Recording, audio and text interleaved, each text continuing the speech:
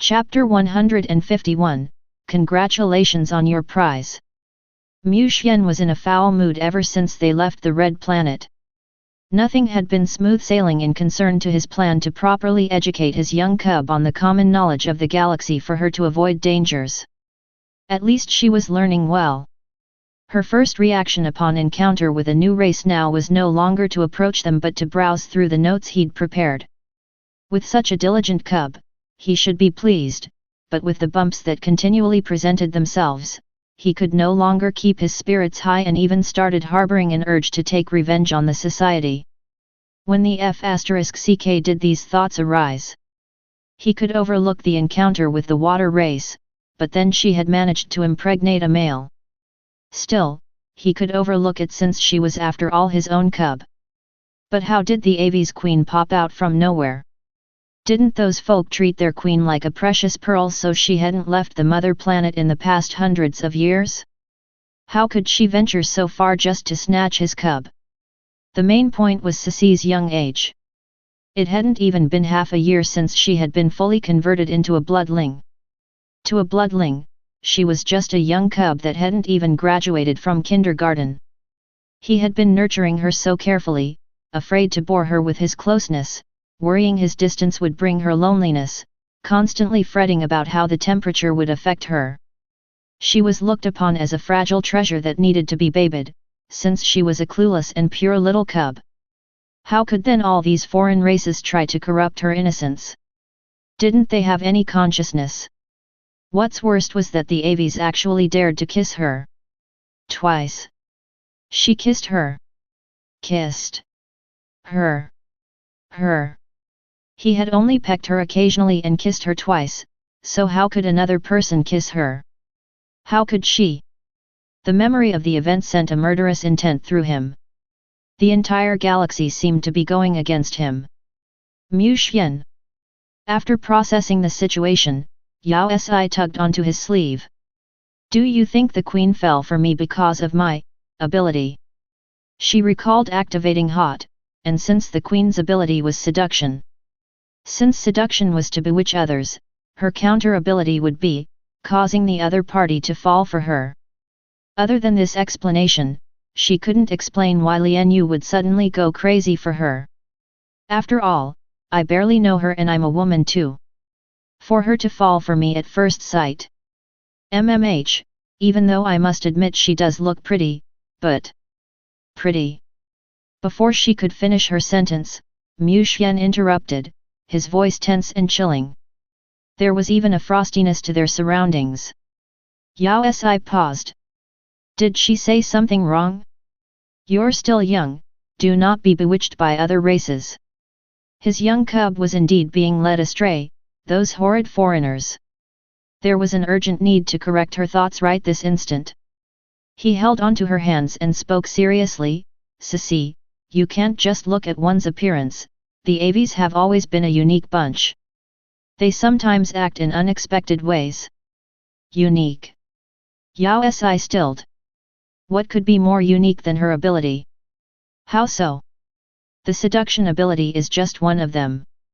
Others include stiffening, strength, swallowing, cursing, and even calling on spirits.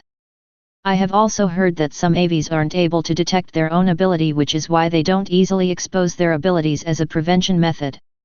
That's amazing.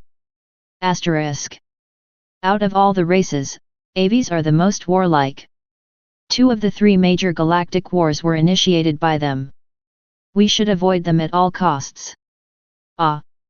The large-winged race was so brutal? But the queen didn't look the part at all. Aves have a diverse range of ability carriers, and even the bloodlings can't match up to their variety. We can't. Yao Si froze. Doesn't that mean that the Aves are considered an even more terrifying race? Mu Xian hesitated slightly before nodding aggressively, using this opportunity to shame the race that had tried to snatch his cub. Resolutely, he declared, yes. Yao Si nodded. All right, I understand. I'll stay clear of them from now on. They were clearly a dangerous kind. The chilling aura around Mu Xian dissipated slightly. Great, his cub was heading back onto the right track. His cub could never be snatched away. Liu Chen, who was witnessing, could barely suppress himself. "Mum, hurry over and take a look at this. After so many years, this is the first time a bloodling is calling someone else dangerous. Regardless of how many abilities the AVs had, how could they match up to the bloodlings who were born with SSS-level physiques? What's the use of their ability when they could be defeated with just one punch? But why did boss look like she was believing it? Asterisk, if I were to expose the truth, would I get a pay raise? Asterisk. The three of them were in the aircraft for an entire week, flying through 3 galaxies before finally landing on Heavenly Planet. Liu Chen explained that it was the main planet of the realm they were in, and it was also the prettiest one. Since it was a public realm, it didn't belong to any particular race and could be developed commercially with all sorts of rare items. Of course, the prices weren't cheap, and any random cup was priced exorbitantly. It was considered the luxury planet in the galaxy. As for why they had flown through 3 galaxies for this and not a particular race's planet, Mu Xian had only one explanation: striking a balance between work and play. Yao Si didn't insist. It was probably a good idea to take breaks when appropriate. Besides, they were on a holiday. However, Heavenly Planet seemed vaguely familiar. She seemed to have encountered this term before, even though she couldn't seem to recall where it had been. It wasn't like the other pit stops which they had visited previously. They had to stop at a space station, and only after a series of procedures were they permitted access to the planet. It was only then that Yao Si gained a full view of the planet. It was a planet that seemed to have been splashed by a bucket of paints, for no 2 areas were of the same color. There was a transparent direct portal from the space station which was clear and without a single obstruction, so the planet was in full sight as they were transported over. Yao Si was awestruck by the scenery. As expected of the luxury planet, even the air seemed to carry the scent of money. The planet was unlike all the other commercial plants she had been to. To her surprise, there wasn't much of a crowd in the streets. The stores were quiet, but they didn't seem worried about the lack of customer flow. Just from the exterior, one would barely be able to guess that they were shops at all. The sky wasn't filled with screens and advertisements, not even those with Mu Xian's imposter. Fine. That one could still be seen. What's that? Yao Si pointed to the right. It was a shop with the name Little Bridge to Family. When compared to the other cleaner and more striking shop fronts, it had a more ancient and retro take. Its inside was misty, as though the store was among the clouds. Let's take a look. Detecting her interest, Mu Xian led her inside. Welcome. The very instant they entered the store, a sales attendant walked over to greet them with a sweet smile. After entering, Yao Si realized that they were in a flower shop.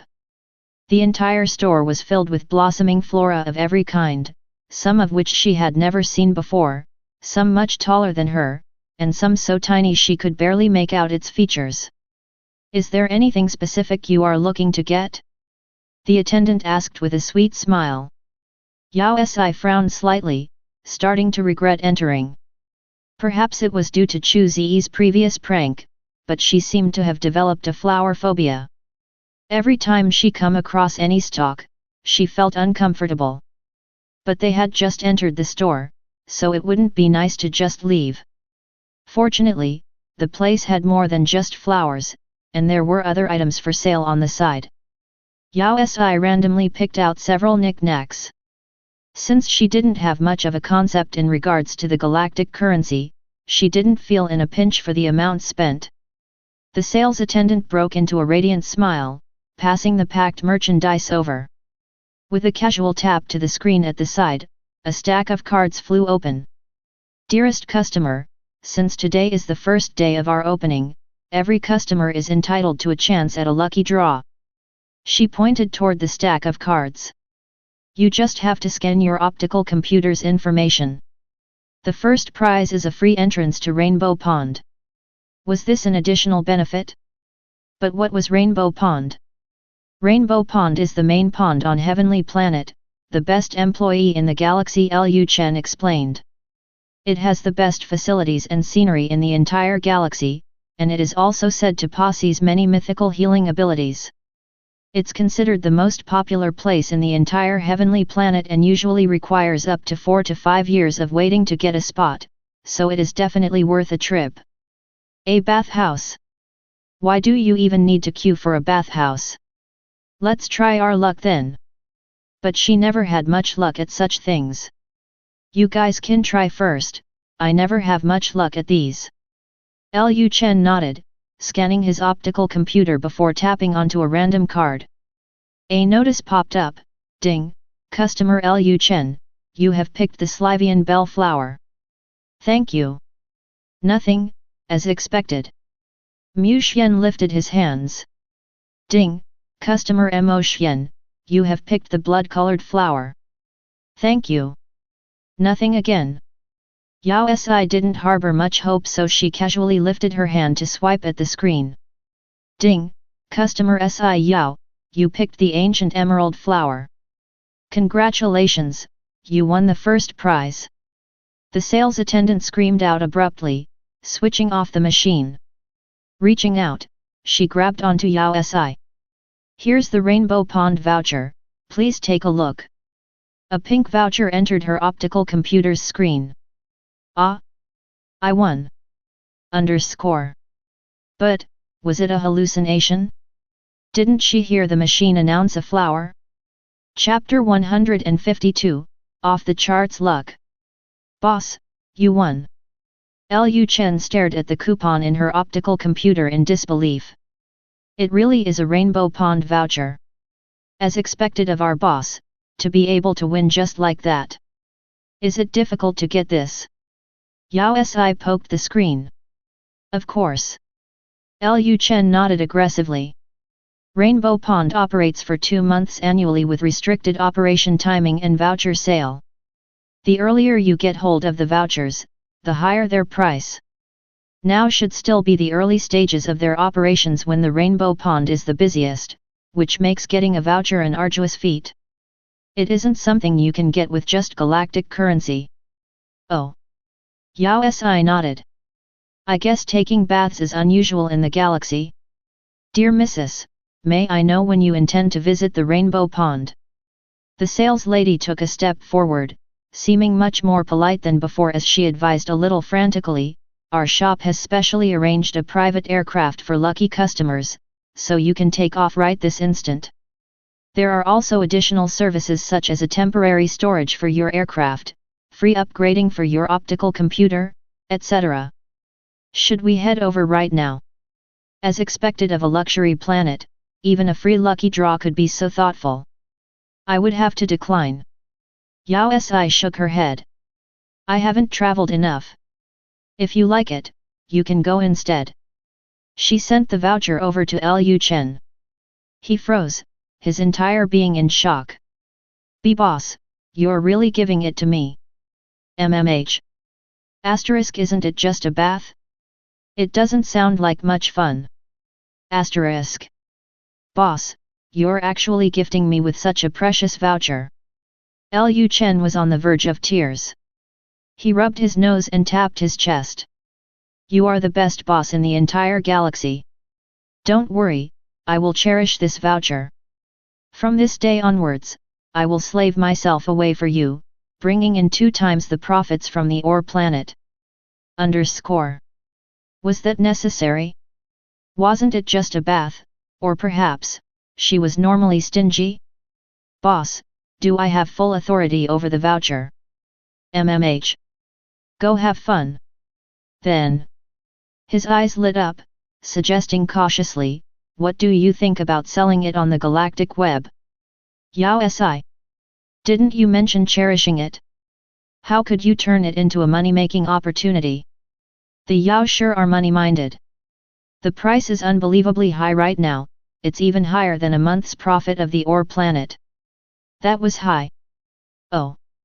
Let's have it. Deal. Mu Xian. As they started to configure everything, the sales attendant paled. In a shrill voice, she started objecting, No. No. What? Yao Si stilled. Wasn't it her voucher already? Because. Her gaze started to falter, the polite facade cracking with hints of anxiety. Because, only you are eligible for the use of the voucher. Besides, it's non-exchangeable and only valid today. The voucher is named. Yao Si's heart chilled as her money-making opportunity died. That's not right. Liu Chen turned toward his optical computer. It's not written here. It's indeed not indicated up there, but... The sales attendant started to panic, pointing toward the lucky draw area that was already closed. After the initial scan, the information had already been sent over to Rainbow Pond's system, so, only this lady over here can utilize the voucher. Oh. Yao Si's initial displeasure took over. Forget it, we're leaving. Yo Yuri not going. The sales attendant's eyes went wide. There's only one voucher and it can't be transferred. What's the fun in going by myself? She tugged onto Mu Xian and headed toward the exit. The sales attendant froze before rushing over to stop them. You, don't go. The attendant's face seemed to be much paler than before. How about you draw another 2 times? You might be able to win 2 more vouchers. What? Didn't you say everyone only had 1 chance? To award a group of 3 1 ticket is indeed our fault, so we are willing to provide another 2 vouchers. You won't have to spend any more, we will also increase the expiry date for you. You can do that? How about we increase it by 3 days? Or 4? Sis, can I ask you something? How many vouchers am I eligible for with the amount I spent just now? Why else would the shop be embarrassed, to the point they're forcing freebies on her? After leaving the shop, Yao Si checked her galactic account several times to ensure that the row of zeros was still intact before she could heave a sigh of relief. Fortunately, she was rich enough to cushion her lavish ways. She had never much grasp of the galactic currency. When she had started learning about common knowledge, she would keep track by counting the number of zeros, but as the amount started to increase, she stopped bothering. Maybe she was just lucky. However, Yao Si soon started to have doubts about the strength of her luck. In the second store. Congratulations, you are the 100th customer today. You win a free voucher to the Rainbow Pond. In the third store. Congratulations, there's a special promotion for this item here, you will be given a free voucher to the Rainbow Pond. On the road. Congratulations, you stepped onto our store's lucky brick, you'll be given a voucher to the Rainbow Pond. When she sneezed. Congratulations, you filled my face with saliva. Yao Si. Mu Xian. Liu Chen. Did they enter the Rainbow Pond voucher hive? Why was everyone forcing a voucher onto her? Winning a voucher from stores was fine, but how did she get one from just rubbing her eyes and sneezing? Wasn't it supposed to be a rare find? Mu Xian. The corners of Yao Si's lips twitched, and she turned to glance at him. What was happening, and why did it seem so weird? Did she suddenly awaken another weird ability? But she didn't sense the familiar surge within her. Mu Xian caressed her head reassuringly while frowning. He seemed to have thought of something as he turned to Liu Chen. What's the race closest to this planet? Liu Chen stilled, not able to process the luck his boss was bestowed with. He turned on the map to take a look. This is a public realm, but the closest race is Lighting Sylvan. Mu Xian's face darkened. What's wrong? Before Yao Si could process his words, Mu Xian had already grabbed onto her, heading out. We're leaving. Ah? Why? Mu Xian's face darkened as he pulled her toward their aircraft. It's not safe here. F***ck, he had actually forgotten where the avies were from. Where's this fog coming from? Yao Si lifted her head. The clear road ahead had disappeared and was covered with a thick cloud of fog blanketing the surroundings. In an instant, they could barely see past 2 meters around themselves. What was this? The specialty of the heavenly planet? Mu Xian, this fog. The moment Yao Si turned around, her palms were suddenly empty. There was only fog left by her side. Where are you? Chapter 153, Queen's Studies.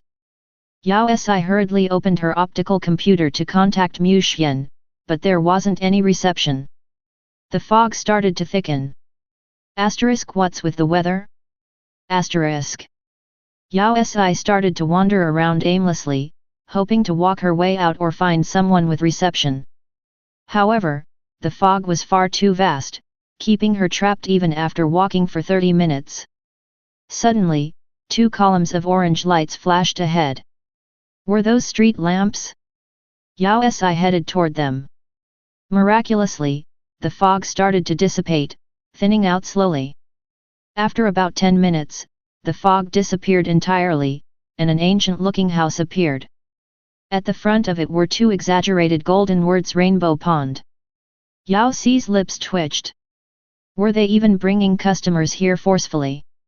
First was the odd lucky draws, then the street lights. Couldn't they accept that she just didn't want to take a bath? Just as she was about to lament out loud, the 2 gigantic doors swung open. They were the kind whose top one couldn't see even if they lifted their heads up. Mist that was engulfed in celestial aura and water droplets gushed out instantly. Welcome, a sweet-sounding electronic voice said as a green luminous glow lit up in front of Yao Si.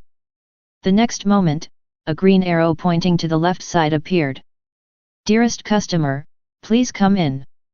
Is this their way of welcoming customers? As expected of a galactic bath, even employees weren't necessary. Yao Si glanced at her optical computer once again, but there was still no reception. She turned to take another look behind, but the thick fog was going to make locating Mu Xian and the others hard. In the end, she followed the arrow in. The moment she entered the gates, the scenery changed, sending her into a pleasant countryside with green hills and clear water. She was surrounded by unfamiliar mythical flora, fauna, and geothermal baths of various sizes. It wasn't like a bathhouse but rather a celestial ground. It was indeed worthy of being the signature product of a luxury planet. The refurbishments.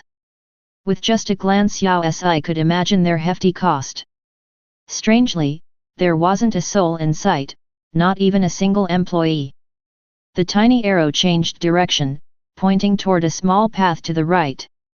Yao Si continued following the arrow, making a few turns before reaching a house. A sign lit up at the side, Phoenix Pond, extremely luxurious. The house wasn't big, but it was much more exquisite when compared to the others she had passed. It was probably equivalent to the presidential suite of a hotel. Yao Si circled the exterior. Even though she had money, the most crucial thing was to first figure out her surroundings. It was eerily quiet and there didn't seem to be anyone inside. After some thought, she decided to walk around in hope of meeting an employee. The moment she turned, her gaze blurred, and a row of arrows pointing toward the house appeared in front of her, obstructing her passage. The familiar reminder sounded once more, "Dearest customer, please come in. Dearest customer, please come in." Why does it feel like a trap was lying within? Yao Si had no intention of entering. Disregarding the arrows, she headed toward the little path on the side. But after 5 minutes, she was back at the house. She didn't want to succumb to fate and turned toward another pathway, but regardless of which path she took, she still ended up at the same spot. Even the original path she had come from led her to the same house. FCK. *. She glanced at the exquisite little house. Forget it. Even if it was a trap, it would be better than the pointless walking around. With gritted teeth, Yao Si entered the house. The interior was different from the scenic exterior outside, for there was only one huge bubbling hot bath inside. Flower petals of every color covered the surface, and there was the sound of water dripping.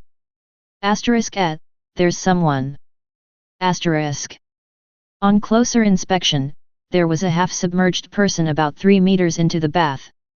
The person had snowy white skin and a head full of long black hair, so it was most likely a woman. Yao Si heaved a sigh of relief. She had finally met someone. Excuse me. She was about to ask about the situation when the woman suddenly turned and let out a shrill scream. Ah! She hurriedly hugged her bosom with both hands, burying herself deeper into the water, her face filled with utter shock. What's with this situation? You dare to peek at me when I'm bathing? As the woman covered herself with a towel that seemed to have magically appeared, she pointed at Yao Si with trembling fingers. Too much. Yao Si was appalled. Who wanted to peek at you? You misunderstood, I'm a customer. The woman began sobbing. How am I supposed to face anyone now? She completely disregarded Yao Si's explanation and wept with a hand over her face. Now that you have seen my body, there is no way I'll be able to get married. Was there such a conservative race in the galaxy? In order to uphold my innocence, I can only marry you. What? Yao Si was startled. How the hell had the situation escalated to that? Why? Do you not intend to take responsibility for your misdoings? The woman's face filled with rage. Responsibility? But I'm a woman too. What's wrong with being a woman? Can you bully others just because you're a woman? She glared at Yao Si before breaking into another crying fit. Her eyes seemed like an endless tap that kept pouring tears out. I don't care. Now that you have seen my body, you are mine. From today onwards, I'll follow you to the ends of the world. Was it another forceful scam? I have a background, so I'll have to discuss with my family members before I can marry you. But you won't have to wait long, we can set the ceremony 3 days later. I know I'm pretty and have a likable personality, so there isn't anyone in the galaxy that isn't mesmerized by me, but you don't have to be upset. Since I married you, I will be loyal. I understand that we don't have a strong foundation, but don't worry, I will try my best to fall for you so there won't be any form of barrier. If you wish to do more intimate things, I won't mind. And, since we are going to be wed, you will have to treat me well. You will have to end all relationships with the stray flowers outside, and you will be forbidden from looking at guys, even if they are of your race. Those from Yao or bloodlings are all forbidden. After registering, we can head over to the dreamy planet on Galactic 27, which is part of my property. The scenery is good and the place is calming, and no one will be able to find us. It's the most suitable location for a honeymoon. There's more, we can. Sis. Were you reading a lot of novels just now? Not a lot, just 2 or 3. Oh. Asterisk. I get it. Asterisk Lian Yu. The woman hummed instinctively. Yao Si. Lian Yu. The air went still. Oh Lord. It really was the Avi's queen. You found out. Lian Yu's face paled instantly, her guilt apparent. Hee. Was it that hard? She was probably the only person in the entire galaxy who wanted to marry her this much. Sissy. Lian Yu seemed to be on the verge of tears. She abandoned her act and tugged onto Yao Si pitifully. Then do you still want to marry me? Can I marry you? No. Yao Si withdrew her hands. Why not? The queen's eyes started to water once more. Isn't it stated in bloodling books that as long as a party's body have been seen, marriage will be necessary? It took me a lot of effort to steal this information from the bloodling museum, so I don't think I got it wrong. Why don't you take a few more looks? Lian Yu started to unravel the towel. Wait a moment. The corners of Yao Si lips twitched as she stopped the queen mid-action. What kind of books were you looking at?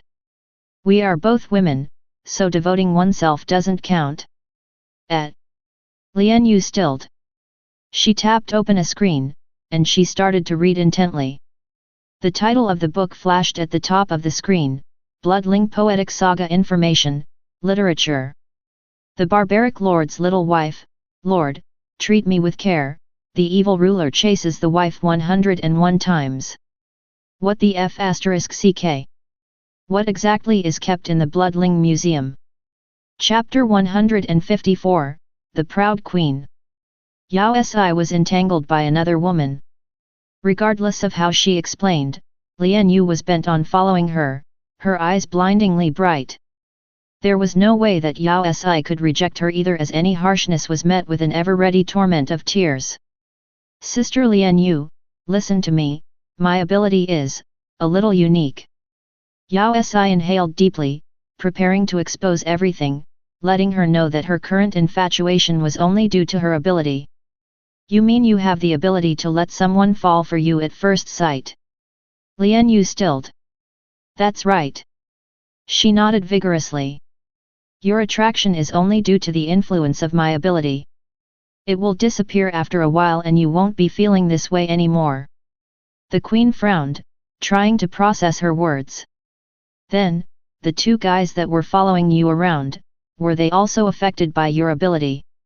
Not really. Liu Chen is my employee, and Mu Mo Xian. Yao Si corrected herself instantly, before his real name slipped out. He's my guider, so he isn't with me because of my ability. Which means, you only directed your ability at me. MMH, MMH, MMH. That's great. What? The queen's eyes brightened as she reached forward to grab onto Yao Si's hands. As expected, Sisi, you are interested in me after all, even to the point of using your ability on me. That's great, since we feel the same way, shall we register our marriage? What logic is that? How did that become your main point? This is getting increasingly difficult. Forget it, we can talk about it next time. Yao Si massaged her temples. Can you explain the fog out there?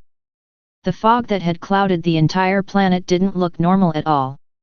That it comes from. The queen went still, twiddling her fingers as guilt inched onto her face. I made the heavenly tree open the limitation for the rainbow pond, so. Rainbow pond's limitation. What did that mean? This planet is called Heavenly Planet because of the rainbow pond. The queen hesitated slightly before explaining everything in great detail. Basically, Heavenly Planet wasn't originally like it was now. It was a planet engulfed in fog from the rainbow pond, which made it seem mystical and brought about its name. Rainbow Pond originated from the planet's core, its water possessing a rare chemical that could unleash one's potential in terms of an ability's mental strength. It was a natural stimulant, which explained its popularity. However, if one were to stay too long in the fog, they would be trapped in their own world. The only ones who could defend against the fog were heavenly sylvian, which came from the trees. They were able to restrict the fog to a certain region, preventing it from spreading, which led to the success of the heavenly planet. So, you mean to say, Mu Mo Xian and the others are stuck in the hallucination caused by the fog? MMH. The queen raised her head with a hint of anger. It was to find Yao Si. He was at fault for bringing you away, and even destroying my flower of the heavenly tree. If I hadn't found the heart of the tree in time, you wouldn't have been able to see me. So it's his fault? When do you intend to release them? I'm not going to. The queen cocked her head to the side, throwing a childlike tantrum. It wasn't easy for me to keep those bastards out. If he were released, he would definitely snatch you away. Isn't it recorded in history books that all female side characters are there to snatch the male lead? I won't ever make that mistake. Whoever told you to learn from those novels? Besides, how is Mu Xian a woman? Forget it, I'll save them myself. Yao Si turned to leave the room. Sisi. Lian Yu stilled slightly before reaching out haphazardly to take hold of her. You like that bastard so much? In what way am I not good enough?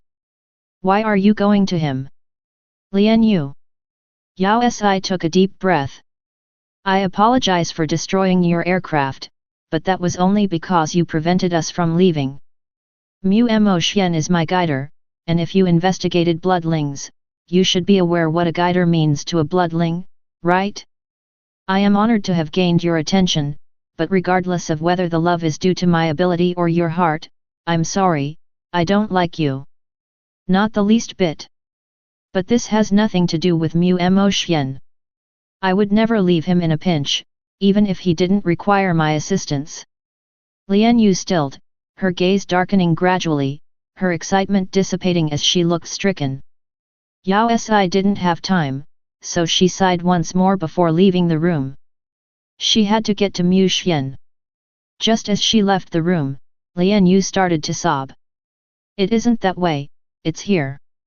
She suddenly lifted her finger toward the other side of the pond with a pout. The rainbow pond has hallucination-inducing effects. Even if he really is inside, you won't be able to see him unless you reactivate the restrictions. If you really insist on going, I can bring you there. Thank you. Yao Si heaved a sigh of relief while heading out. Let me make this clear, the queen added. I'm only doing this because of Yao Si. That bastard ruined my flower of the heavenly tree, and you should know its importance to me. I'm not going to let him off easily, but if you were to get angry and hate me because of that, wouldn't it make it too easy for him? I will never let myself down like that. Was she trying to forcefully save her pride? Yao Si sighed once more, the anger for being separated from Mu Qián gradually fading away. Yes, yes, yes. Dear Queen, you are wise. Asterisk I shall reward you with compliments. Asterisk. Obviously. The Aves lifted her head arrogantly, her eyes brightening. Does that mean you are starting to fall for me? No. All right. She fumed, turning to walk ahead. Let's go. Just one thing. Have you changed your mind about marrying me? No. Yao Si's lips twitched, and she pointed to the woman's lower half. That, could you first put something on? Asterisk your towel fell off a long time ago. Didn't you feel airy? Asterisk. A second later. Ah! A shrill cry pierced the air. Yao Si suddenly had an impulse to pray for Lian Yu. Lian Yu had mentioned that the restriction was in the center of the house. She bypassed it and headed toward a silver pathway through the surroundings which seemed to have become much foggier than before. It's right in front. Lian Yu pointed ahead as she explained, only the heavenly Sylvians are able to enter there. Yao Si stopped, discovering a transparent light wall that kept her out. She wouldn't have noticed it unless she inspected the place closely. Wait for me here, I'll be back after I turn the switch on. Lian Yu took 2 steps before turning back worriedly. You must wait over here. Only after repeated reassurances did Lian Yu leave. Right away, her figure disappeared into the fog. Yao Si had assumed that she needed some time, but less than 2 minutes later, a frantic shout sounded. Lian Yu, who had just entered, came flying out as though struck deeply. Yao Si reached out instinctively to catch her, but was struck by her weight and collapsed onto the ground. It hurts. I'm going to be flattened. What happened? Just as she was about to ask, Lian Yu bolted upright, her face pale. The heavenly tree's heart is in trouble. What? Yao Si stilled as a distinct snap could be heard in the distance. Turning, she inhaled deeply at the sight. *CK. Oh. Dear Queen, what exactly did you just do? Chapter 155, What's your family name? From afar, Yao Si could vaguely spot a shadow emerging into the skies. It kept increasing in size, occupying up to half the sky in less than a second. Only when the foliage started to peek through did she manage to make out the image. It was a tree, a gigantic one. Besides, it seemed to be growing in all directions, even the ground started to shake from its growth. Yao Si inhaled deeply. Run! She grabbed onto Lian Yu and dashed away frantically. Maybe due to the appearance of the tree, they found a way out of the originally closed-off road. The ancient-looking yard had turned into a barren land, with nothing but the tree's roots. What exactly happened? What's wrong with the tree? Yao Si asked through her pants. It's the heavenly Sylvian king tree. Lian Yu turned back toward the tree that was still growing rapidly. I had placed the heart of the tree in the rainbow pond to release the restriction, but I never expected that the tree would grow so suddenly after. What king tree? Yao Si stilled. Wasn't the heart of the tree in her aircraft? When did it become the king tree? The king tree is the king of the trees, and it grows into the heavenly Sylvian king's tree. Lian Yu was a face of worry as she pointed to the tree. That was originally my brother. What? F***ck, aren't you an Aves? How did you get a brother from the heavenly Sylvian race? What's your mother's family name? It's complicated. The queen grew increasingly more frantic. My brother is the twin son of heavenly Sylvian king, but when he was born, he was just a seed that hadn't awakened. Even after many years, he could only grow into the flower of the heavenly tree. That's why I never expected him to grow so rapidly because of the rainbow pond. Lian Yu's resistance to the fog was due to the heavenly Sylvian genes within her. What do we do now? They couldn't just let it grow on forever? Sissy, don't worry. The queen patted her own chest, her face full of confidence. Even though he hasn't awakened, he is still my brother. Even though he wasn't able to recognize me previously, he won't hurt me as soon as I return to my original form. She took a firm step forward before starting to enlarge, the massive wings emerging from her back. In a blink of an eye, she was back to how she looked the first time Yao Si had laid her eyes on her. Her massive wings flapped, sweeping gushes of torrential winds around the barren rainbow pond. Gradually, the tree that had been growing maniacally stopped.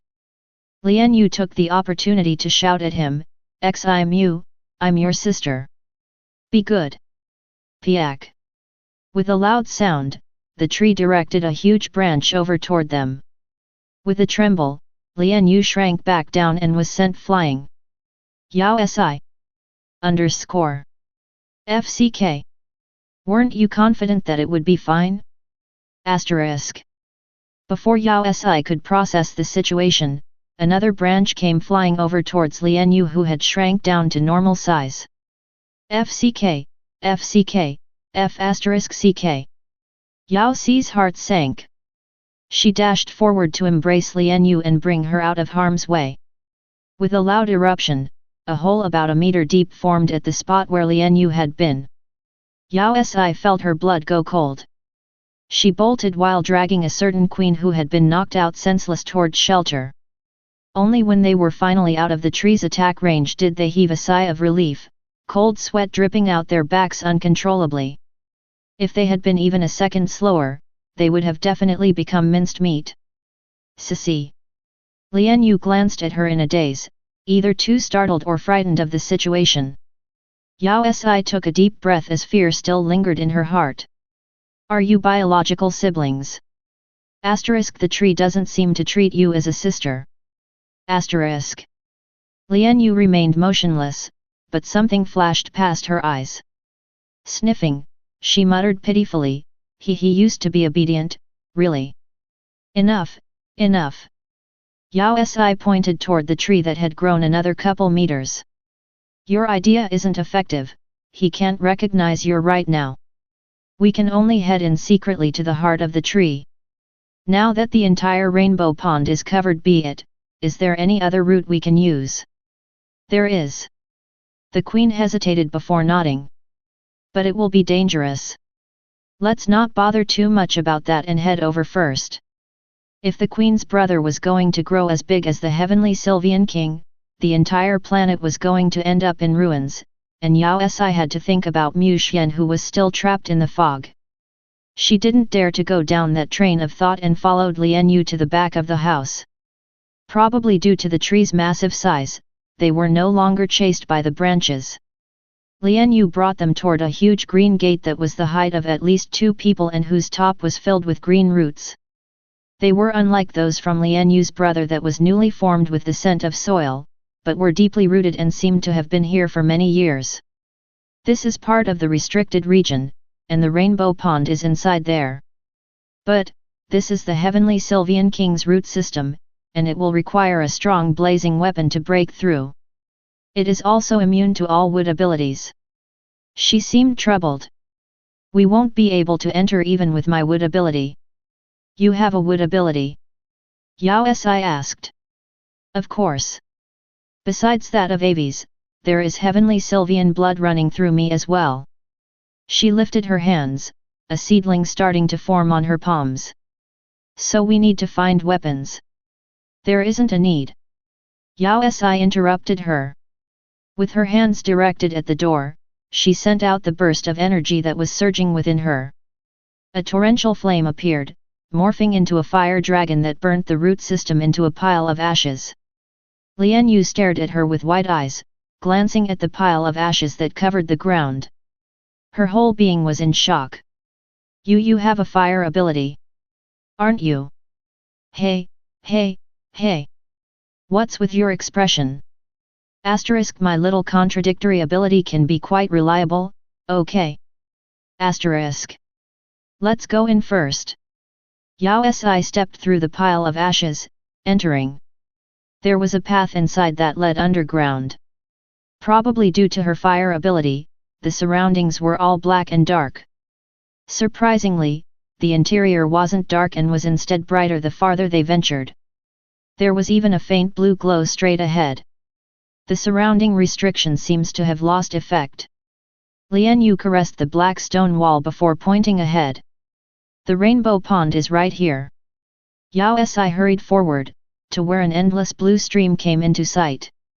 Even though there wasn't any barrier between the pathway and the stream, the water didn't pour over toward them and had simply risen upwards instead. Chapter 156, Real Bloodling. It should be over there. Lian Yu pointed toward the heart of the stream. I can feel it, Ximu's heart should be over there. Let's go. We'll swim over. Yao Si dived into the stream with her breath held. However, the water flowed past her body instead, forming a bubble around her. She almost forgot about the water-avoiding pearl the tiny merman had forced upon her. She reached out to pull Lian Yu into the bubble before heading toward the green seedling. It's there. Ximu. Lian Yu exclaimed, preparing to swim over. Wait a minute. Yao Si's heart clenched, and she pulled Lian Yu back to her side. There's someone there. Lian Yu stilled, taking a closer look. There was really someone beside the tiny seedling. He had light blue clothes and seemed to be one with the water, which made it hard to spot him. That man had to have noticed them, for he turned to face them. Even though he wasn't far, Yao Si wasn't able to distinguish his features. Was it mental strength? Were you the one who threw this here? He asked. Even though they were submerged in the water, Yao Si could hear him clearly, his voice deep and chilling. Suddenly, he reached out toward the seedling. What are you doing? Lian Yu asked frantically, dashing out of the bubble. Return my brother. Arg. Before she could finish her sentence, she choked on the water. The corners of Yao Si's mouth twitched, and she pulled the queen back into the bubble. Don't you know that we're underwater? Brother. He scoffed. You lowly races that dare to dirty my water, you deserve to be punished. He suddenly reached forward to pinch the seedling in his hands tightly. The seedling started to twitch. It was felt by the gigantic tree, and a painful shriek pierced through the water. That man was really going to kill the jade tree. Little Mew. Lian Yu's eyes went wide. Without caring about getting soaked, she spread her wings out, summoning up thousands of veins, and dashed forward without regard for anything. Yao Si started to panic, summoning up a fire ability to help. But it was useless. The man seemed to be surrounded by a protective barrier which prevented the ability from coming close to him. "You're a bloodling." His gaze turned cold, and he released the seedling to turn toward her. The moment he lay eyes on Yao Si, a chill ran through her, and even her bones filled with a chilling frost. She took a step backwards, a horrifying fear running through her. The man was dangerous. As compared to these lowly races, your blood is a little thicker. His sinister voice rang out, and the next instant he was behind her. But lowly races are still lowly. You don't deserve to be a bloodling. Sissy! Lian Yu screamed. Before Yao Si could even turn around, she felt a menacing cold force pressure her as a white light zoomed toward her back. It wasn't a foreign sight, since she had seen it multiple times on Mu Xian during his fight with Li Zheng that had caused the destruction of multiple planets. When the exact same ray ran got close to her, her mind blanked out. Suddenly, a red light flashed and a crimson wall surrounded her whole, blocking the white ray. A force tightened around Yao Si's waist, pulling her into a familiar embrace. "Sissy!" A frantic caress wandered around her face, anxiously checking on her. "Be good now, breathe." Mu Xian. Yao Si finally reacted, taking in a deep breath before starting to gasp for air, her body starting to tremble uncontrollably. It was the first time that she had had such a close encounter with death. Even when Li Zheng had stabbed her in the chest, it hadn't been so painfully real. The ray seemed like a force that she had no defense against. She tightened her grip on his clothes. Mu Xian, Mu Xian. Don't be scared, I'm here. Don't be scared. He hugged her tighter, repeatedly reassuring her, and gradually, the fear within her started to calm. "Ha, another one." The person didn't panic at his missed attempt, disregarding the both of them. As he smirked, disdain entered his gaze. "You so-called bloodlings are indeed the most hate-deserving in the world." Before he could finish his sentence, Mu Xian frowned, and a terrifying pressure fell onto the man. It was so great that even the rainbow pond started to bloat up. Hundreds of rays appeared, forming a tightly knitted light web that flew toward the man. "This is..." The disdain on the man's face froze, his eyes widening as he turned toward Mu Xian. "You are a pure bloodling."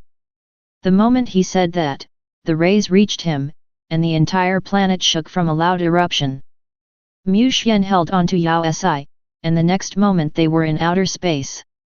Due to the rays, the entire heavenly planet was lacerated into pieces which went flying in all directions. Yao Si knew Mu Xian's power, but she had an urge to weep.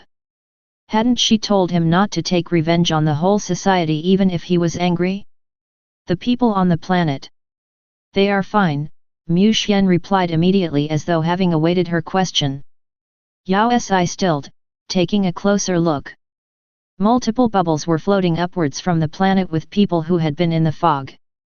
Lian Yu had to have evacuated most, so there weren't many left. Mu Xian opened up a portal, sending all of them to the nearest planet. Suddenly, a man drenched in blood came flying out from the planet. *CK, that pervert is still alive. Pure bloodling, there is actually a pure bloodling in this world. As opposed to his previous sinister aura, the man seemed excited. His gaze fixed on Mu Xian. "Come with me, I will show you what a real bloodling is." Real bloodling? What did that mean? Were there still fake bloodlings? Mu Xian frowned deeply, completely disregarding his words. "Since you dared to threaten my cub, you aren't going anywhere." He raised his hands once more to summon the light rays. "Cub?" Wait, the man stilled, but before he could finish his sentence, Mu Xian had already released his attack. The man scooted to the side, barely avoiding it. "You!" He seemed enraged as he turned to glare at Yao Si, then instantly understood the situation and smirked. "I never expected a pure bloodling to fall to such a state. You're with a bastard now." "Who you're calling a bastard?" "Forget it, there is no rush." The man smirked before turning to look at Yao Si. He started to dissipate, becoming fainter and fainter. One day, you'll come begging for me.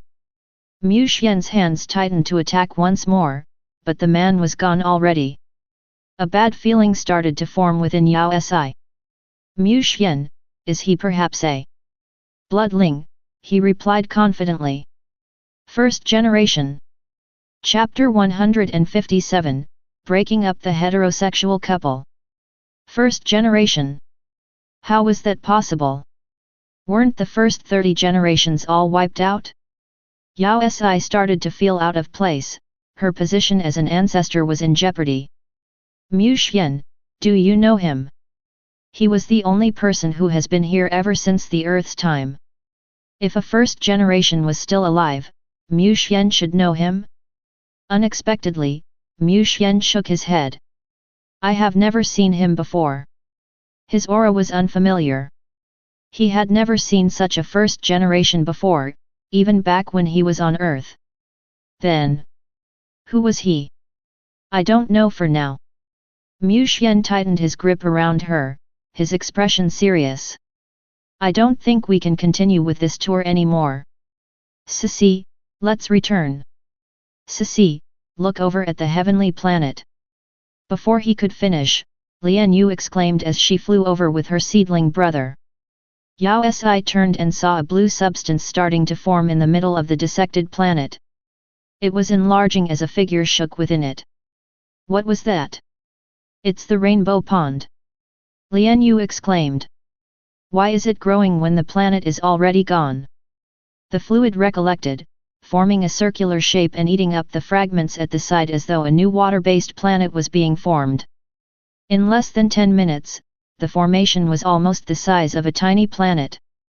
How did the rainbow pond do this? What exactly is this?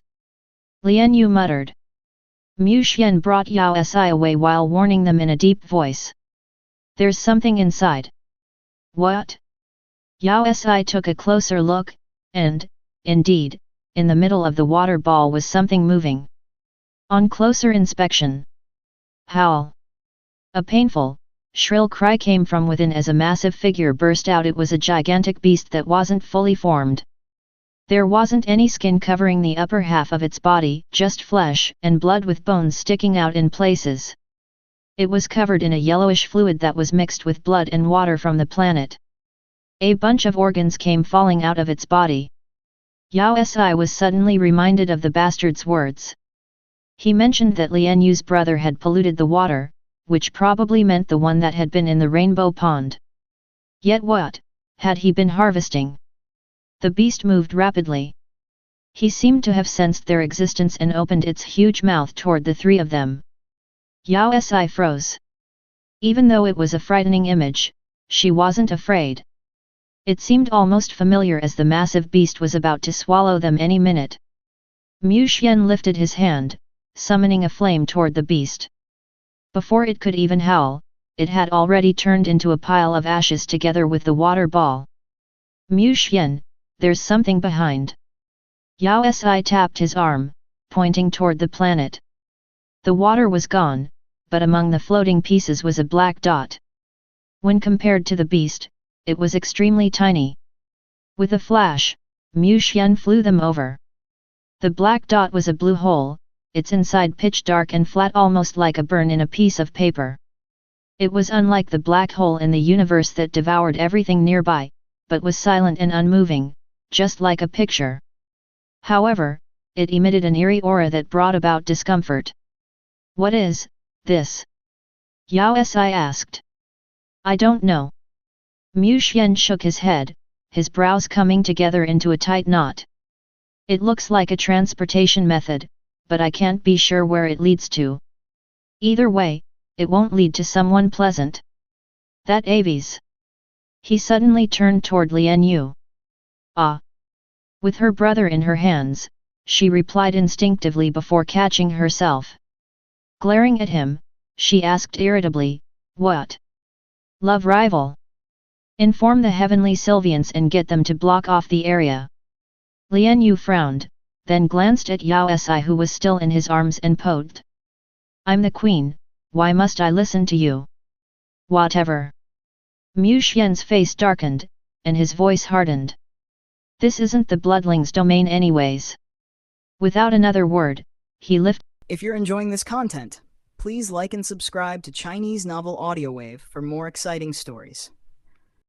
His hand to open a portal to the red planet. Caressing his cub, he said, "Let's head home first."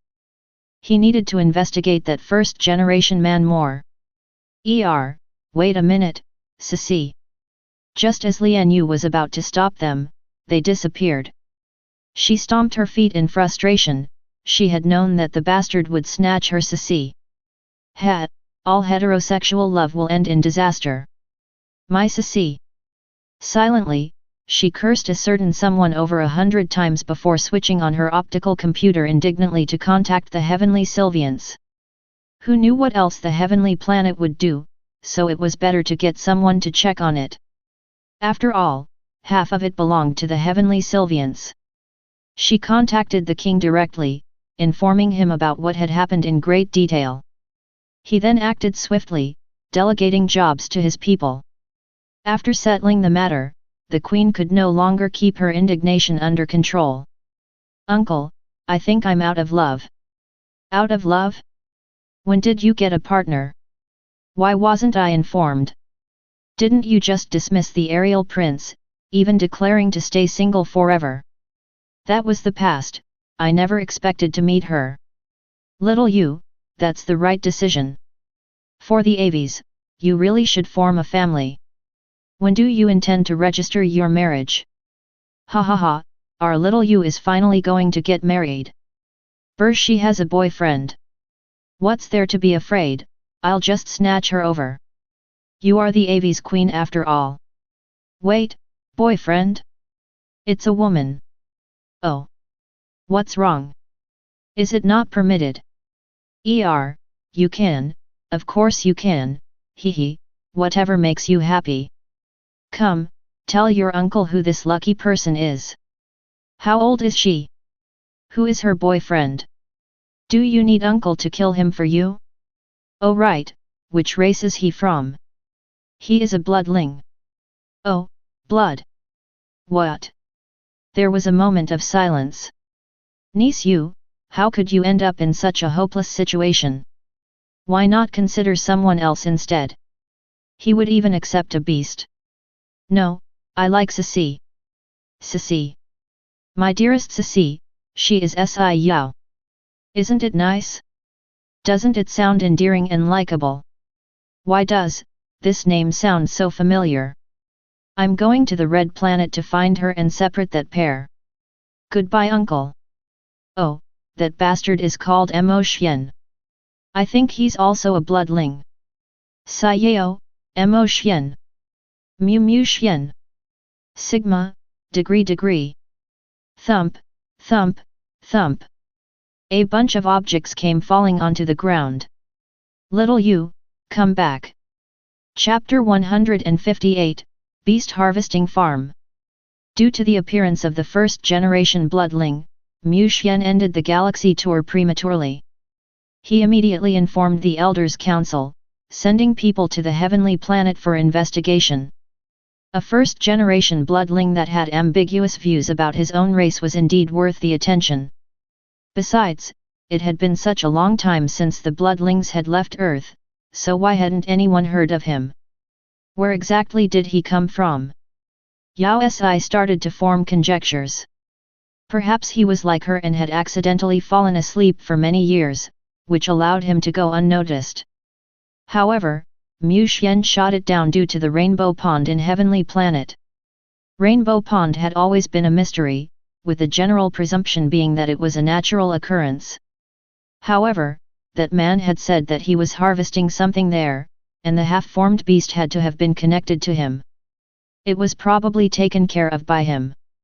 For something like that to go unnoticed, he had to have technology that surpassed the current galactic standards. It wasn't something a recently awakened bloodling would be able to do. Ever since they returned, Yao Si could sense Mu Xian's anxiety. It was unlike before with Li Zheng, since Li Zheng was just a fourth-generation bloodling. The newcomer was a first-generation. Even though Mu Xian had awakened the ancestral blood and would definitely defeat him in a battle, he had an Achilles heel her. Even though that man had called her a bastard, he didn't seem to hate the entire bloodling race, since revenge at this point in time would be a little late. Instead, he seemed nonchalant, even if his disgust was apparent. However, his attitude toward Mu Xian was totally different. Besides, he had mentioned, "Mu Xian, what's a pure blood?" Yao Si couldn't seem to figure it out. She had never come across such a term. Wasn't the only difference between the bloodlings their generation? He was probably referring to the ancestral blood that runs in me. Mu Xian frowned while taking her hands into this. "I'm the only bloodling that awakened the ancestral blood while his blood seemed weird." Weird? Yao Si stilled. What does that mean? Mu Xian's brows slammed downwards.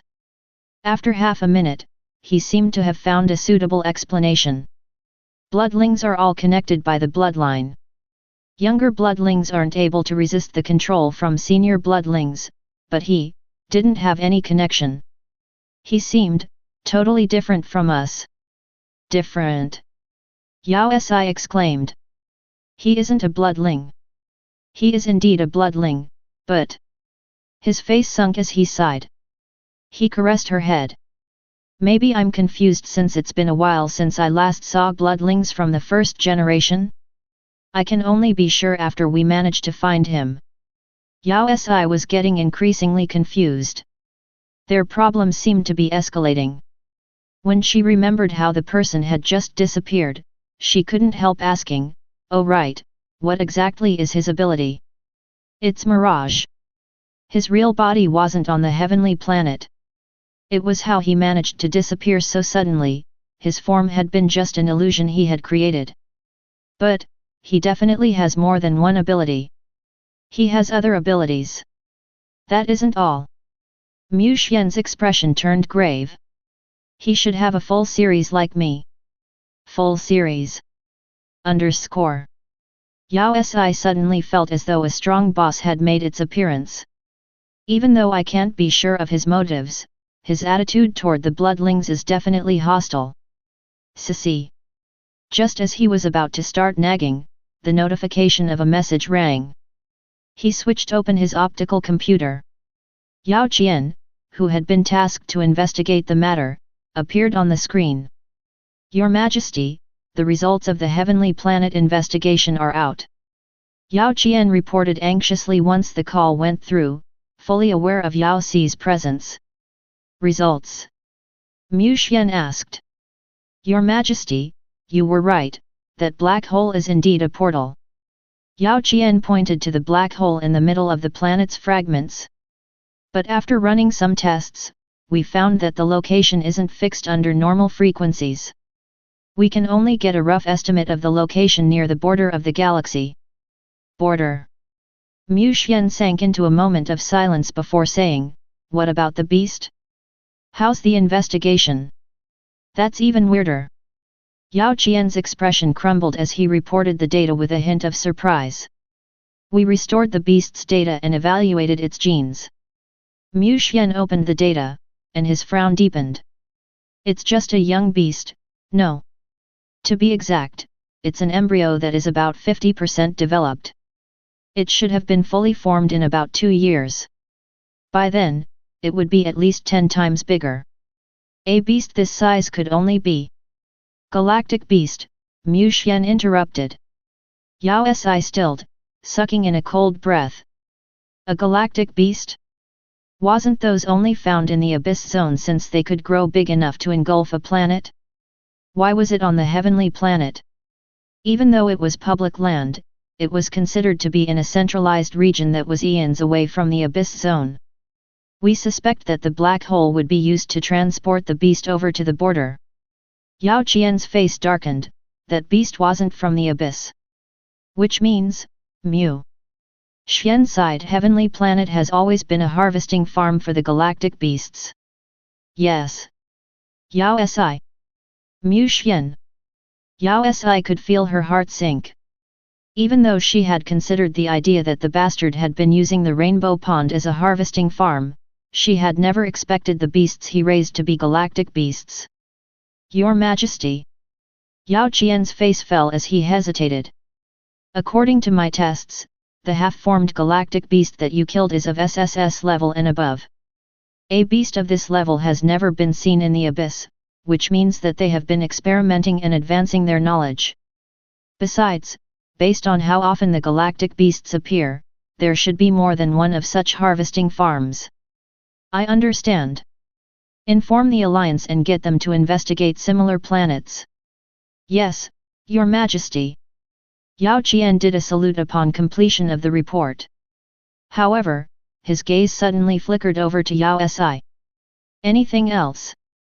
Mu Xian frowned. He hesitated slightly, taking another peek at Yao Si before stuttering, "It isn't anything important, but someone wanted me to pass a message to Her Highness." Before he could finish his sentence, he was pushed out of the screen. A stunning face replaced him. "Sissy. You're Sissy, right?" "Sissy. I'm Lien." Thud. Mu Xian turned the call off in a flash. He should have split the Aves planet as well. Chapter 159, Dad about to erupt. Ever since they discovered the situation on the heavenly planet, Yao Si was expecting the bloodling to take some action, but surprisingly he disappeared without a trace. When the Alliance investigated the planets, they found several similar harvesting farms. However, unlike the one on the heavenly planet that was exposed, the ones found were concealed. Ever since the news that galactic beasts had been harvested artificially spread across the galaxy, it turned into the hottest new topic. Galactic beasts were never considered a threat due to their distance from civilization. No one thus expected their nests to be almost within their backyards, which sent everyone on high alert. Among the many harvesting farms, there was a particular one named Mother Planet. Within it were beasts that could easily swallow an entire planet. Even though they would be sent to the borders after being fully harvested, no one knew when the bloodling would stop transporting them out. If the beasts were to appear in the galaxy where the various races resided, it would be a catastrophe. The situation caused a state of hysteria with everyone living on the edge, but despite the situation, the main culprit was nowhere to be found. The bloodlings mobilized almost all their troops to find the first-generation bloodling, but it came down to nothing. Even Mu Xian was starting to get frustrated as he worked endlessly through the night. His face never brightened and seemed to be constantly on the brink of an eruption. Yao Si was certain that the beasts were sent to the borders for a reason. There will probably be clues there. Mu Xian. Yao Si felt a need to remind him about it. "I want to." "No." He objected before she could even ask anything. Yao Si stilled. "I haven't even started my question." "You don't have to. I know what you're going to ask, and I'm not going to allow it." "Hey, what do you even know?" "Sissy." He spoke with a solemn expression. "It's dangerous outside. You have to be within my sight for me to feel at ease. Before everything is settled, you are not allowed to go anywhere." "All right," she didn't have to go. "Mu Xian, I want." Even thinking about it is forbidden. His face grew stiff, his grip on her tightening. "Sissy, you're still young. There are some things you don't understand. Be good now, that person isn't nice at all. *CK, stop treating me as a child. If I can't go, then you can."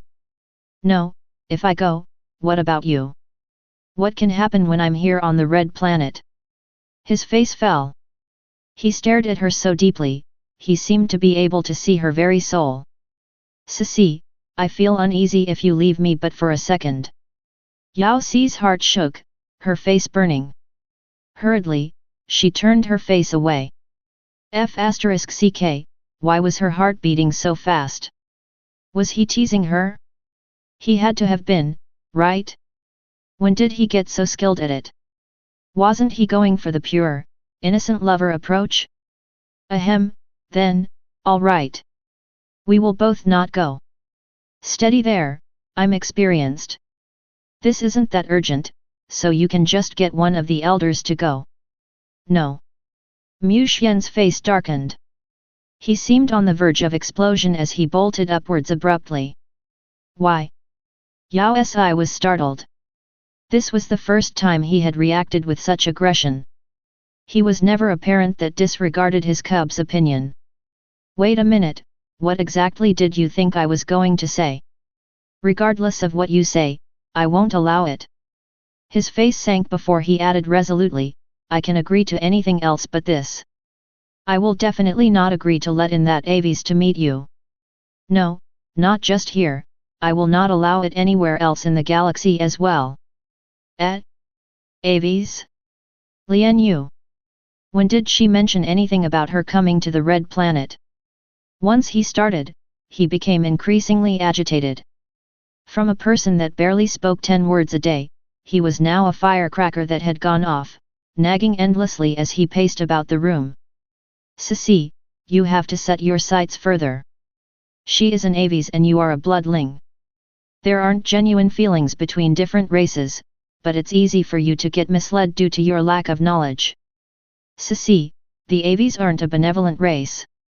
Thunder Sylvani King from the previous generation was blessed with 2 heavenly seeds, which is considered a miracle for the royal family who's only had 1 heir before. It was also an opportunity for them to flourish. However, one of the heavenly seeds ended up marrying the Aves queen, which ended their dreams of flourishing. Ceci, you are my only cub and she's decided to direct her intentions onto you, but since you are still young, you can't see her ill intentions. Ceci, I've restricted the movement of all Aves that want to come to the Red Planet, but she still managed to intrude several times. This shows just how cunning these Aves can be. He frowned, his jaw tightening. I guess restricting their entrance isn't enough. I'll have to lock down the entire galaxy. The more he spoke, the more assured he became. Turning on his optical computer, he started to go through with his plans. Yao Si was left speechless, before suddenly processing the situation. All this while, his constipated face and the endless buzz wasn't because of the first-generation bloodling on the heavenly planet, but rather because of trying to keep Lian Yu from finding her on the Red Planet. Where's your bloodling ruler pride? Mu Xian. Her brain was too small, and she needed time to process such a revelation. No, the galaxy too wide, which makes it susceptible to intrusion.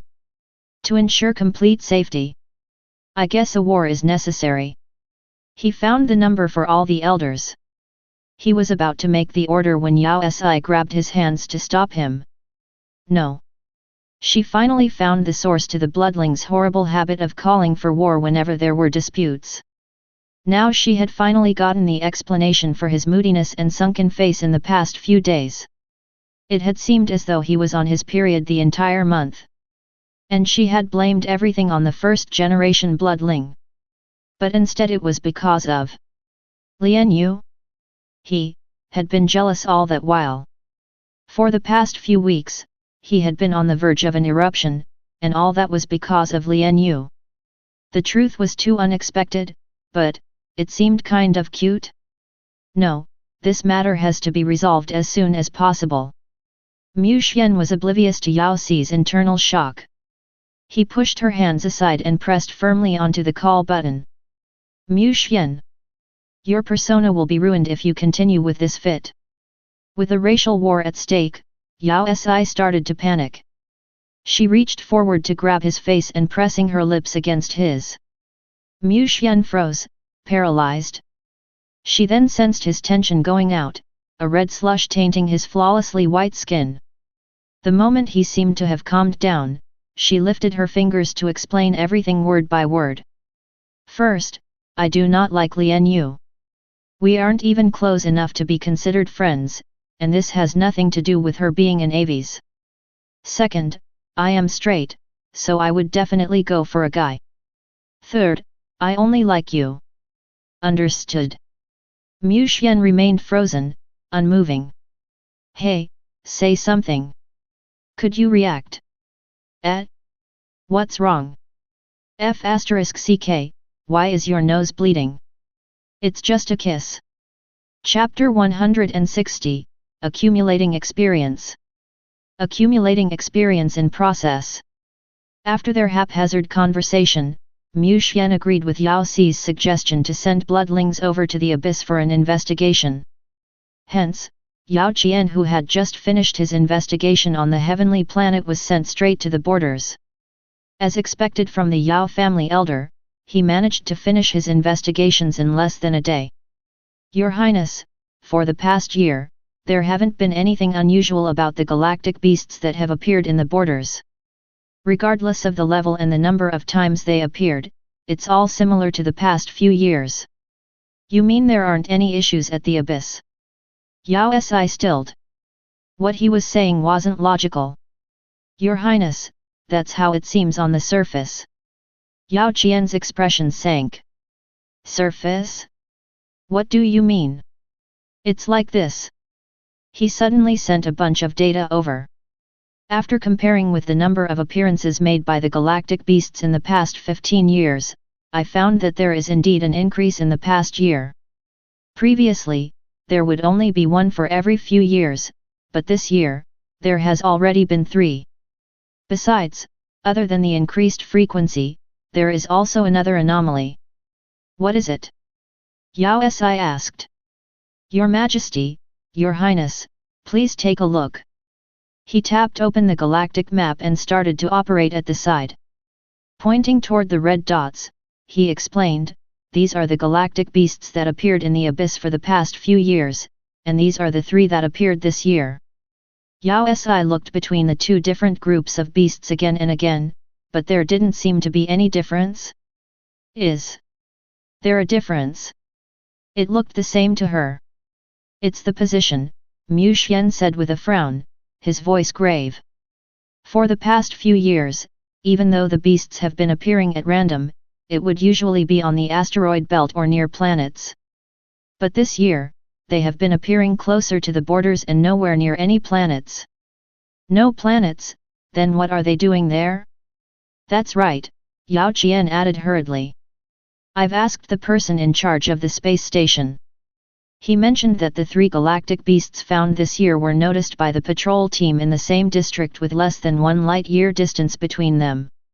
They seem to have come out of the abyss together. If this is true, then there are more galactic beasts in the abyss, Mu Xian finished. Yao Si's heart sank. Those were beasts that could swallow a planet in just 1 bite. If there were more of them, then the entire galaxy could be destroyed. I understand. Don't take any action yet. I'll head over right now, Mu Xian instructed before switching the messenger off. Turning to face Yao Si, he said, Sisi, I have to head over to settle this. All right, I'll. You can't go this time. Before she could finish her sentence, Mu Xian dashed her dreams of following him. Why? Yao Si stilled. Didn't you promise to never leave me behind? The abyss is too dangerous, I'm afraid I won't be able to take care of you. He reached out to caress her head, his expression solemn. The situation there isn't clear, and I won't be able to focus with you around, so just be good. I'll be gone for around half a day, maybe a bit more. Oh. She nodded. She could understand his reasoning. It wasn't as though she was an unreasonable bimbo. But, he isn't going to let me join in on the fun. When I'm not at home, remember to have your meals on time, to not to stay up late, and do not surf the galactic web for 10 hours each day. Yes, yes, yes. Nanny Dad. She'll only use it for 9 hours. Mu Xian. He corrected her out of habit. And the most important thing. MMH.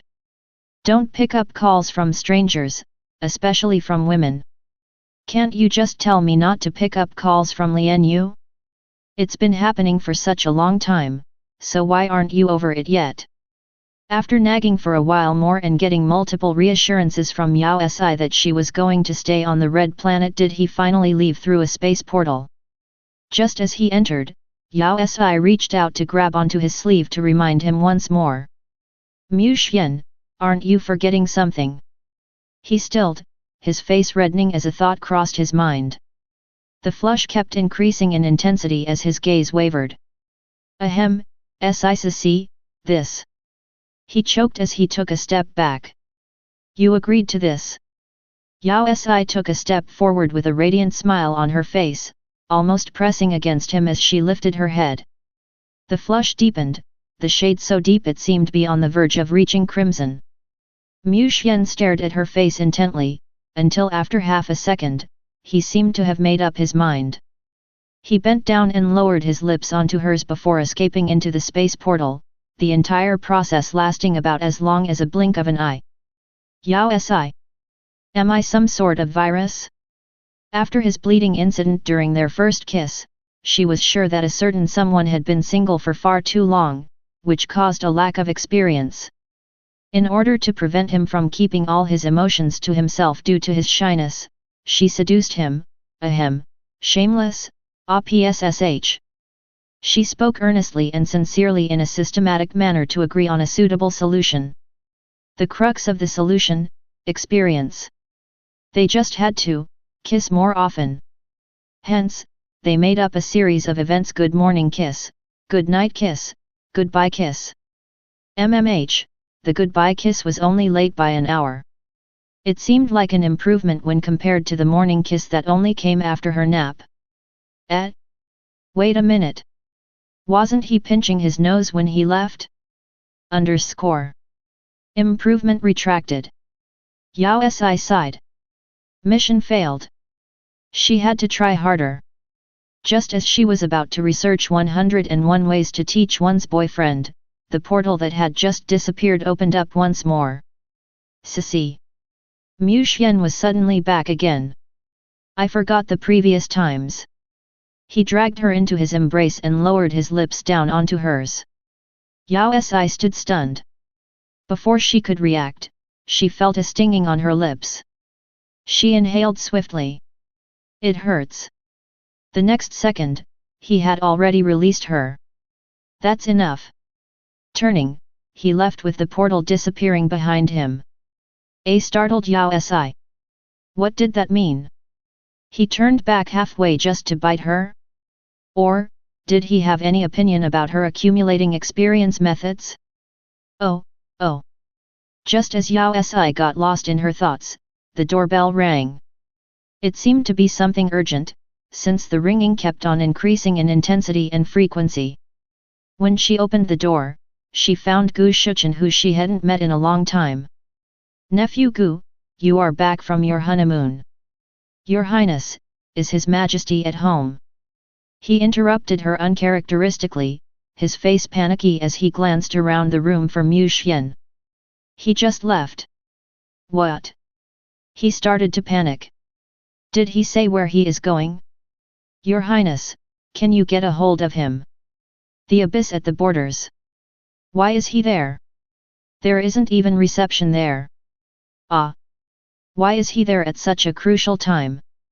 What's wrong? What's the rush? Yao Si asked. Your Highness. His hands formed into fists at his side, and his face became serious. Red Planet is in trouble. What? Chapter 161, Enemies love the Red Planet. The opposition loves the Red Planet. What exactly is it? Yao Si hurriedly left Mu Xian a message before boarding the aircraft with nephew Gu. His face sank. It's regarding the previous time the Galactic Beast was eradicated. Galactic Beast? Isn't it the Red Planet that's in danger? It isn't. His brows slammed downwards.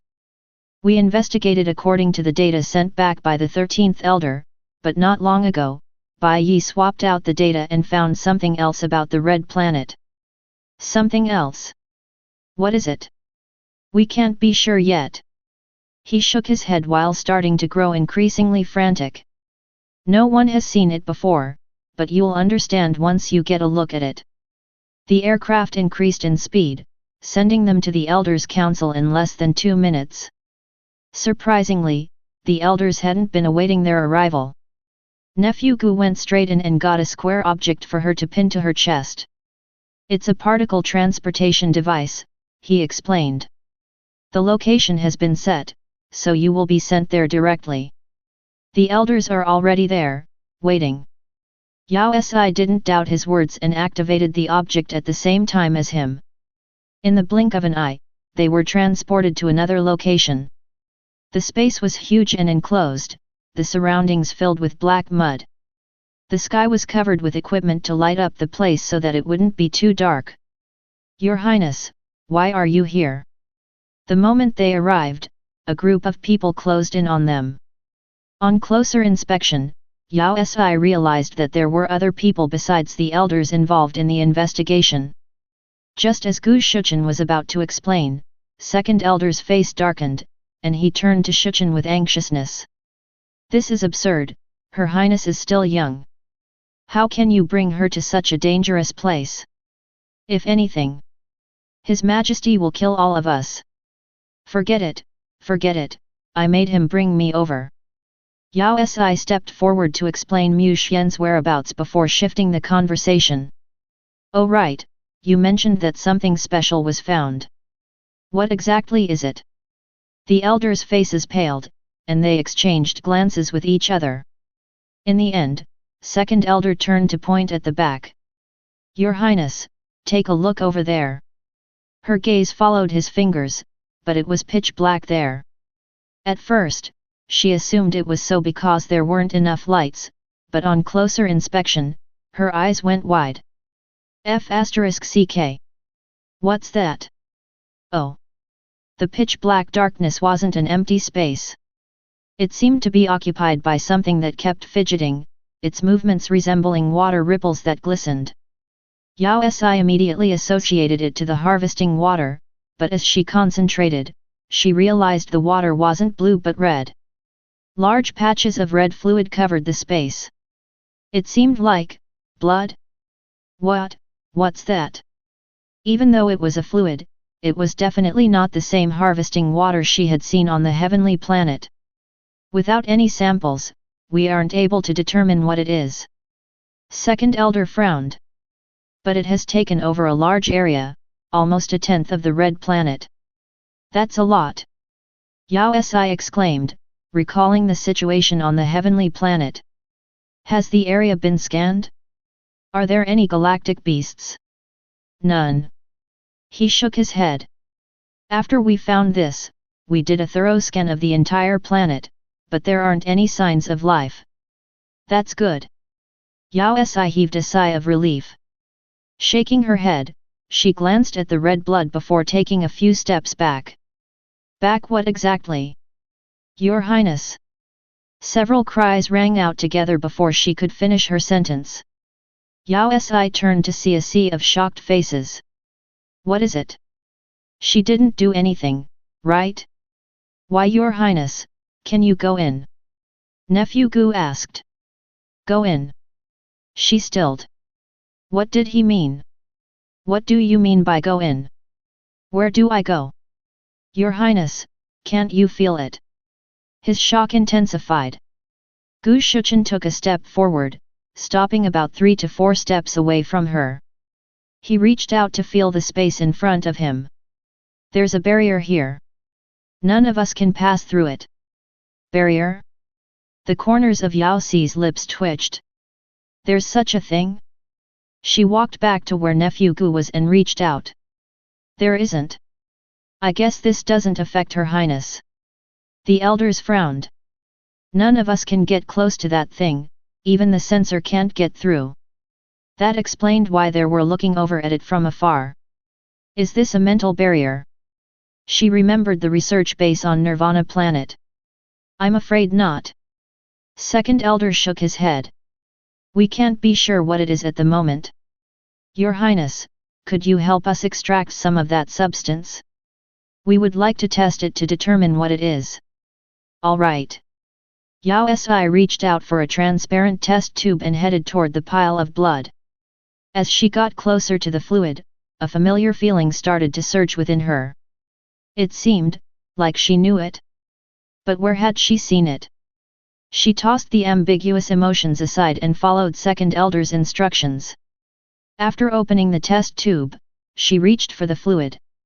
But suddenly, she heard agitated screams. Your Highness, be careful. Yao Si's heart sank, and she took several steps back before lifting her head up. The calm fluid seemed to have been triggered, bubbling furiously and sending huge red waves into the air. It seemed as though a large hand was reaching out toward her. **CK.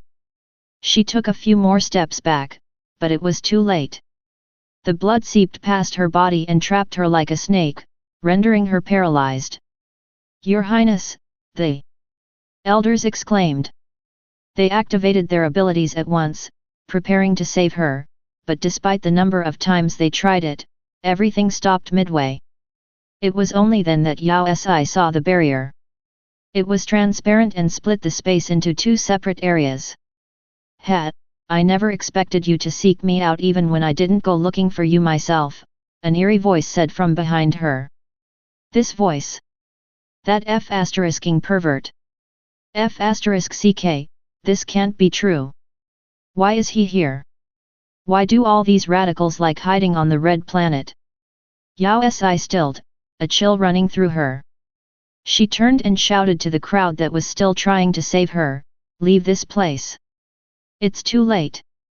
A tall and lanky figure came out from the blood.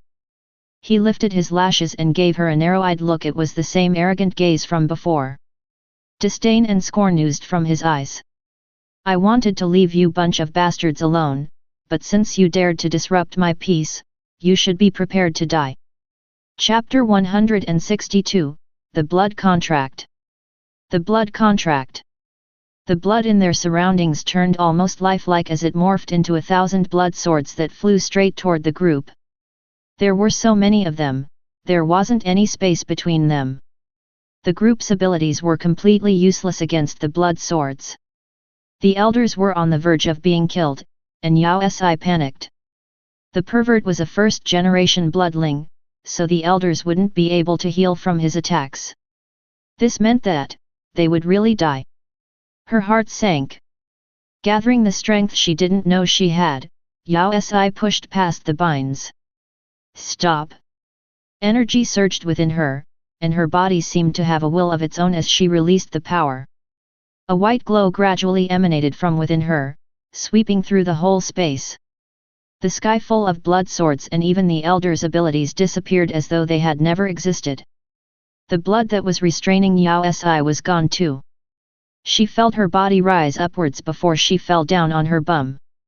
The entire space had been cleared out forcefully, leaving everyone including the pervert stupefied. Before they had time to react, Yao Si shouted at the crowd, "Leave with the particle transports."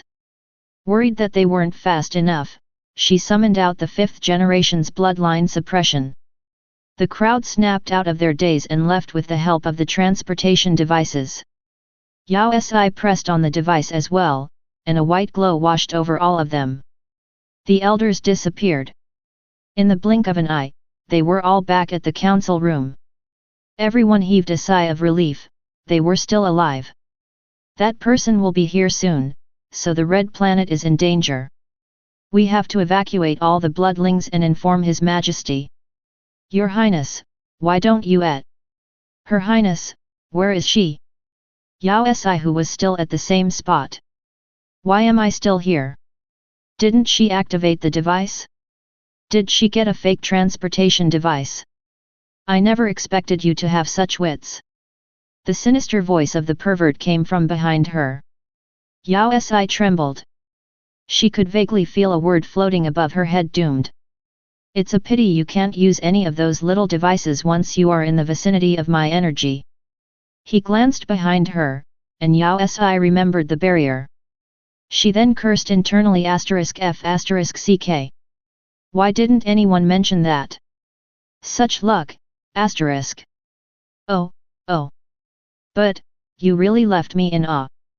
He laughed without a tinge of humor, his gaze turning cold.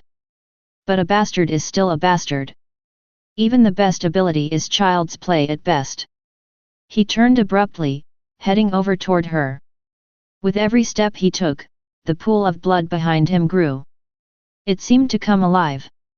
As he raised his hand, the fluid rushed over to wrap around her. I had no intentions of meddling with you bastards. He glanced at her coldly. But you had to serve yourself so willingly. But I guess it would prove too useful. With your death, that pure breed will definitely wake up from this unrealistic dream. The next moment, the sky filled with blood swords who flew toward her. Yao Si was stunned. That guy was really going to kill her, *f***ck. What luck, who did she offend? Why did everyone want to kill her? Instinctively, she tried to resist like before, but the energy within her was long gone. Even at such a crucial moment, her ability was playing tricks on her. The number of blood swords started to increase. The slightest movement of the man's fingers was enough to send the sky full of swords flying toward her. Yao Si felt a chill wash over her as despair drowned her. Instinctively, she screwed her eyes shut. Mu Xian. Ding. Surprisingly, the pain never arrived. The second before the swords hit her, a layer of transparent shield encapsulated her, stopping all the swords. Yao Si's forehead grew warm with the slightest hint of a sting as a red flame mark emerged. Blood contract. The pervert exclaimed, the disdain on his face replaced by astonishment as he stared at her in disbelief. Mixed emotions crossed his face, suspicion, shock, unwillingness to accept, and hatred. Like a gust of wind, he flew over and yanked her arm over, his eyes wide open. You are his contractor. Contractor, what's that? The man didn't seem to need a reply. His suspicion was confirmed as he glared at the mark on her forehead, his jaw tightening.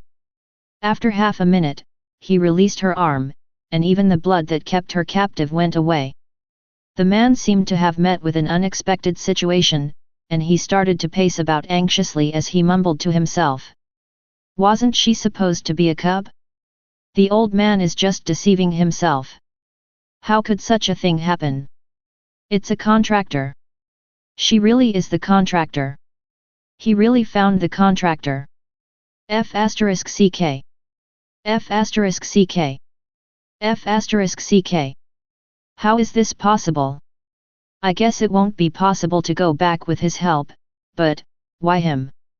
Ahaha. Why is it like this? Why could he find it? The pervert grew increasingly distressed, his expression changing every second. Yao Si's heart sank as she caressed her heated forehead. Even though she couldn't understand his actions, but he seemed to be too preoccupied to kill her. Exploiting his confusion, she inched toward the barrier. First step, second step, third step. Almost. Where are you going? F***ck. The pervert moved like the wind, appearing in front of her. Hat. Yao Si raised her hands weakly. You seem rather busy, so why don't I go first? His face turned green, but surprisingly, he wasn't the least bit infuriated. Instead, he glanced at her with a mix of emotions, looking her up and down. Half a second later, a thought seemed to have struck him, and he glared at her ferociously. I can't let you go yet.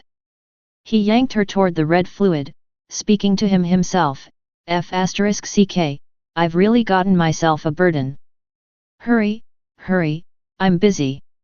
Yao Si stumbled, almost falling from his yank. She hurried to follow his pace, however, he seemed to have turned into a different person, the murderous intent completely gone.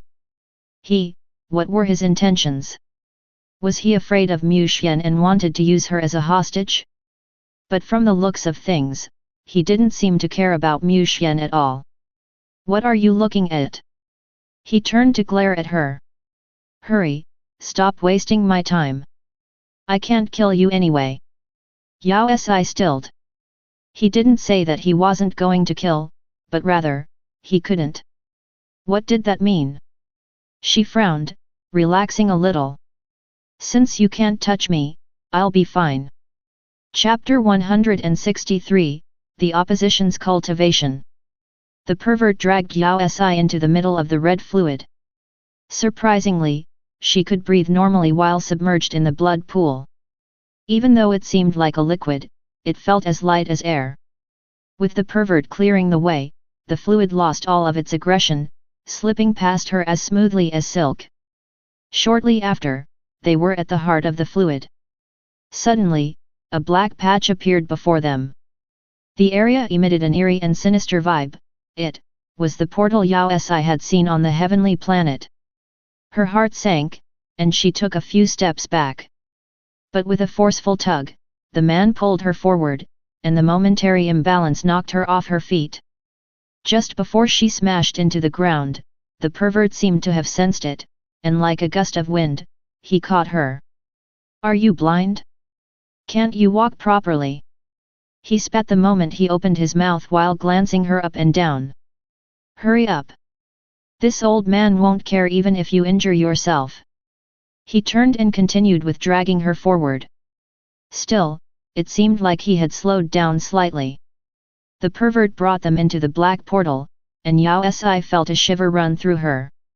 The next second, light poured over them, the glaring glow invading her eyes, forcing them shut. "We're here," the pervert announced, finally releasing his grip on her. Yao Si opened her eyes cautiously.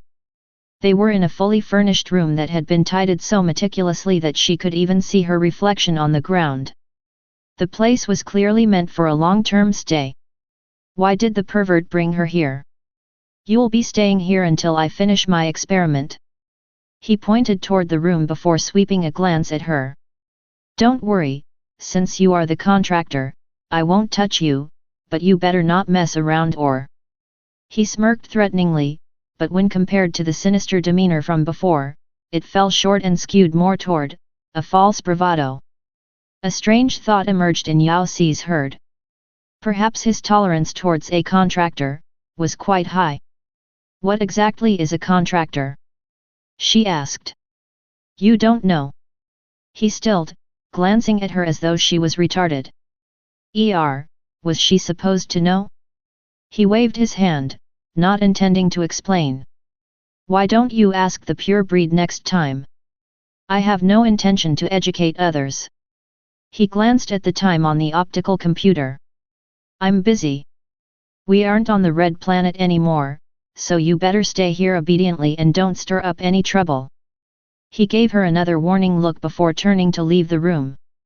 The second he reached the door, he turned abruptly, his face scrunched up. After half a minute, he clenched his jaw and cursed under his breath, "FK." He returned to the room, found a control table on the right and started to retrieve a bunch of items from it. He placed everything in front of Yao Si.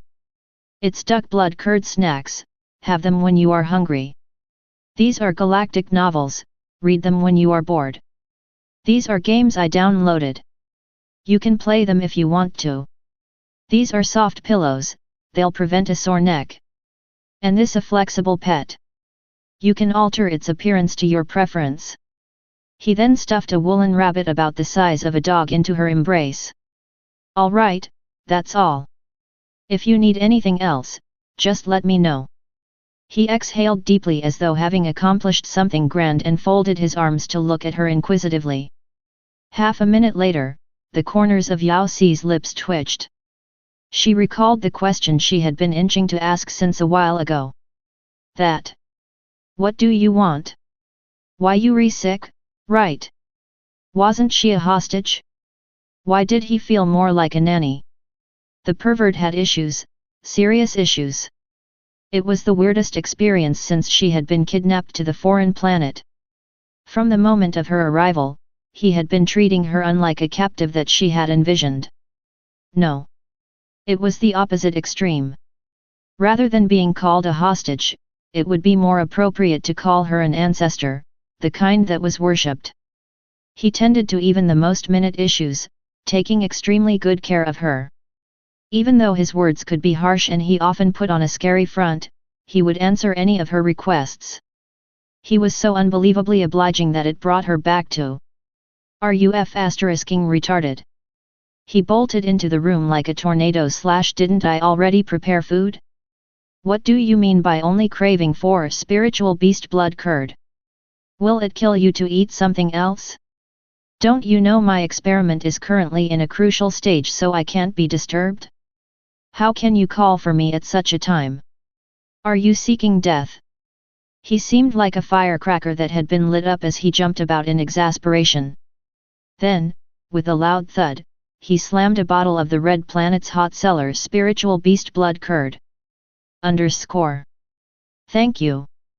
Yao Si completely disregarded his rage, gulping the entire bottle down in one go. Not bad. With just one sip, she could tell that it had been manufactured just that day. Oh right, pervert, did you only bring one bottle? She swept a suspicious glance at him. My name is Lin Long. Haven't I already told it to you 1,000 times? If you call me pervert one more time, I'm going to make you perish. He grew increasingly aggravated. It looked as though smoke was about to emit from his head at any moment.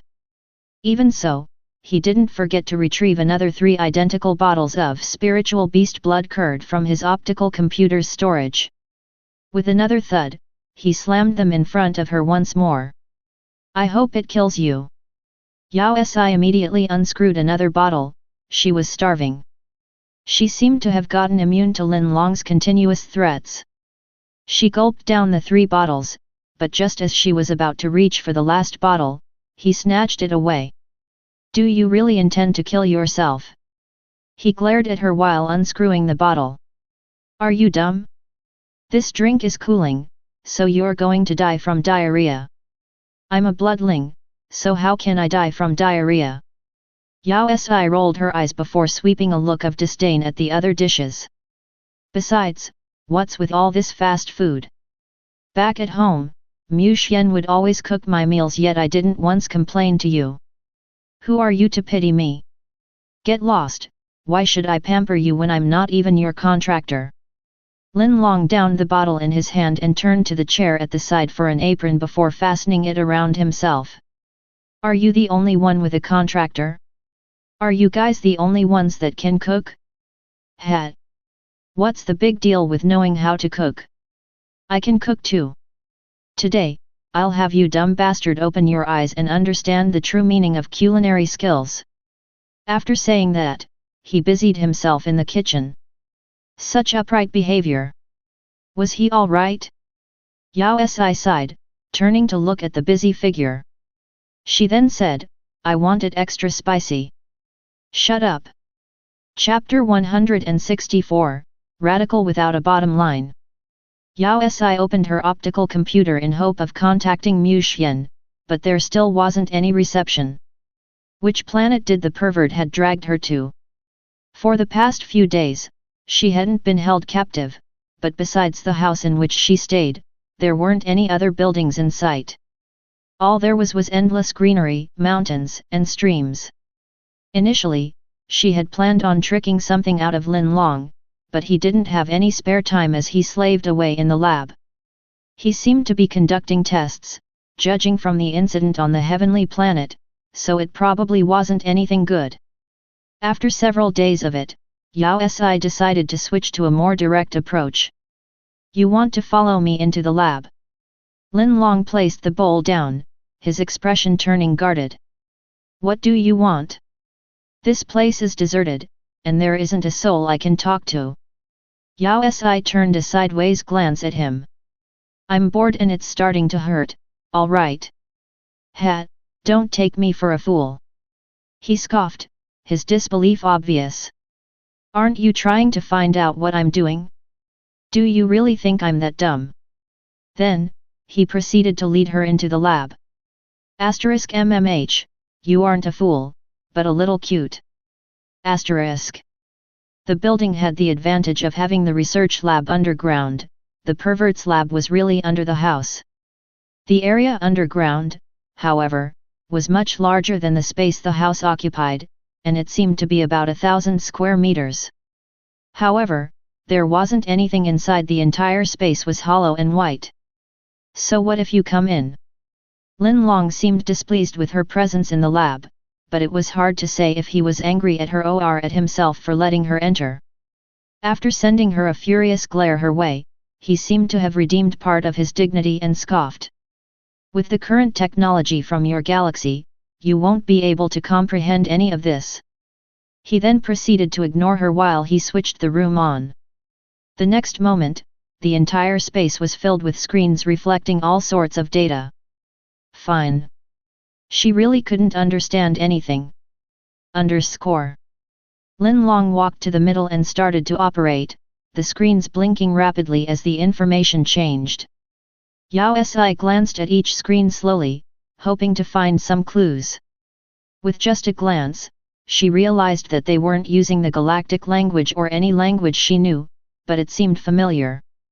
The nearest screen reflected several words that, though foreign, triggered some sort of meaning: final planet restoration. What did that mean?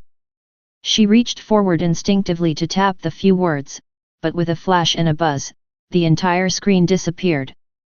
What are you trying to do with my data? Lin Long turned to glare at her. It was an accident. Yao Si stilled, dazed. Did she press the delete button?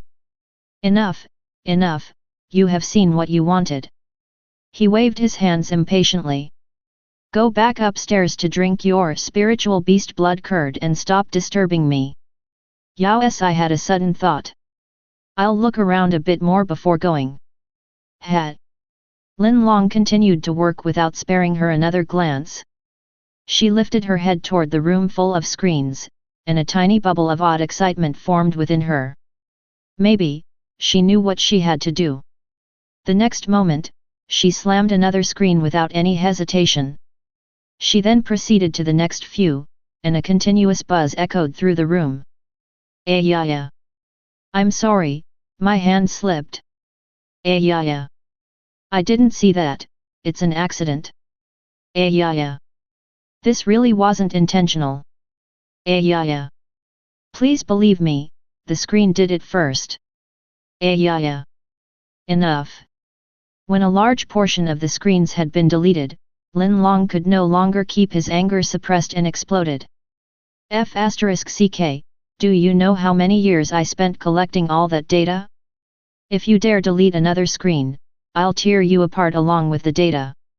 Yao Si glanced at him calmly, and after half a second, she tapped onto yet another screen. *buzz. And another. You're asking for it.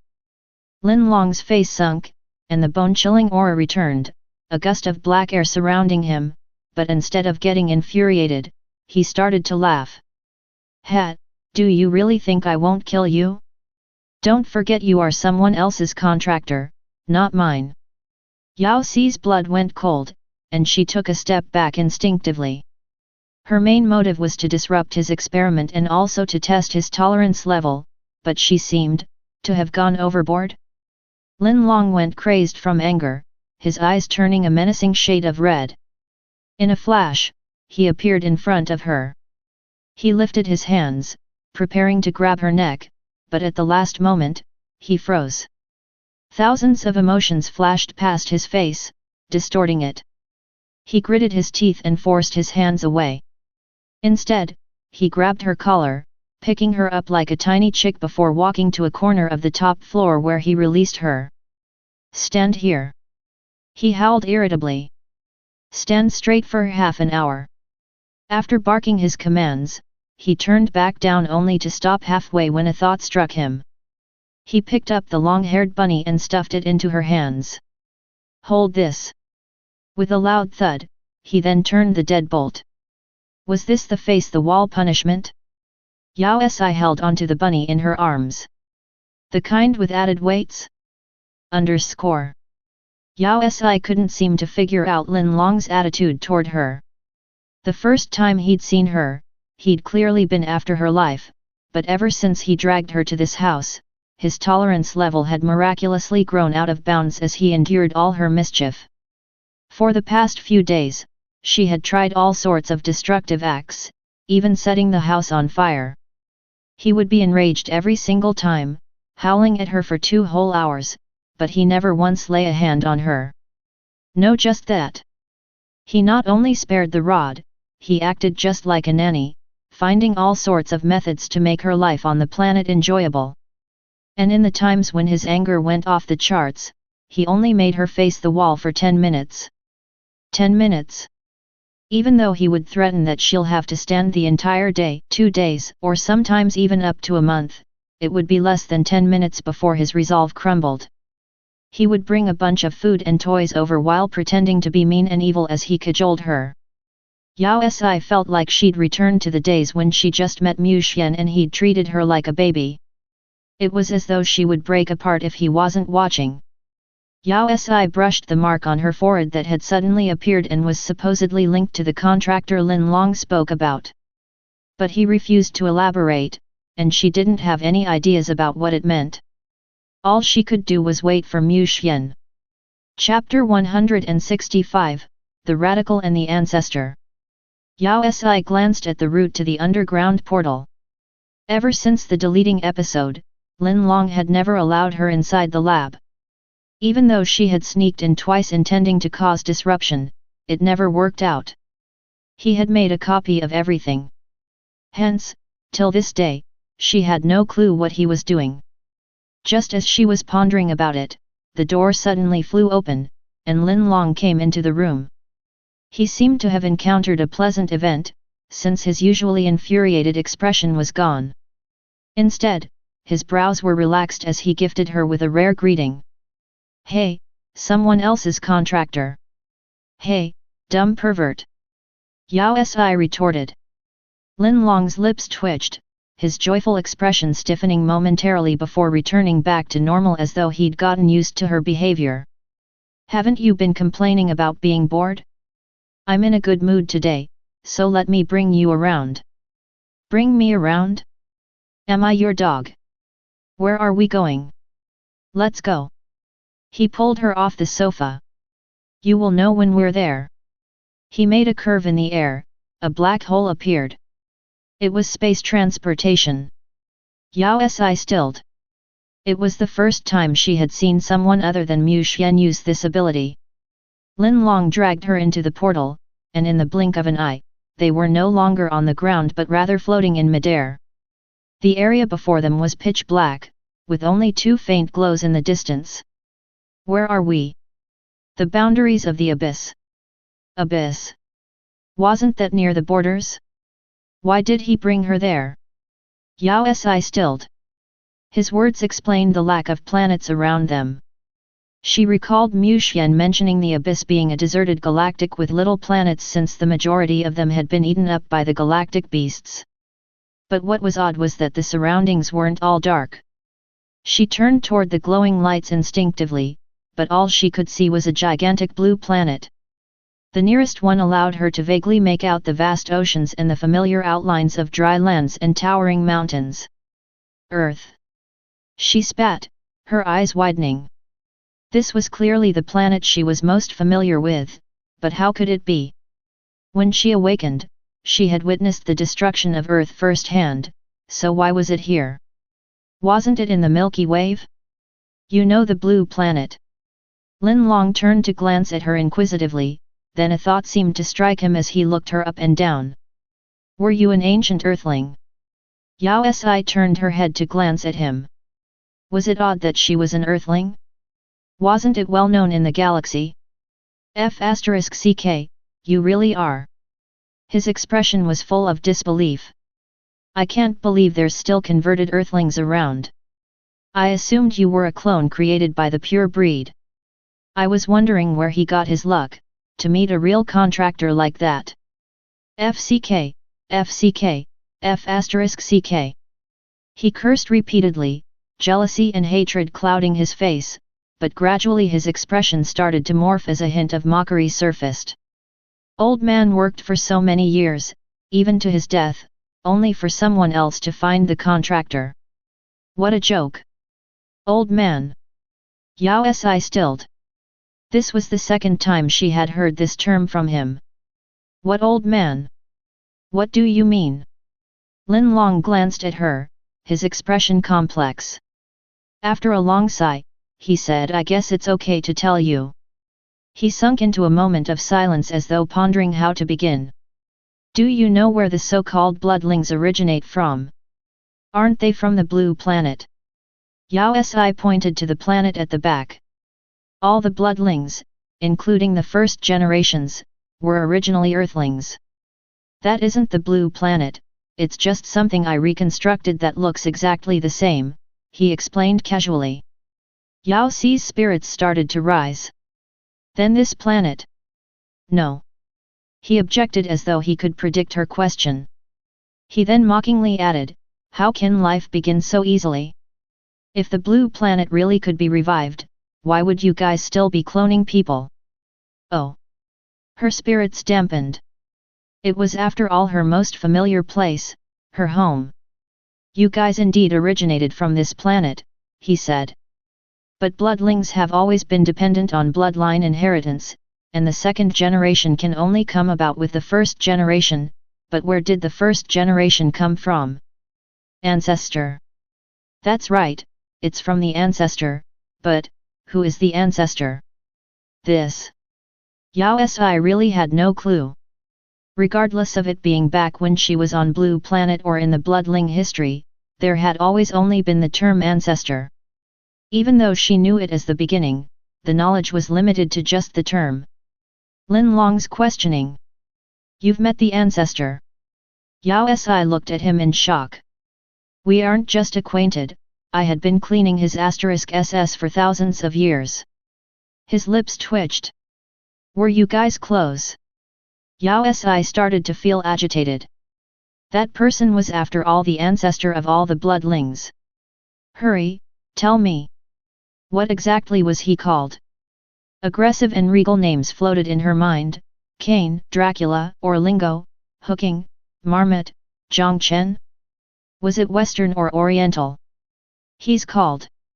He turned to look at her, his expression solemn as he announced, Wang, Ma. What? You must be effing kidding me. Asterisk. Wang Irma. How can the ancestor of the bloodlings be called Wang Irma? Why isn't he called Zhao Ergu? Lin Long's eyes went wide, surprise clouding his face. How did you know I was called Zhao Ergu in the past? Yao Si wanted to puke at the absurdity. Underscore? Hee, goodbye. Asterisk, I'm not going to believe this rubbish. Asterisk. Wait a minute, where are you going? He grabbed onto her wrist. *CK. I'm telling the truth. I wasn't lying. Lie, continue lying. Let me see what lies you are going to weave next. *CK. Back then, if Wang Irma hadn't thought of such an incredulous plan to find his contractor, how would I have ended up in such a state? Wait a minute. The old man you are referring to is the ancestor. Who else could I be referring to? He was *king nutcase. His jaw clenched as he grew increasingly infuriated. Where is he? Is he still alive? He's dead. He scoffed coldly, his face distorting. He was a complete nutcase, converting every earthling in sight just like a mad dog. He claimed it was the fastest way to find the contractor, but he just got himself killed. So, this was the beginnings of the first generation bloodlings? Because the ancestor had gone bride crazy? What rubbish logic was that? Wait a minute. Aren't you a first generation bloodling? Logically thinking, he should have also been converted by the ancestor, right? But his hateful demeanor didn't seem characteristic of a cub at all. Who told you I'm a first generation bloodling? He rolled his eyes. No. I'm from the same generation as Wang Irma. According to your ways, he turned to face her. I'm an ancestor. *CK. Chapter 166, Pure Breed Single Dog. So, as compared to me, converted ones like you are just bastards from both earthlings and bloodlings. He lifted his chin haughtily, disdain apparent as he gazed at the world down his nose. At best, you guys can only be considered rabies carriers that had been bitten by that crazy old man. Asterisk, you are the rabies carrier, your entire family are rabies carriers. Asterisk. Hee. The corners of Yao Si's lips twitched. Such racial discrimination triggered her the most. If we are rabies carriers, shouldn't we be grateful to the mad dogs from your kind? She placed specific emphasis on the last few words, and Lin Long stiffened, realizing that he had been dragged into the insult. But Yao Si had never expected Lin Long to be an ancestor. Even Mu Xian had been mistaken, taking him to be a first-generation bloodling. Mu Xian was probably not aware of the other details as well, so she could only ask Lin Long personally. Tell me, what exactly is a contractor? You also mentioned that you're an ancestor, so how many ancestors like you are there? You don't have to worry about that. Lin Long waved his hand dismissively. In this world, there was only me, an old man. Oh, I can painfully acknowledge your pure breed as one too. What's a pure breed? Of course it's someone like me, a pure bloodling. He pointed to himself. Your so-called bloodlings are all converted from earthlings with only a portion of the characteristics of my race, so you cannot be considered real bloodlings. You're not an earthling. Of course not. How can I be from such an inferior race? He scoffed in disdain. Yao Si felt a vein pop on her forehead as she struggled to ignore the urge to beat him up. The pure breeds he mentioned referred to the people who had awakened the ancestral bloodline. What exactly is a contractor? He turned to glance at her with a myriad of expressions on his face. He seemed glad and worried, but with a hint of either envy or jealousy and hatred. She couldn't say for sure, but he was unusually focused, sending her heart in a frenzy. Instinctively, she took a step back. Our race spends their entire life looking for their contractor, and only lucky ones find theirs. He pointed toward her with resentment. Just like that lucky bloodling of yours. Look. Wasn't he rather appreciative of Mu Xian previously? How did things turn sour? But the majority are forever in search. Those who are mentally stronger carry on with their hope, while those that aren't, end up just like the old man, going crazy. Who gave the pervert rights to call someone else crazy? Are the contractors the same as cubs? Who would be the same as you guys? Disdain clouded his face as he seemed determined to draw a clear line between the two races. Bastards can get a cub by randomly biting anyone, so how can that ridiculous setup be compared with our one and only contractor? Hey, how are the bloodlings ridiculous? Besides, there is only one cub to each bloodling. Contractors aren't the same. Lin Long's eyes started to glaze as a thought struck him. That is the only reason for our existence. To find our one true contractor is considered an honor among us. They are a treasure of our life, our soul mate, and we would never be able to reject a contractor's request. Only when we manage to find our contractor can we be complete. It isn't just any random person. Which, after removing all those excessive descriptions, means that you guys are eternally looking for a perfect partner. Lin Long stilled, the glazed look replaced by a deep flush. A weird thought must have struck him, for he even started stuttering. If that's the contractor's wish, it isn't impossible to marry. Besides that's our only chance. Once we find our contractor, we will never leave them till death. So, the ancestor that had created the bloodlings of today was just a single dog that had gone crazy from looking for his wife? Why did it suddenly seem like her own race wasn't that sacred? Return my respect. She turned to glance at a certain someone who was still immersed in his dreams. Just then, a question struck her. Yao Si tapped onto his shoulder, asking seriously, "Bro, I have a question, how long have you been single?" Lin Long froze, his face paling instantly. After half a minute, he blew up. It was as though someone had touched a sensitive spot. All his hair stood up as if he was an enraged lion. What has that got to do with you? I'm not the only one obsessed with finding my contractor to the point the concept of time has become blurred. Have I disrupted their lovey-dovey interactions? Do you think everyone is like your pure breed, this lucky? Don't be haughty just cause you have found yours. What's wrong with single dogs? Single dogs have hope as well, alright? We have an endless sea of opportunities. Are you guys the only ones allowed to find their partners? Are we single dogs not allowed? Do you think contractors are like cabbage, $1 per kg and easily located? *CK, what's so great about finding your contractor? Can contractors be eaten like duck blood curd? Contractors. Con. *CK. I just can't find mine. I'm just a little slow. I'm still locating her, so what's wrong? I have never seen anyone who only lived for a couple million years finding their contractor. Only that one of yours has been blessed with such luck. He is the one and only one like that. Are you happy? Are you satisfied? If it wasn't because we can't harm someone else's contractor, do you really think I would have suppressed myself to this extent, keeping you here to infuriate myself? This is all because of that pure breed of yours. I don't have a contractor, I'm single but I'm proud. What's wrong with that? *CK, it's all because of that lucky pure breed. *CK, I've scoured the whole place twice, but there's still no sign of her, so how could he find his? That damn old man couldn't find his after so much trouble, so who gave yours the rights to find his? Why him?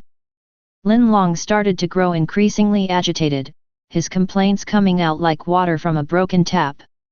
His entire being seemed engulfed in a layer called hatred. The confused Yao Si. What, exactly had she said? Yao Si suddenly felt a need to stay clear of single dogs. They could get really frightening. Lin Long's complaints went on for half an hour. In the beginning, it was directed toward her, but as he went on, the insults started to gear toward Mu Xian, down to every strand of his hair. This was definitely the first time in Mu Xian's male god history that he had been insulted to such an extent, and the crux of the content was because he had a contractor. With Lin Long's infuriated howls, Yao Si could feel the entire galaxy flooding with a sour scent. A single dog's jealousy? Why don't you cool down with a drink? She hurriedly took a bottle of spiritual beast blood curd out of her optical computer and passed it over. Lin Long grabbed the drink and finally stopped to take a breather. He downed a mouthful while glaring at her. His expression seemed to say, even the best composer wouldn't be able to form a medley of my sorrow. What else do you want to say? One more question. Shoot. What exactly is the ancestor? She asked. Or maybe I should rephrase my question, where did the ancestors come from? Lin Long opened his mouth to answer. Of course we're. Before he could finish his sentence, the silent space before them started to morph. The sea of darkness seemed to be ripped apart as a gigantic hole opened up. In no time, the hole widened enough to fill up their whole vision. But it still continued to widen as though something was ripping it from the inside. Yao Si's heart clenched as goosebumps rose on her skin. *CK. What's wrong now? Chapter 167, Creation of the King of Galactic Beasts. It's starting. Lin Long murmured abruptly in an ambiguous tone before turning to focus on something in the distance. What? What's starting? Explain yourself. Before Yao Si could ask her questions, more black holes opened up around them. Suddenly, with a slight falter, she was almost blown to the planet behind her by the space fallouts. Don't you have a brain? Lin Long reached out to grab her. There's so many portals here, so the space is definitely unstable. Hurry and activate your ability to block the force. Yao Si was speechless. I don't have an ability now. No ability. Lin Long was struck dumb, sweeping her a glance before looking away in confusion. Do you think I'm blind?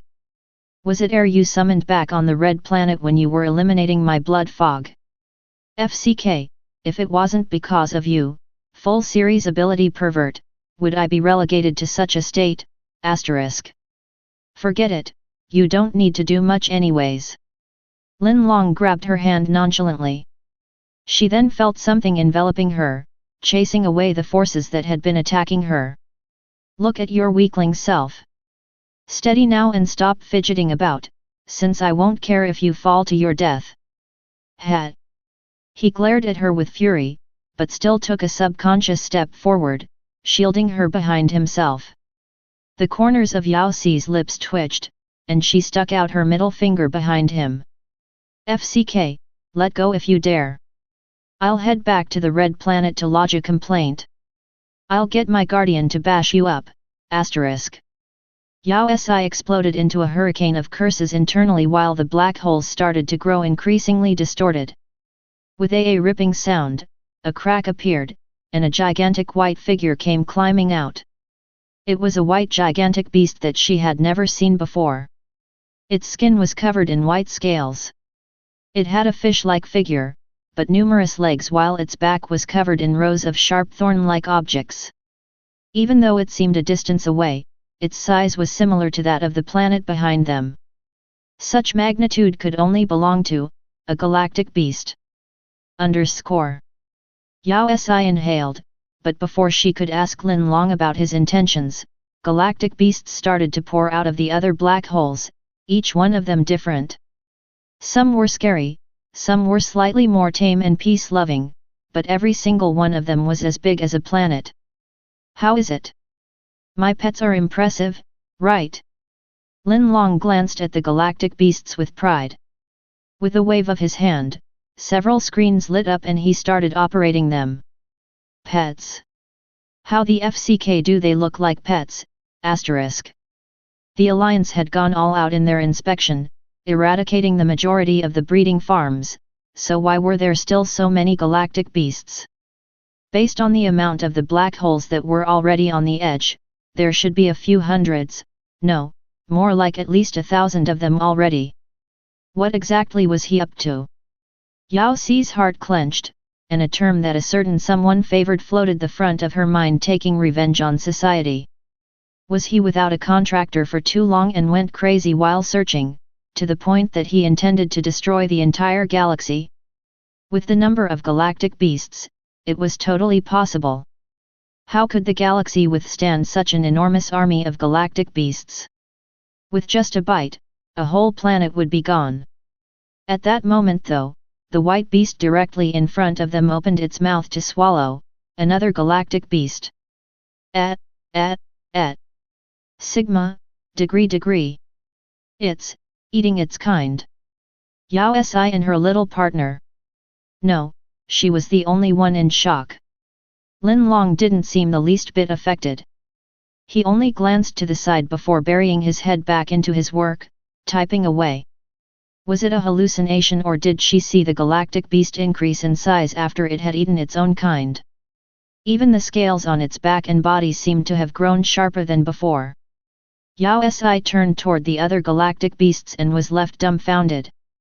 The galactic beast in front of them wasn't an isolated case. The others were swallowing each other as well, showing not a hint of love and care. What was going on? This internecine strife didn't seem one bit like taking revenge on the society. In less than half an hour, the sky full of galactic beasts was half cleared, and in a while more, only the strongest one would remain. This method. Yao Si stilled. With a flash, an absurd realization dawned on her. You are rearing pets. Pets. Lin Long fell into a momentary daze before wrapping his mind around what she meant, and he didn't seem to mind one bit what she said as he continued to type. The idea is there, but I intend to create the King of the Beasts. King of the Beasts. Why would he need that? The numbers started to dwindle, and soon, there were only 2 left. One of them was the white beast Yao Si had noticed at the start while the other was a black one. On closer inspection, she realized that she hadn't been hallucinating previously. The 2 beasts were indeed much bigger than before, and the scales that were originally white now had a slight reddish taint. Had they advanced in level? Yao Si's frown eased slightly, and she took a deeper breath. Lin Long probably wasn't after absolute destruction, since a troop of galactic beasts was far more advantageous than just one evolved king of the beasts. Besides, even though his breeding farms were situated all over the place, he transported all of the beasts to the abyss, so it was obvious that he wanted to avoid civilization. Lin Long started to type more aggressively. The satisfactory results were probably a source of motivation, since even his expression was growing more animated by the minute. Great! The numbers are getting closer to perfect. He tapped open the last screen before finally coming to a halt. There were 2 galactic beasts on the screen with a row of statistics in red, ancient data similarity 90%. The last 2 galactic beasts fought an intense battle, and the instant the black galactic beast engulfed the white one, the percentage on Lin Long's screen jumped up to 99%. Finally it's complete, ha ha ha ha ha. Lin Long laughed loudly. It sounded as though his long-standing wish had been fulfilled. With a long sigh, he turned toward Yao Si abruptly. There's one more step left. She stilled, but he wasn't looking at her. Instead, his gaze rested on the blue planet behind her. Lin Long waved his arm, and a bright ray of light bolted toward the last galactic beast. It wasn't meant for murder but rather to attract its attention as it flew towards the beast's horns. The black galactic beast roared, turning to dash at them. As it approached, its size became apparent. It was much bigger than the blue planet behind them. The beast opened its mouth as it pounced toward them. Lin Long tugged Yao Si, and the next second they were behind the planet. The galactic beast's mouth grew even wider, preparing to engulf the entire blue planet. You just have to eat it to become the king of the galactic beasts. Lin Long exclaimed excitedly as he focused all his attention on the galactic beast. The only reason he reconstructed the blue planet was to feed it to the galactic beast. The difference elimination is complete with all the areas matching. My efforts to reconstruct that entire planet hadn't gone to waste. His smile widened further as the galactic beast's mouth inched shut, preparing to finish off the planet. Even the percentage on the screen had started to jump, 99.4%, 99.5%, 99.6%, 99.7%. Lin Long gripped his hands in anticipation, barely suppressing the joy within him. Ha ha ha ha, it's been millions of years. After rearing them for such a long time, the day has finally arrived. With the king beast, I will definitely leave. Before he could complete his sentence, several white rays flashed past them. Almost instantly, both the gigantic beast and the planet were dissected into tiny tofu-like pieces that spread through the abyss. Yao Si felt a tightening around her waist, and the next moment, she entered a familiar embrace. Sissy, don't worry, I'm here, Mu Xian comforted her with worry in his voice. The percentage on the screens remained stationary at 99.9% for a time before falling down to 0. Diddy. Target dead, similarity failed. Diddy. Target dead, similarity failed. Yao Si. Lin Long. Mu Xian who came to save Yao Si. Silence fell on them. After half a minute. F***ck, I'm going to kill you lovebirds. Chapter 168, An Explanation. Wait a minute, calm down. Yao Si's heart sank, but it was too late to stop him. Lin Long dashed toward Mu Xian without any regard, unleashing his attack. A white glow filled their vision, sending tremors through the entire space. Yao Si had assumed before that Lin Long was a first-generation bloodling, but now that she had learned that he was an ancestor, she started to worry for Mu Xian. Moreover, Lin Long was mad from fury. If he wasn't careful. Thump. Suddenly, with a kick from Mu Xian, a certain someone went flying like a shooting star. Yao Si swallowed her words silently. All right. As proven, Dad will always be Dad. How did it look like Mu Xian was losing? He definitely had the upper hand, taking full control in less than 5 minutes. Rather than calling it a match between two equally matched ancestors, she should call it a beating from Mu Xian. 2. Brutal. Yao Si shielded her eyes silently, having an urge to lit Lin Long a candle. It's impossible, how can I lose to you? F***ck. Are you a F***ing pervert? Enjoying the video? Don't forget to hit that subscribe button for more amazing content and ring the bell for notifications. Check out our previous videos for more great content. How can you have such a strong force? FK, FCK, F***ck. Are you bullying a single dog now? Are you looking down on me? Wait a minute. Not the face. F***ck. I won't forgive you heterosexual couple. It hurts, hurts, hurts. The air was filled with a certain someone's anger-filled grievances, a hint of helplessness and ugly sobbing. 10 minutes later. They finally came to a stop, each of them taking up a side. It was as though an entire universe separated them. You guys. Lin Long panted, trembling uncontrollably. He seemed to be in a confusion from pain and anger, even his intense healing powers unable to save his badly bruised face. He glared at Mu Xian in fury before turning his death stare over to Yao Si. I'm going to blame it on my bloody luck. In a flash, he disappeared. Mu Xian didn't persist with a chase. Instead, he appeared in front of Yao Si with anger still tainting his features. He reached out, pulling her into his embrace before heaving a sigh of relief, caressing her head in comfort. Good girl, everything is all right. But there wasn't anything wrong. Let's go home. You aren't chasing after him? Yao Si asked. It was totally unlike Mu Xian's style. His face sank. He seemed to have sensed something as he spoke resolutely. He isn't the same as us, I can't kill him. Without explaining, he opened a space portal back to the red planet.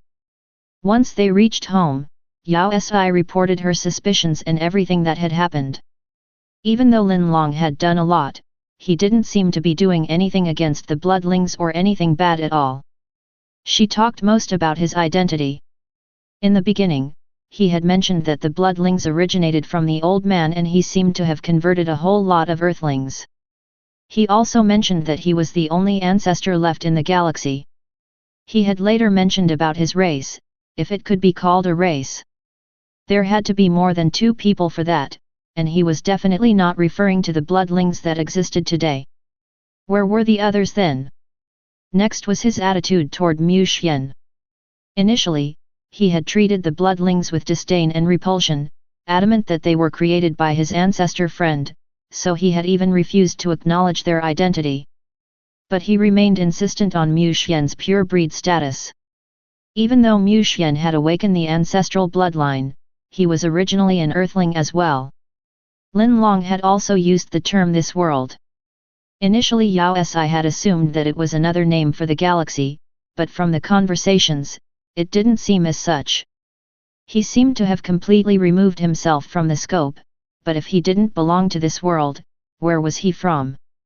If everything was true, a bold suspicion started to form within Yao Si. If it could be confirmed, perhaps Lin Long's real motives could be figured out. His bloodline is a little odd. Mu Xian seemed to have thought of something. I can't feel any connection with him.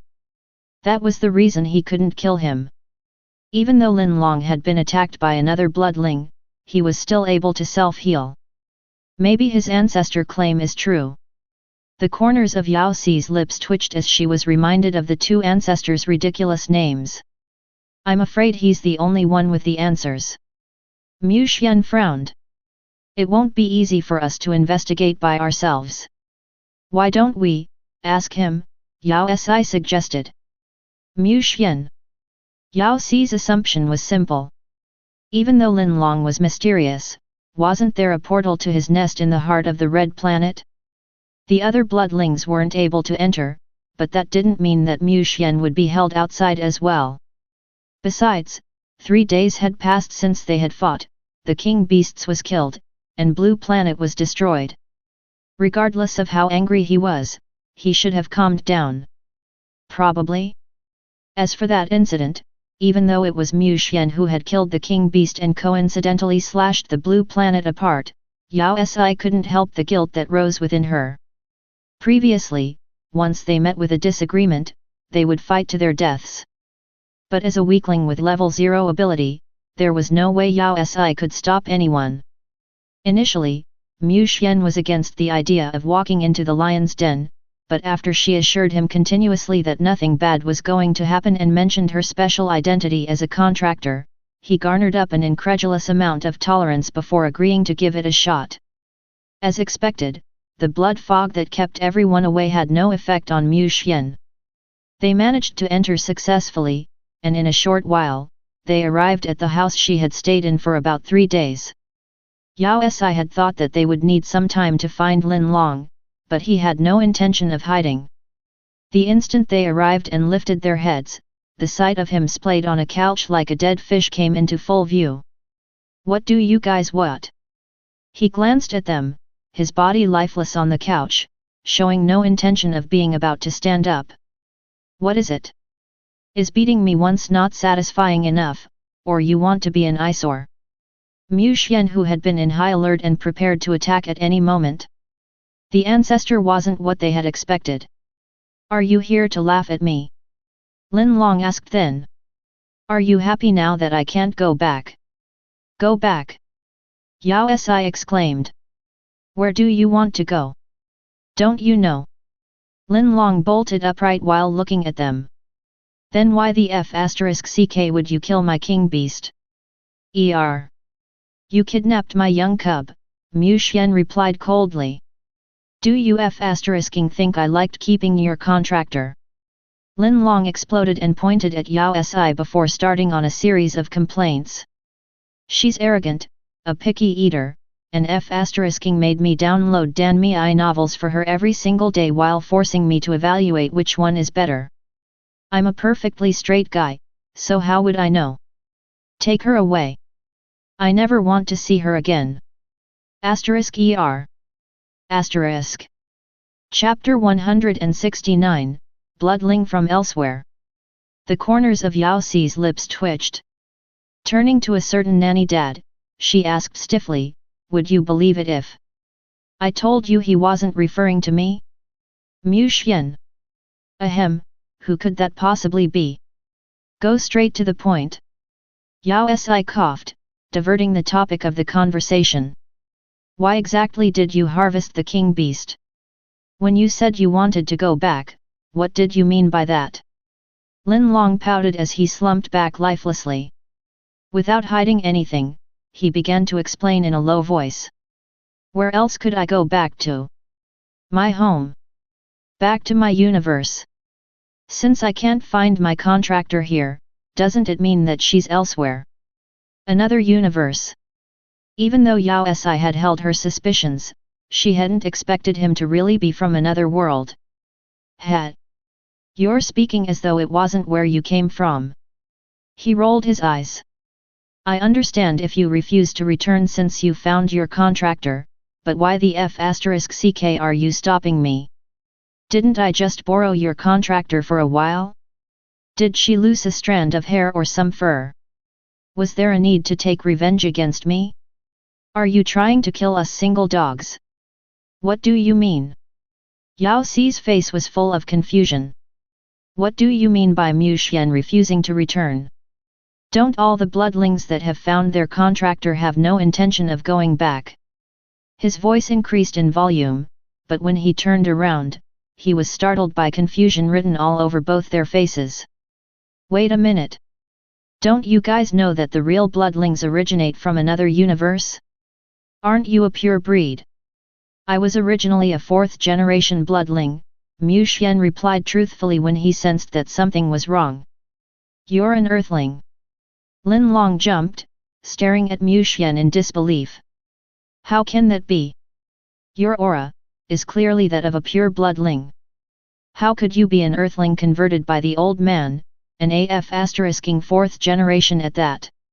Where did your perverted abilities come from? I awakened the ancestral bloodline. Mu Xian frowned, pulling Yao Si behind him subconsciously. He had to cherish the young cub and avoid doing anything stupid. Nonsense. What f***ing ancestral bloodline? Lin Long exclaimed in agitation and began pacing about in the room. Did I not know your ancestor? That old man was a complete weakling that was constantly wreaking havoc for me to clean up. You're trying to tell me you used his ability to win against me? That's nonsense. The memory of the one-sided beating from 3 days ago brought an ache to his bones. How can you not be a pure breed? What does pure breed mean? You really aren't. Lin Long was clearly in shock, disbelief clouding his vision. Sucking in a deep breath, he started to explain everything in detail. There were countless universes present at one time, and the universe he came from only had one race, bloodlings.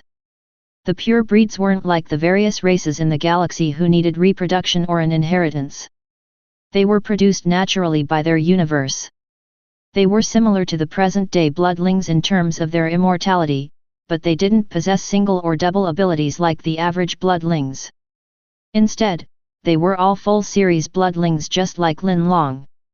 Simply put, that universe had an entire nest of ancestors. Yao Si felt as though she had become a cabbage. The only difference between the two types of bloodlings was that the ones on another universe didn't possess bloodline suppression among themselves. Even though there were still differences between each individual's ability, self-healing was possible. In theory, they embodied the true meaning of an immortal being. Similar to the bunch on the Red Planet who wrecked their brains trying to convert a cub for themselves, their people spent their entire lives trying to find their one true contractor. But they were hit a lot worse since they had no idea where their contractor could be or who they were. They could be of any race, and the only way to find them was to locate them. It was purely coincidental. If one managed to bump into their contractor, they'd lose their single status, but if not, they'd continue to bark by themselves. Due to their long lifespan, the technology in their universe had reached an unbelievable state. It was thus commonplace for bloodlings to travel through the different universes to look for their contractors. Lin Long and Wang Irma were like that, but even so, the chances of finding their contractors were akin to locating a needle in a haystack. There was only the tiniest chance of succeeding. That explained the common consensus within the race to treat contractors that had appeared with unbelievable tolerance and to spare no effort in their protection. It was regardless of how the contractor treated them. It also explained why even though Lin Long had insulted Yao Si since the beginning, he had still went through with her requests. Why must you find your contractor? She asked. The bloodlings on the Red Planet did it due to the bloodline connection they would gain, but it probably didn't exist for the contractors, right? There had to be a reason why they held the contractors in such high regard. Lin Long paused, then glanced over at her with a surprisingly solemn expression. She could even catch a glimpse of something sacred there. Because the contractors are the only ones in the world that can grant us death. What? Only with the contractor's approval can we conclude the blood contract. He raised his fingers toward the marking on her forehead. There isn't an end to our lives, but those that have concluded the blood contract can pass on with their contractors, entering an eternal rest. That is the highest form of honor for our people. What's with that ridiculous stipulation? Doesn't it mean you spare no effort in search for a contractor ultimately because you're seeking death? Aren't you guys too big-hearted? And you call yourselves real bloodlings? You should be renamed to people that have grown frustrated with their long life. There was still a glazed look in Lin Long's eyes. The contractor is the one true partner in our lives. They are a person that cannot be replaced. Wait a minute. Mu Xian, why are you nodding? Don't be influenced by this maniac. Sigma, degree. Lin Long sighed, sinking back into his lifeless state. He then glared at Mu Xian, his gaze full of hatred. When I first saw him, I thought he had sealed his memory due to boredom and so had the misconception that he's a bastard. After all, it's quite a common practice. I was waiting for him to recover so that I could tap into his ability to open up a portal back. But after I realized that you were actually his contractor, I continued with my research on the king beast, hoping its space ability could be used to open up a universe portal. The anger within him thickened as he explained everything. As a fellow pure breed, I could forget about how you didn't help, but how could you kill my king beast? Do you think it was easy for me to rear that pet? Who gave you the right to kill it? Are you sure that's the correct way for rearing pets? Weren't you rearing pets as big as a planet? What was wrong with it? He is in a rage. All I did was dig a bit in a few planets to build the breeding farms. After they started to form, I didn't let them roam around the planet but rather sent them over here to the uninhabited abyss to grow. But you dug other races' mother planets. Asterisk, it isn't right to rear your pet on someone else's planet, right? Asterisk. Bullshit. He exploded. Those breeding farms have been around for a few million years, and those races weren't even around at the time they were built. How can you blame me when they decide to plant themselves over my farms? FCK, those breeding farm have been around for such a long time? He's the real indigenous race. Asterisk. Those lowly races killed off 2 or 3 of my galactic beasts that decided to go for a stroll, but I endured it since I was breeding a ton of them. But **king killed my king beast this time, and what for? Who did I offend? Why are you bullying a single dog? So the yearly trips for galactic beasts happened when he let his pets out for a stroll? Why was the truth so absurd? Yao Si had the sudden urge to go forth and soothe Lin Long's ruffled dog hair. Hat. If the old man didn't get into trouble, we would have opened a portal to another universe together and I might have already found my contractor. This is all your fault. Old man. Yao Si was suddenly reminded of the ancestor with the odd name. Oh right, aren't you guys immortal? How did the ancestor die? Chapter 170, Post-Traumatic Stress. How would I know? Lin Long frowned. I wasn't on the blue planet at that time. When I returned, he was already dead. The specifics on how he dead might be. He found his contractor, Mu Xian said. Lin Long's face stiffened, and he started his endless cursing once more. Yes, yes, yes, all of you have a contractor and I'm the only one without her, happy? *CK. If it weren't for you guys, would I still be here? To find a contractor on the same universe was considered a miracle. He had already suspected that it was the reason behind the old man's death, hence he wanted to try his luck in another universe, but till now, he still hadn't found a way out. It was Yao Si's appearance that had confirmed to him that he couldn't find his contractor here. But at the same moment, the king beast that he had reared with difficulty was killed as well. Yao Si and Mu Xian shared a glance, starting to feel embarrassed. Even though their actions were understandable, it was after all their fault. Ahem, that someone. Yao Si was suddenly reminded of someone. Didn't you mention that 2 pure breeds can travel through the universe without the help of the king beast? Why not? She turned toward Mu Xian. Even though she wasn't sure about his bloodline, they could still try it. Why don't we help you test it out? In the end, Lin Long remained around, but it wasn't because he wanted to do it. Even with Mu Xian's ability, certain preparations were still necessary. He needed to find a primer, a point similar to something in his original universe. Only then would he be able to open a space portal accurately. This primer was the blue planet, which was quite similar to his mother planet. He needed it to return, and it was the reason why he'd spent quite a lot of effort in reconstructing it. But now, it was in shambles. Fortunately, the fragments were still floating around, making the reconstruction much easier. But with the large number of fragments, it'd still take a while to piece everything together.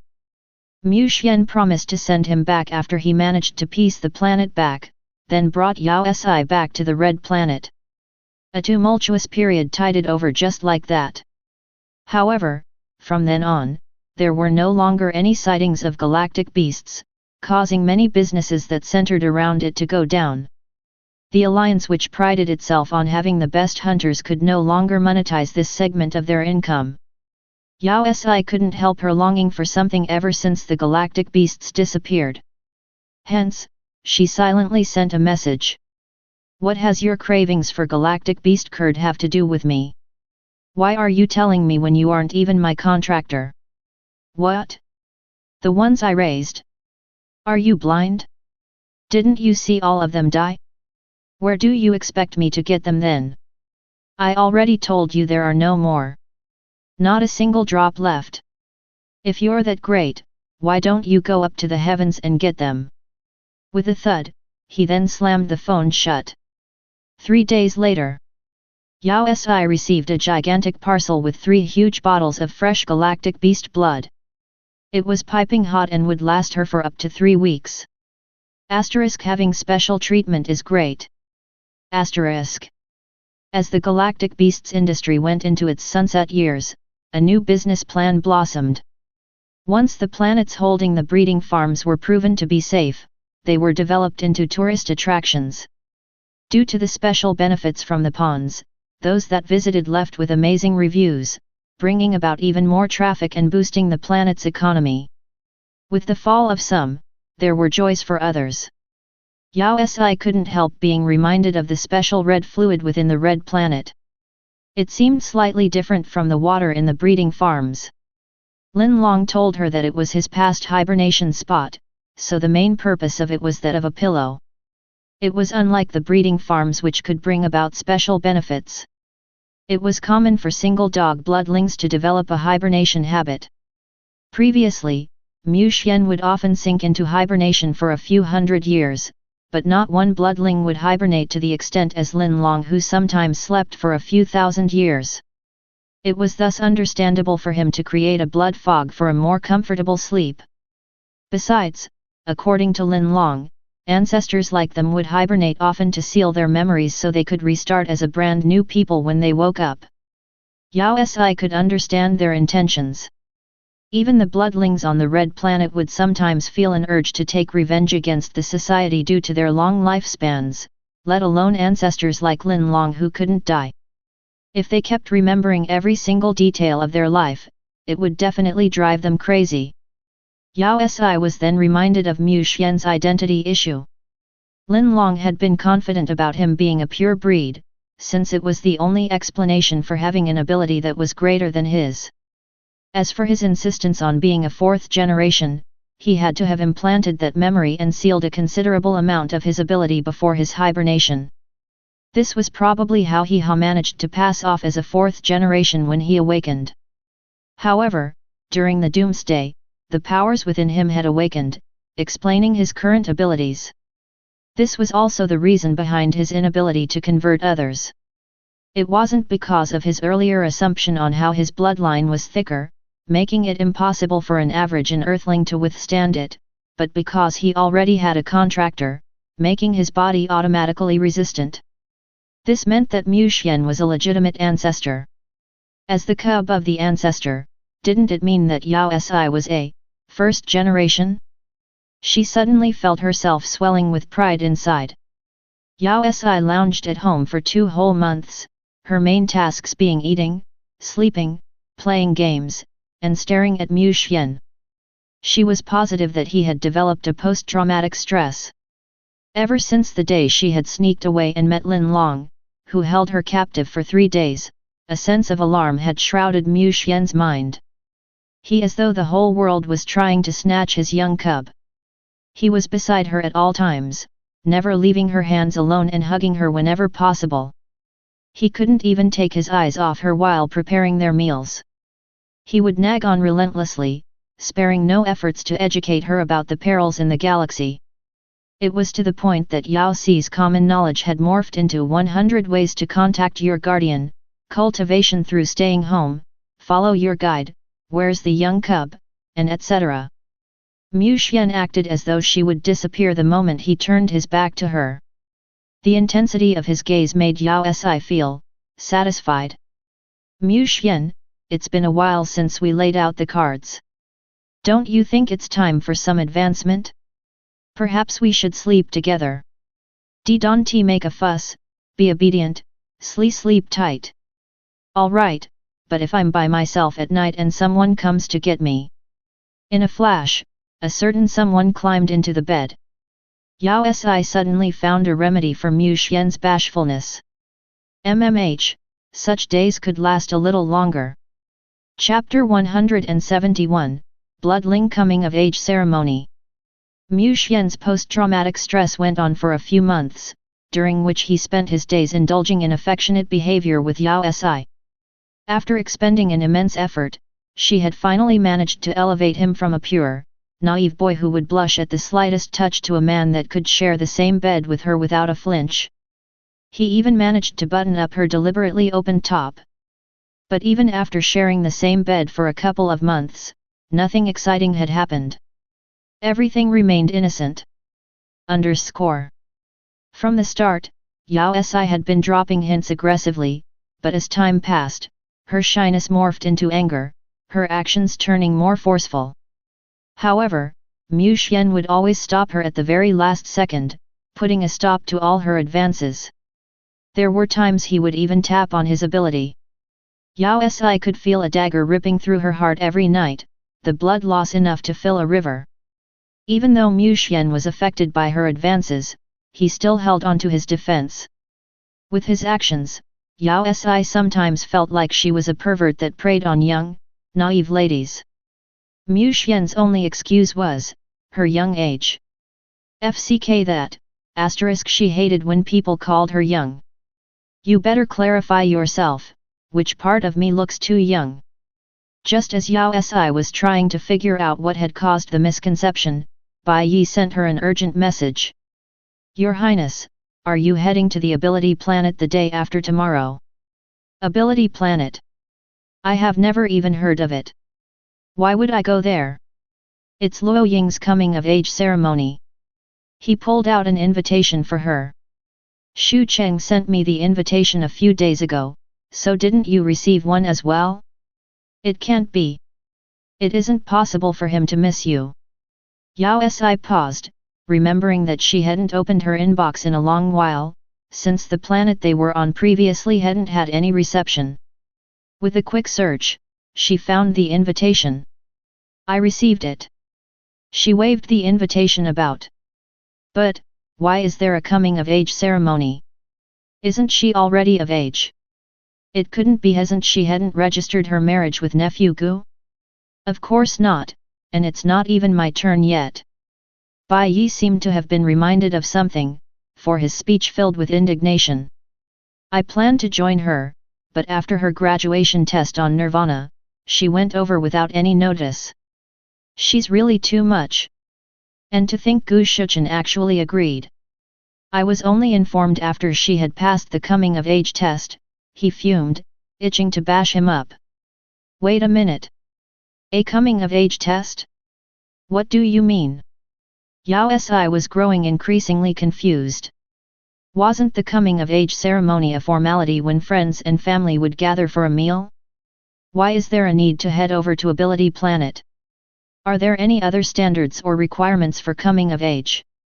Of course there are. Why else would I still be a single dog, one that has been enduring the flaunting of love from two heartless beings for so many years? He said, sneaking in a complaint into his explanation. But Your Highness, it's normal that you aren't aware of such a formality, since it hasn't been long since you awakened. As usual, he started to fill up the gaps in her knowledge. A bloodling wasn't considered of age no matter their years since awakening or what education they had completed. They were required to pass a series of stringent tests to ensure they possessed sufficient abilities to protect themselves before they were considered of age. Once they were recognized as adults, they were no longer required to study, but more importantly, they would be able to send a cub request to the Elders' Council. This would then place them in the queue for a converted clone.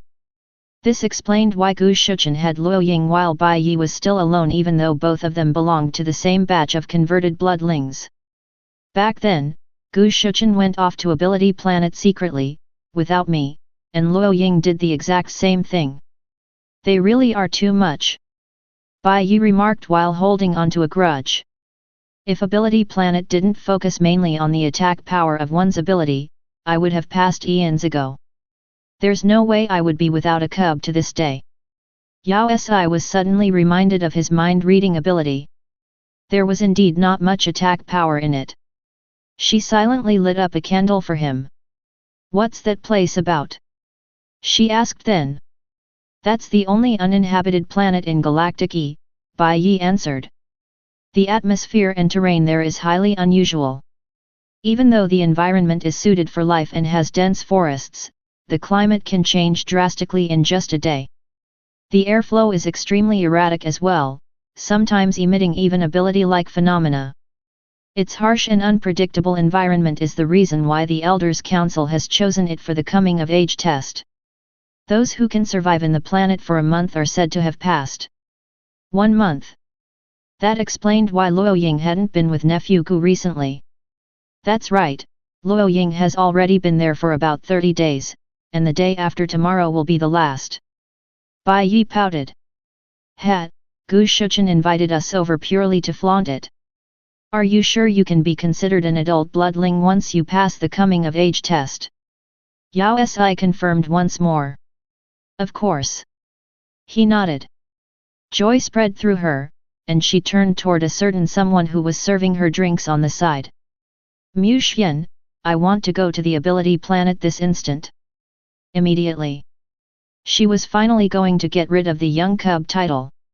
Wasn't it just surviving in a deserted place for a month? She would do it, and no one would call her a baby ever again. Mu Xian was against her impulsive decision, spending 2 days in the same sorrowful state of, "My young cub wants to drive herself to her death again," seeking urgent help. However, he relented under her insistence and constant coaxing. After congratulating Luo Ying hastily, Yao Si immediately headed over to Ability Planet. At the last moment, a certain someone started going through all the minute details with a sunken expression. "Is your optical computer fully charged? It can last for 3 years. Have you brought the defensive equipment?" "I brought it, 10 sets. What about food?"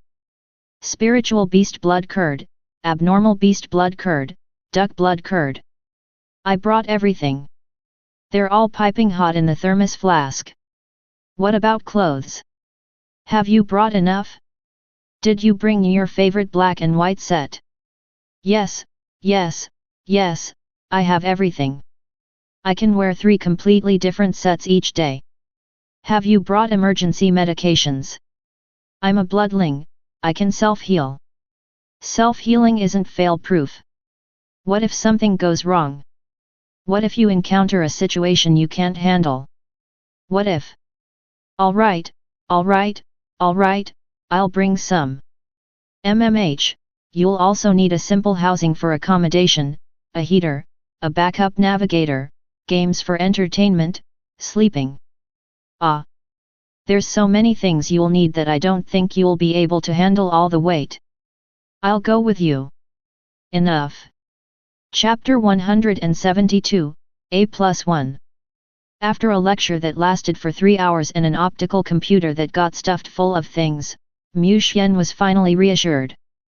The moment the administrative work was complete, Yao Si was out of the space station in a flash. She was determined to pass the coming-of-age test. She was over being looked upon as a baby all for the sake of more intimate acts, for coming of age. Wasn't it just a foreign planet? She could treat it as part of a tour even if she was alone. *CK, what are you guys doing here? Yao Si glanced ahead at the 2 that had arrived at the same moment. Your Highness! That's great! We finally managed to catch up. Bai Yi broke into a radiant smile. I never expected Your Highness to also be attending the coming-of-age test, what a coincidence! What do you mean by coincidence? You followed me, didn't you? This. I didn't have a choice. He complained pitifully when his lie was exposed. Your Highness, you should know that my ability doesn't have any attack power, so there is no way that I'll pass by myself. This is already my third try. I have been single for such a long time, so can't you take into account the ties we have as former classmates? Are you really ruthless enough to see me without a cub forever? Yao Si finally understood his intentions for mentioning the coming of age test a while back. It seemed that he had been scheming all the while. What about him? She turned toward Li Zheng. She could understand Bai Yi's reasons, but why did he drag Li Zheng along? When compared to her, he seemed more like a young cub. Before Bai Yi could explain, Li Zheng chirped in a loud voice. Dad, your child is here to see you. Get lost. Who's your dad? Haven't I corrected you enough times before? So why haven't you learned yet? Old Li wanted to see the world, and he would have to come here one day anyway. He just managed to grasp the galactic language, but is yet to learn much of the common knowledge, so I didn't feel okay leaving him behind, Bai Yi explained. The corners of Yao Si's lips twitched. Isn't it all your fault? How would he be able to learn common knowledge when wasting his days gaming with you? Oh right. She was suddenly reminded of something. Has his ability awakened? He was an early generation bloodling, so his ability should be of a certain standard. Nope. They shook their heads in unison. Didn't that mean that Yao Si had two burdens? But it was too late to chase them back, so she just glanced at the dense jungle ahead, contemplating on whether she should find a safe place to pitch a tent. After all, she had to stay here for an entire month. Bai Yi tapped open the map before her then and asked like a sycophant, Your Highness, which checkpoint are we heading for first? We'll listen to your every command. Checkpoint. Yao Si stilled. What was he talking about? What's a checkpoint? Your Highness, didn't you read the test manual at the space portal? Bai Yi froze as well, startled. The corners of Yao Si's lips twitched. When she had been at the space portal, she was busy trying to stop Mu Xian from stuffing the entire house into her optical computer, so where would she find time to look for some manual? Bai Yi spared her and tapped onto the map in explanation. The main aim of the coming of age test is to assess a young bloodling's individual ability. Even though the ability planet can be dangerous, it isn't entirely without safe zones. In order to prevent bloodlings from viewing the test lightly, there are many high-level checkpoints scattered around the planet. In order to pass, a bloodling has to reach 10 checkpoints within a month. So that was what they had to do. Yao Si had been prepared to just camp for a whole month without doing anything. Where's the nearest checkpoint? I'll check. Bai Yi zoomed in the map and stared at it for a short while before pointing to a red dot. The checkpoints are rather dispersed, but there are 2 points near us. The first is number 23 in the south and the other is number 77 in the north. They are situated in the opposite directions. Yao Si inched toward the map, then zoomed out for the full view of the planet before pointing decidedly on the checkpoint to the south, this one. There are more checkpoints surrounding it, so there'll be 10 of them if we move in a circular route. But...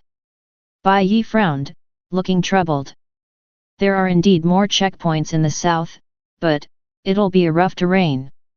It'll take at least 10 days for a wind ability to fly over, and if we were to walk. Don't worry, I have this. Yao Si pulled out 3 flying devices the size of circular plates out of her optical computer. Flying device. Bai Yi's eyes went wide in shock. Why, Your Highness, you actually brought a flying device. How could that be? Weren't they strictly prohibited from bringing along any galactic equipment? Wasn't this cheating? Wasn't it outright cheating? What's wrong? Isn't it enough? Yao Si asked in confusion. Bai Yi and Li Zheng. Your Highness, when you entered, wasn't there any staff around in the space station? When they had entered, everything, even their boxers had been removed. They could only bring the map in their optical computer in order to ensure a fair competition. I saw them. Yao Si nodded. They were rather friendly and nice bloodlings. Friendly. Were those really the same people as those who had seized even their boxers? Isn't your baggage too much? Oh, I didn't intend to bring anything, but Mu Xian stuffed it all in. If possible, he would have stuffed a ship in as well. His maj is fine. If Bai Yi was part of the staff, he wouldn't dare to utter a word as well. What's wrong? We can't use the flying devices. Why don't we just use a machine instead? Do you want a defensive one, an aggressive one, or one for comfort? She clicked 3 machine space buttons. Bai Yi. Li Zheng. After half a minute. Your Highness. What else did you bring? Could you say it all at once? There's too much, so it's a little hard for me to consolidate everything, but let me put it this way. I even brought condiments along. Do you want some? Bai Yi wondered if she should be glad to be acquainted. Yao Si seemed like the exploitable sort. In contrast, Li Zheng wasn't the least bit restrained. He took a step forward and blurted the first thing that came to his mind. Dad, do you have boxers with you? Yao Si. Bai Yi. In the end, Yao Si went with the flying devices. It was only after she started the journey that she realized the enormity of the planet. It took an entire afternoon of flying for them to leave the forest, and according to the map, they had only covered 1/10 of the distance. They were forced to take a break then and continue the next day. It was at that time that she understood the dangers of the planet. Throughout their journey, they witnessed almost all the different natural disaster in existence: earthquakes, volcano eruptions, tornadoes. All of them happened one after another, without any room for a breather. A distance that could be covered in about 5 days took them more than 10 days. The planet had a fickle temperament that seemed to be changing by the minute, and there was barely a safe spot on which for them to land. If they hadn't been flying, it was likely they would have long been buried by sudden surges of water or cracks in the ground. The erratic environment sent energy bursting through Yao Si: wind, rain, lighting, electricity, gold, wood, water, and fire coming all at once. Her ability was reliable for once, activating any time they came face to face with danger. They managed to stay safe through the tricky situations, and on the 12th day, they finally reached the first checkpoint. It left Yao Si stunned. Chapter 173, First Checkpoint. F***ck. What's that? Yao Si stared ahead with her mouth agape. The entire area was covered with black holes that looked like bug holes. They're devouring portals. Bai Yi paled as he stared blankly at the black holes that littered the area. The presence of all these black holes can only be explained by the planet being situated on a space node, but I would have never expected the Elders' Council to place a checkpoint in such a location. There was a possibility of getting torn apart at the slightest touch, which was a little too brutal for a test. Yet such a tricky spot happened to be their first stop. The checkpoint seems to be over there. Li Zheng pointed ahead. Yao Si raised her head and saw that not too far away there was indeed a red machine floating on top of a massive rock. Above it was a striking red sign, checkpoint. They weren't too far from it, only around some 100 meters, but between were about 10 black holes, some of which were moving. What do we do? Bai Yi hesitated.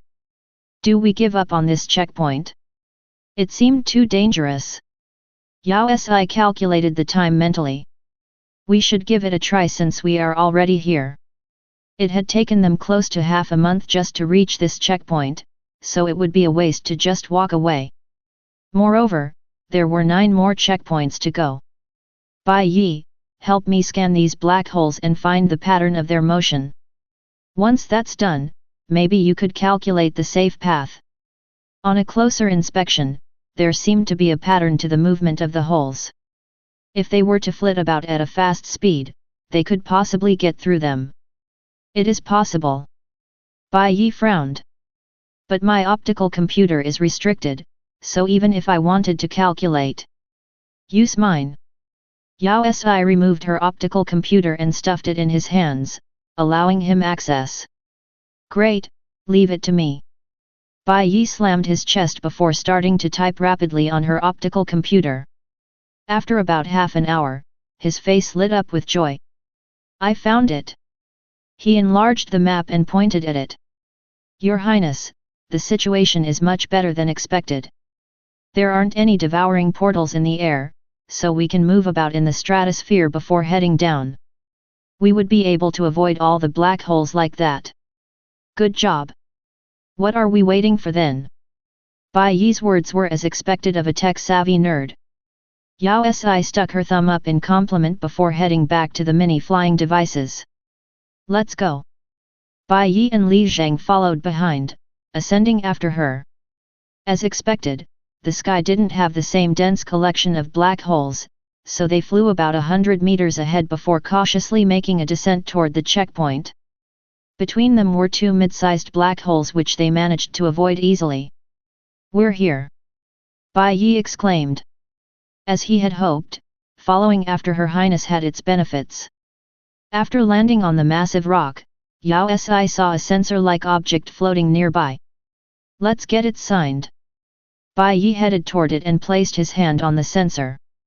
A cold electronic announcement greeted him. Ding! Bloodling Bai Yi's checkpoint marked. Total number of checkpoints completed, 1. Li Zheng came forward hurriedly and mimicked Bai Yi by tapping the sensor. Ding! Bloodling Li Zheng's checkpoint marked. Total number of checkpoints completed, 1. Yao Si sighed in relief, it wasn't a wasted trip after all. She placed her hand over the sensor, but unlike before, an enthusiastic and overly friendly response came bursting through the announcer. Her Highness Yao Si's of our race coming of age checkpoint marked. Congratulations Your Highness, congratulations Your Highness. The first checkpoint you successfully completed is the Devouring Portal checkpoint with S-level difficulty. This little checkpoint is happy, oh. Your Highness is indeed equipped with strong abilities that no one can catch up to. For the millions of years to come, you will be the number one. Press on. Checkpoint number 23 will support you spiritually. Go forth to the remaining 9 checkpoints. Your Highness' next goal can only be the vast ocean among the stars. What the FCK is with such a stark contrast in the announcement? Why was mine so different from the others? Who came up with such a ridiculous script? Asterisk. Bai Yi. The checkpoint seems to be discriminating against us. Li Zheng. +1. Forget it, let's leave this place. We can settle the scores when we're back. Yao Si was about to gather everyone into the flying device when a sudden familiar force came surging within her. Wasn't it her ability? Be careful! Yao Si shouted turning to pull the 2 add-ons over. They fell and started tumbling down the massive rock. The next second, a large chunk of the spot where the checkpoint floated was eaten by a massive beast, ABD even the biased checkpoint was gone. Replacing it was a black hole about 4 meters in diameter and spiraling about maniacally, devouring everything it touched. FCK, weren't the black holes not supposed to be here? Asterisk. It's a hidden portal. Bai Yi ignored the pain from the hit on his head as his face clouded with shock. I didn't expect this place to possess such an engulfing portal. I wasn't able to scan it previously since it appears in intervals. Your Highness, do you have any flying machines? Bai Yi calmed himself as he turned to ask her. He really didn't want to be sucked into the portal. Can't take it out. Yao Si shook her head. It's too big. The moment I'll take it out, half of it will be engulfed by the black portal. What are we going to do then? Bai Yi started to panic as the portal began to enlarge, its suction power growing in strength. The wind scraped his skin like daggers. They could barely stand on their feet, but they couldn't turn back either, since there were many holes behind them as well. Do we give up?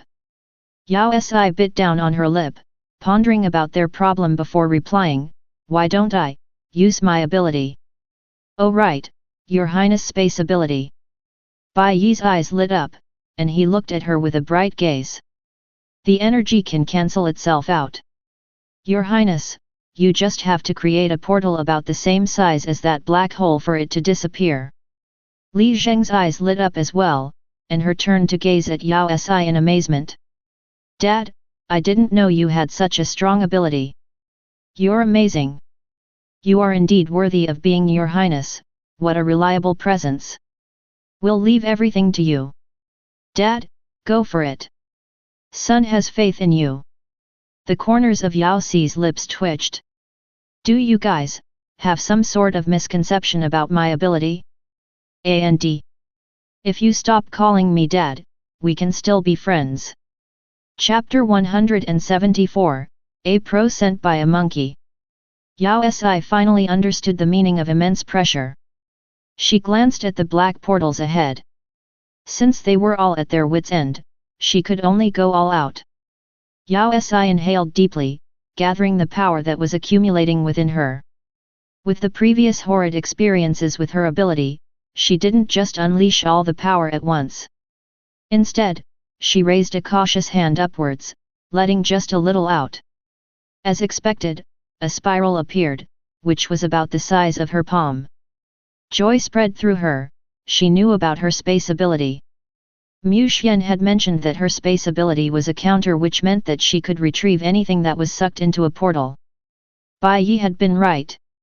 The two powers would counteract each other, eradicating themselves in the process. Once she opened the portal to counteract the black hole in front of her, they could leave with ease. Besides, there wasn't anyone unleashing anything else here, so there wasn't anything else that could be countered. The worst scenario was for the checkpoint to reappear, but there wasn't going to be any other problem. Most likely.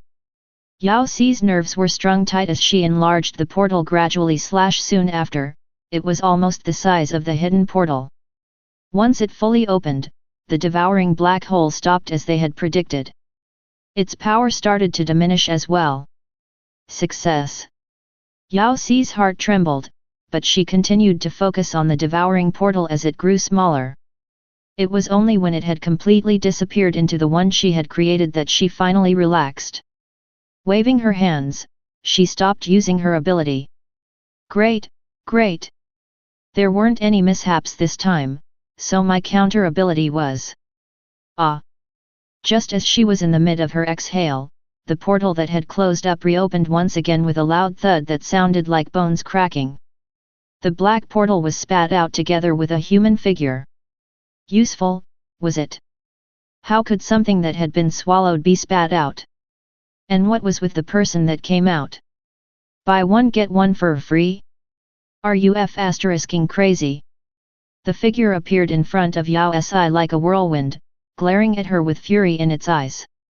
Wait, it looked familiar. I was busy reconstructing my planet at home, so why did you drag me here? Didn't I send you the spiritual beast blood curd? What else do you want? Lin Long. Oh. FCK. Didn't we promise not to spit out random things?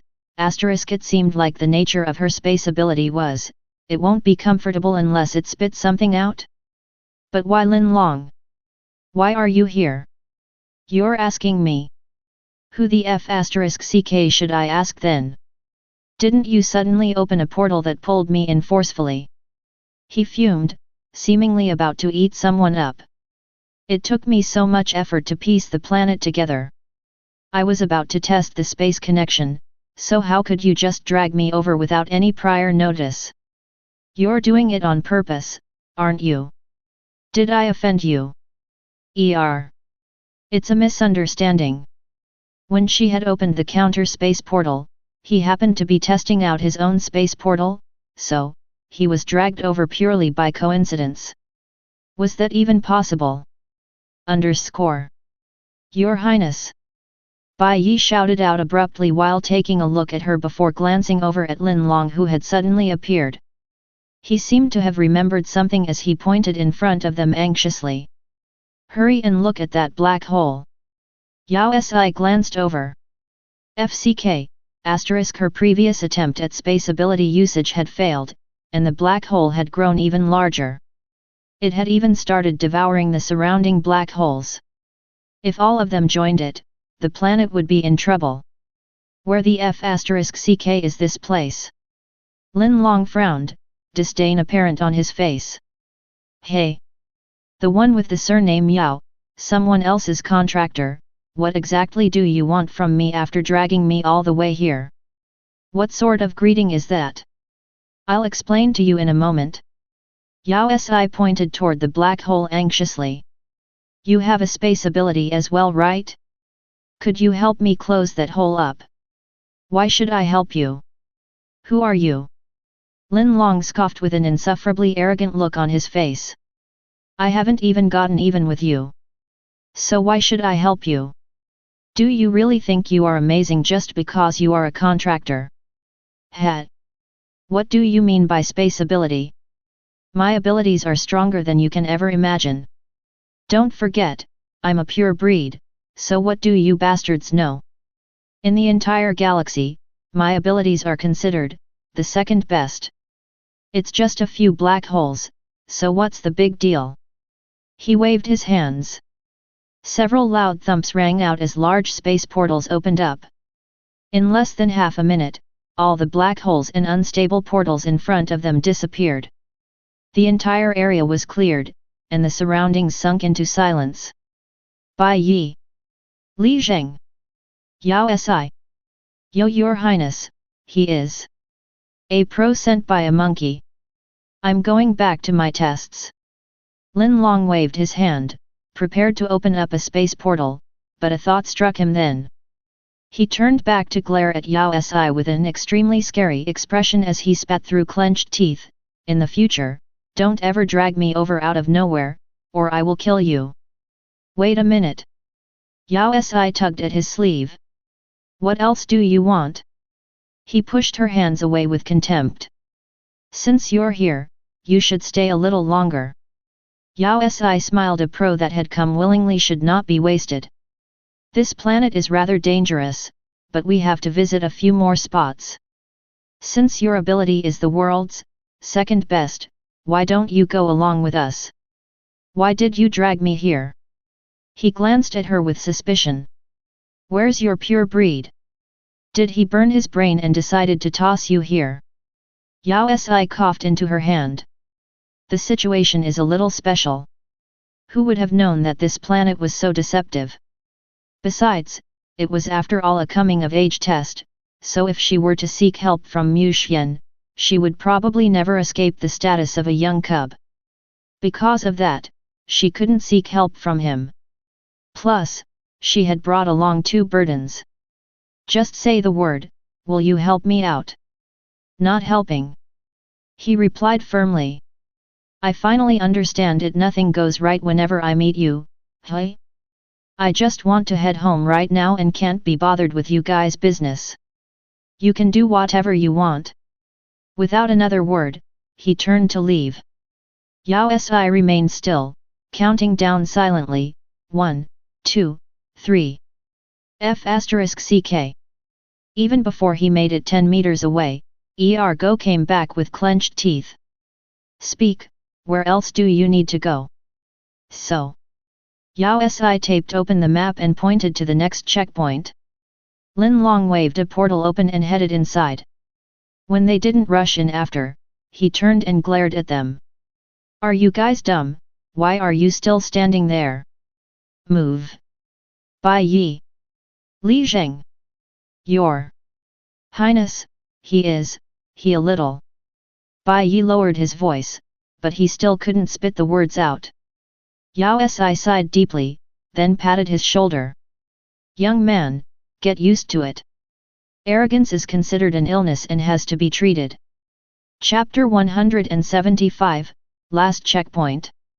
With Lin Long helping them, they flew through the checkpoints. Even though they had taken 20 days to reach the first checkpoint, the next 8 were all completed in less than a day.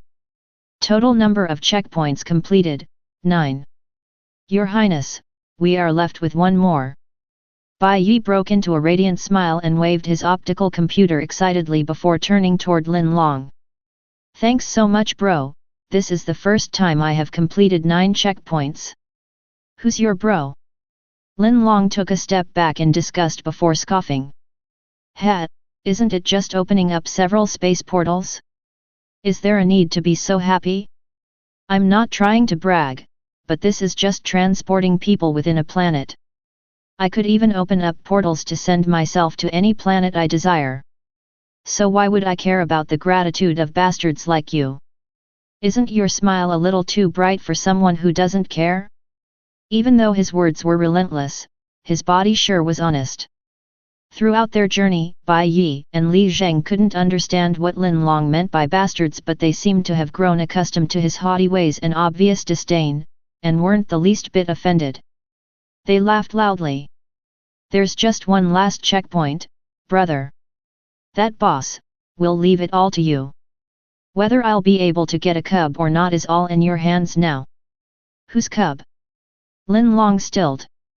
Just as he was about to ask, Yao Si yanked him aside, taking him away from the explanation. Nothing, it's nothing.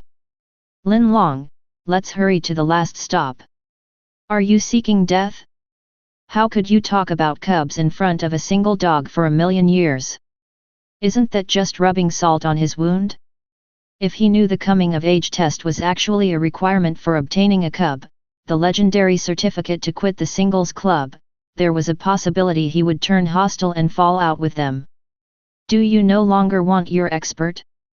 Yao Si hurriedly opened the map, pointing toward a random checkpoint in an effort to divert the topic. This. Let's head over here next. Once we sign into the last checkpoint, our mission will be complete, and you will be free to continue with your reconstruction. Really? Lin Long shot her a suspicious gaze, but he didn't pursue the cub topic anymore. He glanced down at the map to confirm the location. Are you sure this is the last checkpoint? There won't be anything else afterwards. Don't worry, it's definitely the last point. Do you have any problems with it? You must be joking. He smirked. What problems could I have? Isn't it just opening a transportation portal? That wouldn't be able to trouble me at all, and we'll settle with this point. With another wave, a ray of light shone, and a tiny opening appeared. But just as it was about to widen, it suddenly closed shut, disappearing. F***ck. We really can't enter. How can that be? Lin Long frowned and raised his hand to try again. Just like before, the space portal disappeared before it could fully form. What's wrong? Yao Si asked. Lin Long frowned, his brows forming a tight knot. There seems to be a force inhibiting the space ability, so there isn't a way to open a space portal directly. He waved open another portal to the side, and this time, it appeared successfully. I opened a portal in the nearest possible location. I'm curious to find out what exactly do they have there. With a step forward, he took the lead. Wait a minute. Yao Si's heart clenched. She wanted to stop him, but it was too late. They could have just headed for another checkpoint if there was something wrong with that one. Why was there a need to travel all the way to that one? She glanced back at Bai Yi and Li Zheng before sighing. They could only follow along with their teeth clenched. The moment they entered the portal, they were transported from a dense forest to a huge deserted land. The horizon was extremely vast, but there wasn't anything other than an endless stretch of deserted land. The checkpoint is still 900 kilometers away. Bai Yi pointed ahead after glancing at the map. What are you waiting for? Let's go.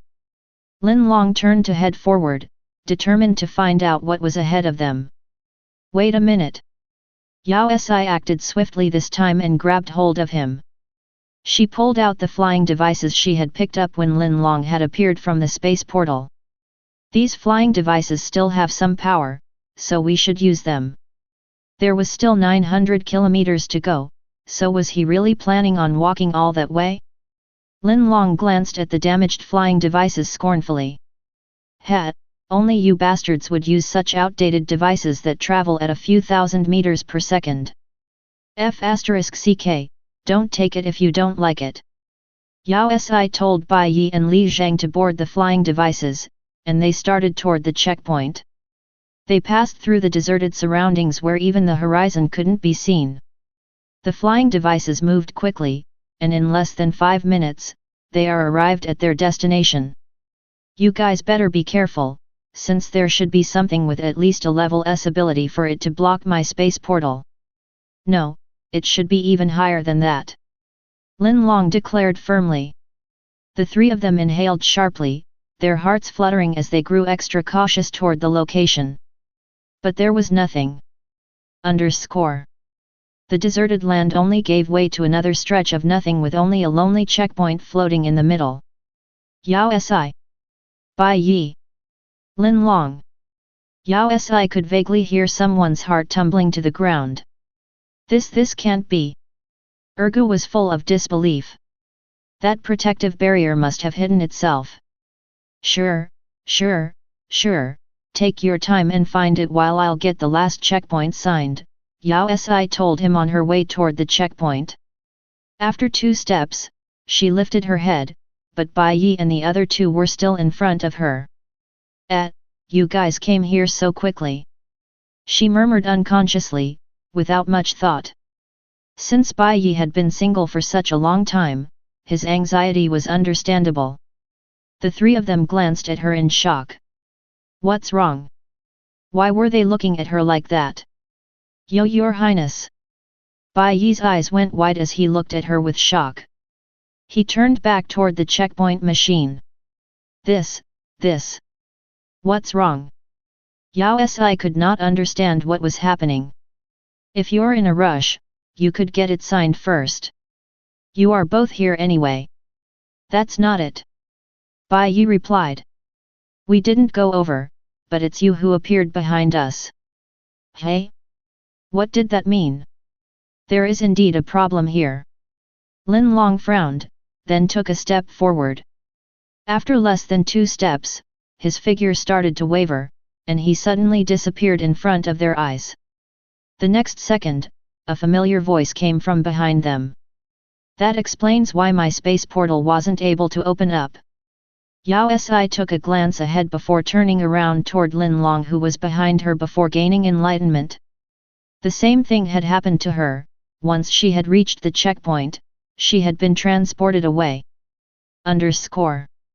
Was that a revolving space portal?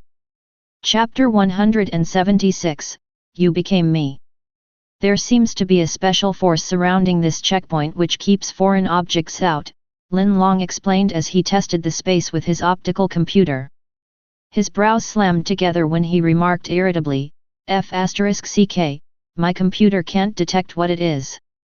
How about we head for another checkpoint? Yao Si suggested. There was sufficient time after all. No. Lin Long had a "are you looking down on me" expression. I don't believe a small force like this will be able to stop me. What are you going to do? Yao Si's heart sank with a feeling of facing an inauspicious omen. If I can't go in, I'll just destroy it.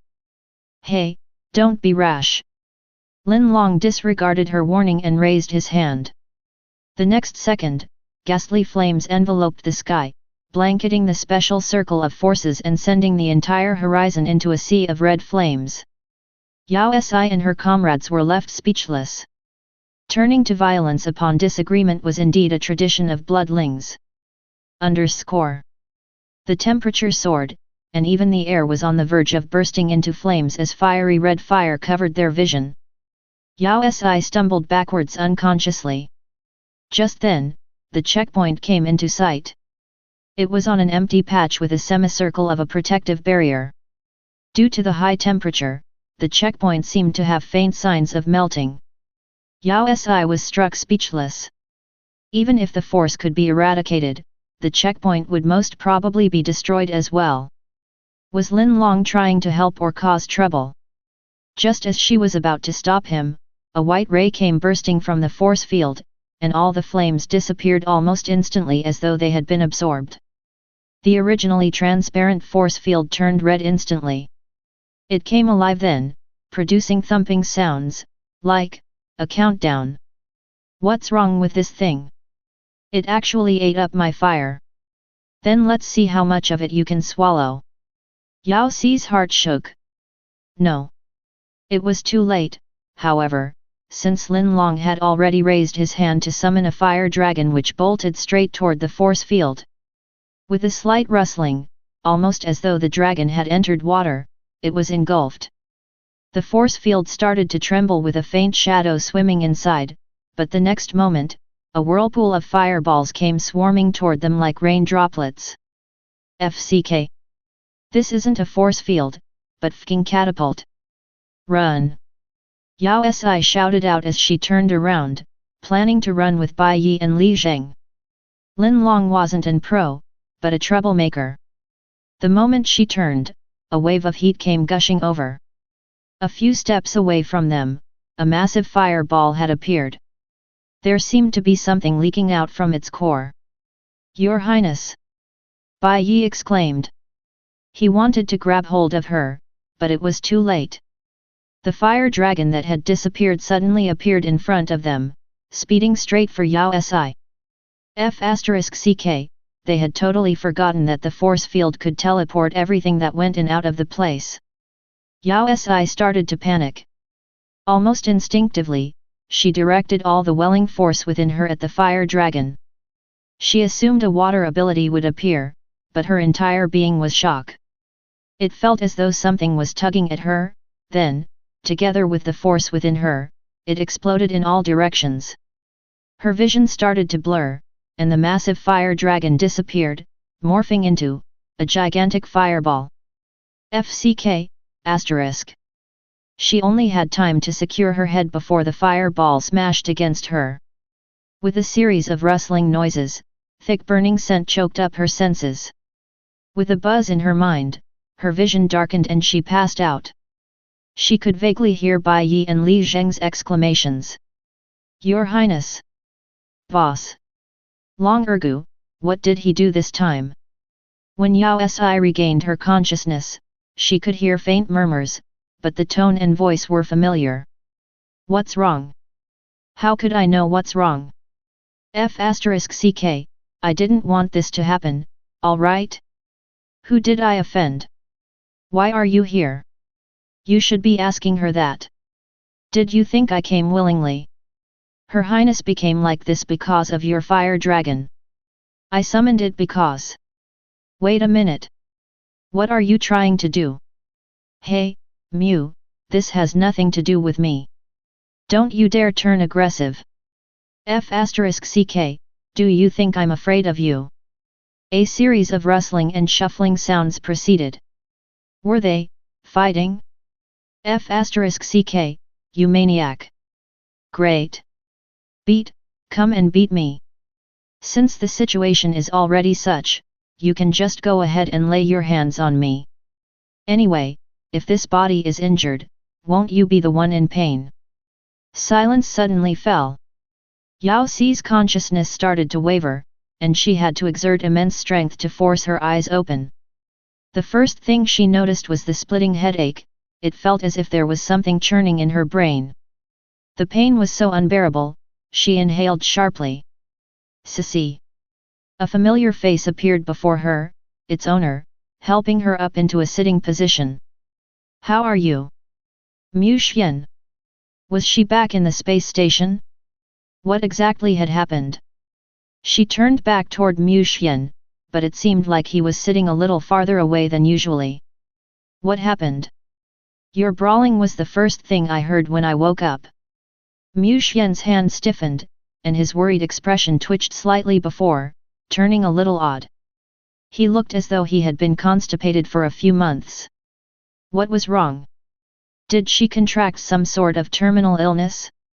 That couldn't be. Wasn't she a bloodling? Your Highness. Bai Yi and Li Zheng asked in unison, their expressions even more animated than that of Mu Xian. Are you, all right? I just have a little headache. Yao Si caressed her throbbing head. What exactly happened to me just now? Why are we back? Are you guys all right? Oh right, where's Lin Long? The three of them paled, turning to glance at each other. After half a second, Mu Xian turned to comfort her abruptly. Sissy, don't be agitated. Agitated? She stilled. The three of them suddenly inched apart, and Yao Si realized that there was someone behind them that seemed to be a woman. She had long hair and was dressed in black clothes that looked like the ones she had been wearing. She wasn't tall and was flat-chested, which was just like her, and even her face was exactly. She looks just like me. Yao Si pointed toward her instinctively, but in her peripheral vision, she caught sight of a muscular arm. Eh? What's wrong with my arm? When did it become so thick? She glanced down instinctively and realized that it wasn't just her arm. Her whole body seemed to have grown by a few sizes. Her chest muscles were even higher than her 2 lumps before, and she seemed almost masculine. FCK, asterisk. Underscore. Suddenly, she became aware of the situation. She jumped off the bed and bolted upright. You are me. That's right, you are the old man right now. The next second, she saw herself take 2 steps toward her and speak in a familiar voice. Our bodies swapped. Swapped bodies? Didn't that mean that she had become Lin Long? What the F asterisk CK? No, this can't be. This is the Galactic Generation, a scientific society, so how could such a magical thing happen? This must be a hallucination, I couldn't have become a man. Yao Si gritted her teeth. What she had to do first was to verify her gender. Hence, she lowered her head and grabbed onto her pants, pulling it open. Stop! Stop! Stop! Stop! 4 screams pierced the air in unison, and 4 hands from different sides rushed to her, all of them pressing onto her hands which were about to unzip the pants. Chapter 177, Please return to being an Earthling. What exactly happened? Yao Si shoved the 4 death grips on her hand while resisting the urge to pull open her pants to clarify the situation. Judging from their reactions though, the person in front of her was probably telling the truth and her body had been swapped with Lin Long's. How do I know? She saw herself roll her eyes. I have been like this ever since I woke up. How can we change back our bodies?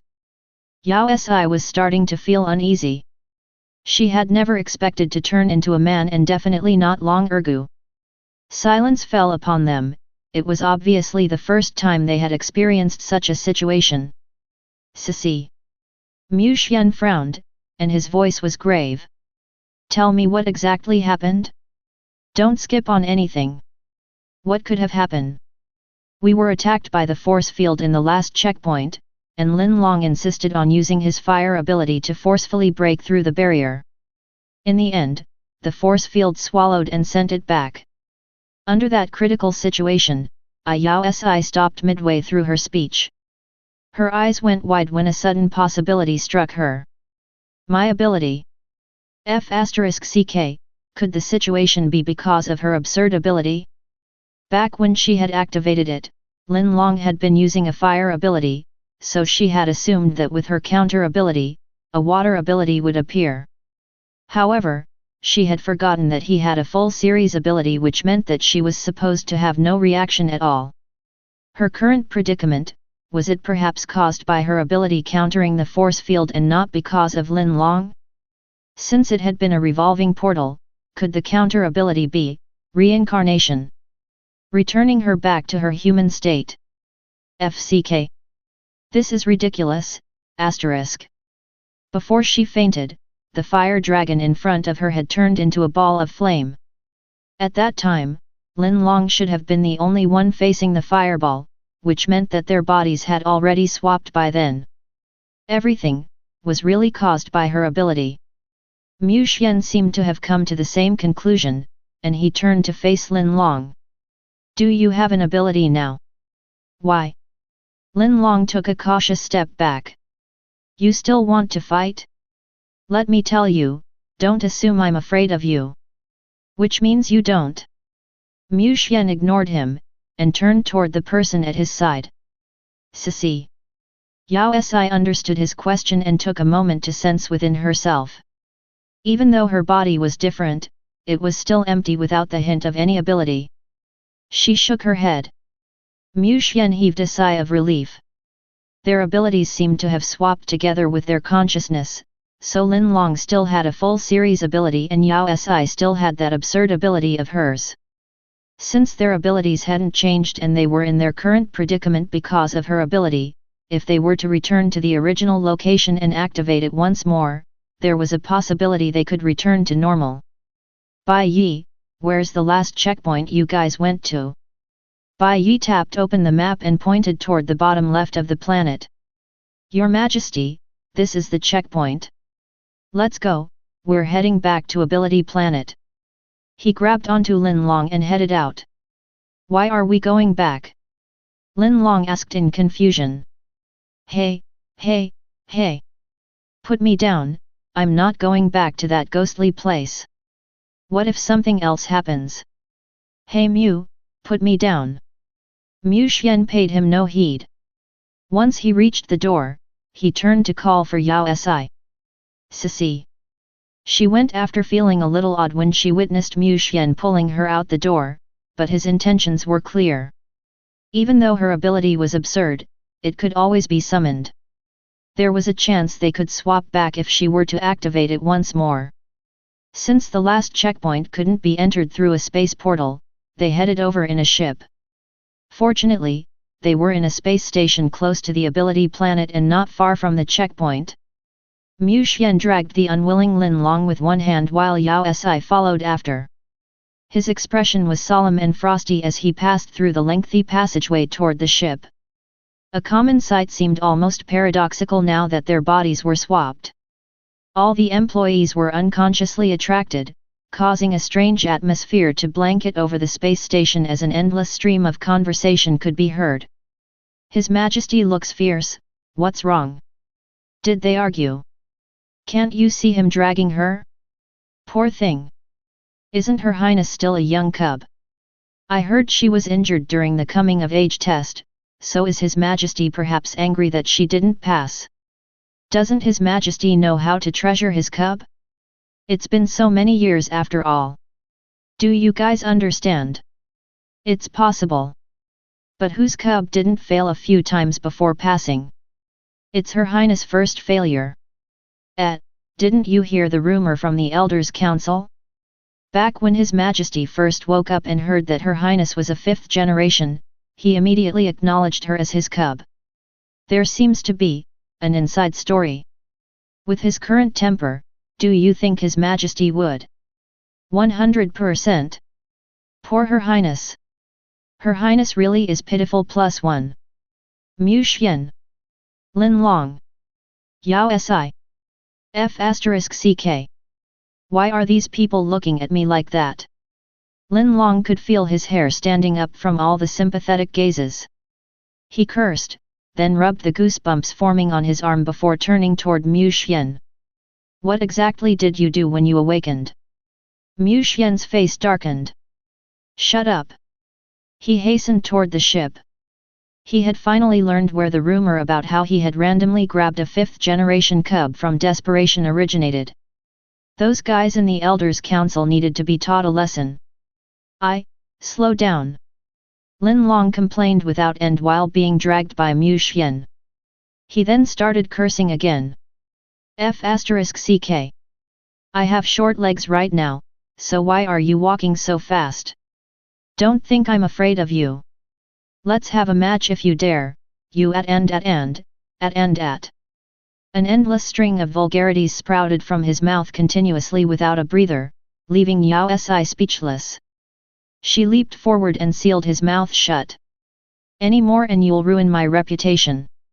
After enduring odd stares from the people in the space station, they finally reached the ship, but just as they were about to board it, the floor started to tremble. The space in front of them started to distort, and the ship that was originally in front of them disappeared. It looked as though something had eaten it up. A gigantic ship that looked like a lotus suddenly appeared in the space station. It was snowy white and almost the size of the entire space station. Yet it seemed oddly familiar. Wasn't it the flower of the heavenly tree? Before Yao Si could react, the ground started to crack, inching open slowly. She lost her footing momentarily, and fell in with Mu Xian and Lin Long, who was beside her. Sissy. Mu Xian raised his hands, and the next second, a transparent bubble floated over, about to engulf her. Suddenly, a familiar voice drenched in excitement rang out. Sissy, I finally found you. A massive figure appeared, and stunningly beautiful pair of butterfly-like wings spread open before them. Lian Yu. Dearest, I won't let anyone take you away this time. The next second, light shone from the lotus. It bypassed Mu Xian's transparent bubble, speeding over at high speed. With a loud splash, it engulfed Lin Long, who was beside Yao Si, and disappeared instantly. Yao Si. Mu Xian. The stupefied crowd. The next moment, both the flower of the heavenly tree and Lian Yu were gone, leaving a half-ruined space station and a bunch of ridiculed bloodlings. Lian Yu's oath continued to ring without end. We have the true love, love, love, love. FCK your love. Return me my body, asterisk. Chapter 178, Your family will bring trouble.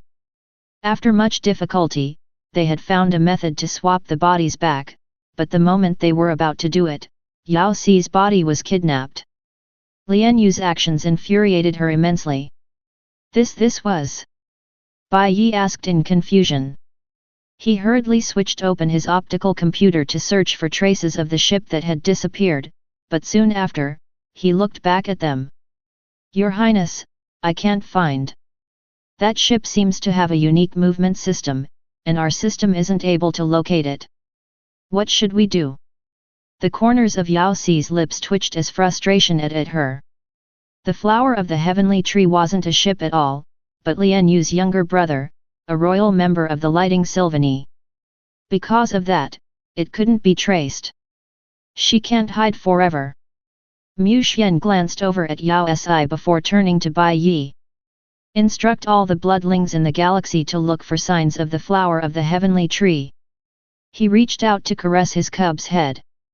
She couldn't have gone far, so we'll definitely be able to find her. MMH. Yao Si suppressed the frustration within her. It would be just a slight hindrance, nothing more. Bai Yi nodded and opened the messenger on his optical computer. I guess we can only wait. Bai Yi, inform me immediately when there is news, I'll head to the washroom first. Yao Si said. No. No. No. The three men rejected in unison. FCK, what do those gazes even mean? I really need to pee, it isn't an excuse to pull open my pants, asterisk. The Lighting Sylvany King was experiencing a bad year with an endless stream of misfortunes. Nothing seemed to be progressing smoothly, which prompted his logical mind into believing the destiny that Celestials believe in. He had even consulted a senior Celestial to read his fortune. It had showed poor family affinity and for him to beware of those close to him, specifically those that are related by blood. The only solution was for him to follow a solitary path and to not meddle in the affairs of the younger generation. He had exploded in fury. Then the Celestials were indeed all liars. The royal tree was the reproduction core of the entire Lighting Sylvany race, so in theory, the entire race was considered his relatives. By advising him to avoid his relatives, wasn't that asking the impossible? He concluded that the Celestial had to have heard about the incident on the Red Planet a few years ago when he had gone to seek an explanation about the royal seed. After that, his planet was split into half. The Celestial hadn't been the least bit sensitive, bringing up a past that the entire galaxy knew about. Besides, he had already called a truce with the Red Planet, got his planet mended, and even his royal seed had sprouted into a seedling, so what else could happen? The Lighting Sylvany King had a strong intuition that the Celestials were just a bunch of conmen who sprouted rubbish just to earn money. He expressed his utter disbelief for such superstition, but the Celestial had stated that he would understand one day. The Lightning Sylvany King hadn't expected for that day to arrive so quickly. On that day, his left leaf had trembled continuously the entire afternoon. He interpreted it as a hungry royal seed and proceeded to water the little seedling. However, as he was doing it, a white ray of light flashed past, slicing a leaf off the royal seed. The Lighting Sylvany King was enraged, but just as he was about to seek out the culprit, the planet he took much pains to piece together was split into half once again. Again. Who was it this time? Oh, oh. Before he could react, 5 words formed in the sky, "Hey you, come over for a moment." The culprit came into view, and coincidentally, it was the same perpetrator as before. The Lightning Sylvany King's anger that was about to build deflated instantly. Bloodling King. He wanted to weep as a cold shiver ran down his back. Were the bloodlings starting to enjoy the background music of planets being sliced apart? He struggled to recall what wrong he had committed this time. What could have caused the Bloodling King to act personally? While he was considering it, the other person blurted out something unexpected. "Where's the Aves Queen's flower of the heavenly tree?" "What? Aves? Xiao Yu?" He stilled and raised his head to glance at Mu Xian and the unfamiliar man beside him. An inauspicious feeling filled him, and he decided to test the waters. "Is there a reason you're looking for Xiao Yu?" Mu Xian's face darkened, and the unfamiliar man's face seemed to have fallen as well. "He took my cub's body." "What? What does cub's body mean?" The Lighting Sylvany King was utterly confused. But before he could ask anything, the unfamiliar man gave him an explanation. "Lian Yu appeared in the flower of the heavenly tree through a space portal and left after securing the body. We tried tracing her movements, but could not do it. As the Lighting Sylvany King, you should know best about the royal tree, hence I would like for you to help us locate the royal tree." The Lighting Sylvany King shook, finally understanding what was happening. Xiao Yu had actually dared to snatch a bloodling's cub. And on that venture, she had even brought along her little brother. His niece has stirred a lot of trouble.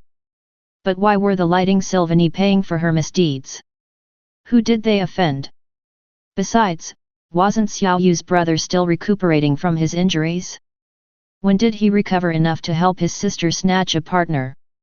The Lighting Sylvany King started to curse internally. This, even though the royal tree is part of the Lighting Sylvany race, it isn't considered part of my people. The exact location. His expression grew perplexed. Everything could be negotiated, but this was indeed a question he didn't have an answer to. Mu Xian's face darkened, and he spat out each of his next words. "You can't find it." An eerie chill was emitted from his body. The Lighting Sylvany King shivered from fear while nodding aggressively. "I can find it. The Lighting Sylvany are all connected, and we're even talking about the King Tree. As long as we're in the same galaxy, I'll be able. Find it." Mu Xian commanded, his gaze never leaving him. Chilly air went off him in waves.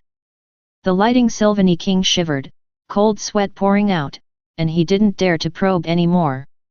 He switched open the optical computer and entered the data for the flower of the heavenly tree, then started to scour the entire galaxy for traces of similar data. After 10 minutes, the Lighting Sylvany King lit up with joy. "I found it." He opened a galactic map. Galaxy NS Area 57 has signs of the flower of the heavenly tree, but this galaxy is very far. Even if you use space leaping, it'll take a few days. There's no need for that. Mu Xian interrupted, his ability springing to action right away. In less than a minute, a gigantic portal opened up in front of the ship. It flew right in, and the next moment, they arrived in the galactic the Lighting Sylvany King had mentioned. Yao Si frowned, most worried about Lian Yu. Lin Long was after all an ancestor, and he didn't have a particularly nice personality. She was worried that he might be infuriated after being kidnapped so abruptly and under such a peculiar situation. Over here. Once they left the portal, the lighting Sylvanese king could immediately detect the flower of the heavenly tree's location. He thus pointed toward a nearby area in Galaxy N. Mu Xian sent the entire ship toward the destination without any hesitation. However, there were only a few planets in sight, and no flower of the heavenly tree. Chapter 179, Hide and Seek. The royal tree must have gone invisible. Before Yao Si could ask, the lighting Sylvanese king had already pointed ahead while explaining. I can feel its presence there, and invisibility is the royal tree's special ability. You won't be able to find it unless it is attacked. Before he could finish his sentence, Mu Xian had already turned and slammed the attack button on the control table. Almost instantly, flashes of light lit up on the screen, and with a thundering roar, the night skies exploded with a blinding spark. Soon, a massive lotus floated up as predicted. Lian Yu was really there. Ding! Enemy communicating. A warning popped up, and the next moment, an enraged Lian Yu appeared on the screen. Beside her, Lin Ergu held onto her face. He didn't seem as frustrated as expected, instead, he seemed unusually calm. Was that an illusion? Why did he look like he was blushing? Xiao Yu. The lighting Sylvanese king brightened up, prepared to advise her, but Lian Yu didn't give him the time. *CK. It's really this bastard. Lian Yu glared at Mu Xian vehemently, prepared to take down everyone that dared to stop her. You're pretty fast, but it's too late, Cosy has already agreed. Don't you dare try to separate us, we are two willing parties. Even if the galaxy perishes, we will still be together. Had. Without waiting for a reply, she switched off the communication. The entire time, she never once glanced at the lighting Sylvanese king. Yao Si. Mu Xian. Heavenly Sylvanese king. BTCH, Yao Si could vaguely see the throbbing veins on Mu Xian's temples. Wait a minute, Mu Xian. There are other planets here. It was too late though. With a wave of his hand, a white glow sped straight for the flower of the heavenly tree. Any second now and it would be severed into half. Suddenly, a protective barrier covered it. With a loud thud, it protected the ship from Mu Xian's attack. When the massive force crashed onto the barrier, it was sent a few meters back. Yao Si wobbled slightly, almost falling over, but Mu Xian was fortunately there to stabilize her. When she finally gained her footing, the flower of the heavenly tree was inching backward into a space portal behind it. Mu Xian! Yao Si exclaimed, pointing toward the screen anxiously. But it was too late. The flower of the heavenly tree was gone. It can't be. The heavenly Sylvanese king was full of disbelief as he checked the data. Even though Xiao Yu's brother is a jade tree, it can't even be considered a seedling. Even if it's a jade tree, there's no way it would be able to summon a space portal so quickly. Check their new location. Mu Xian commanded. The heavenly Sylvanese king started the investigation, and after a short while, he said, they're in Galaxy G, Area 67. They've actually passed the nearest 3 galaxies in such a short while. Mu Xian opened a portal immediately, but they could not catch their target. Lian Yu seemed to be playing hide and seek with them as the moment they reached the ship's location, she would immediately send it elsewhere. Just like that, they traveled through over 10 different galaxies while catching only a quick glimpse of their target before the ship would disappear. Yao Si's frustration grew with the continued chase until even her blood began to boil. After 3 hours. It's gone. The heavenly Sylvanese king remarked with a blank expression. What do you mean gone? The flower of the heavenly tree can't be found anywhere. They disappeared from the galaxy. FCK, asterisk. The frustration that had accumulated throughout the day in Yao Si finally exploded. *CK, I give up. Cosy, Mu Xian said in a comforting voice. Persevere a bit more and we'll find them. We have been chasing for the entire day. I don't care, I don't want to wait anymore. Sissy, be obedient. F***ck obedience. Yao Si could feel her insides burning with rage, and she exploded. You said that 4 hours ago. Keep it in, keep it in, keep it in. What do you take me for? If you continue to stop me, I'm going to hate you. Let me repeat once more. She inhaled deeply, gritted her teeth, and made sure to articulate each word very clearly. I want to visit the washroom. F***ck. She had held it in the entire day, ever since they were on the space station. Mu Xian and the others had been using all sorts of ways to stop her from visiting the washroom, insisting that she had to hold it until she returned to her own body. Wasn't the Heavenly Sylvanese King the route to capturing them?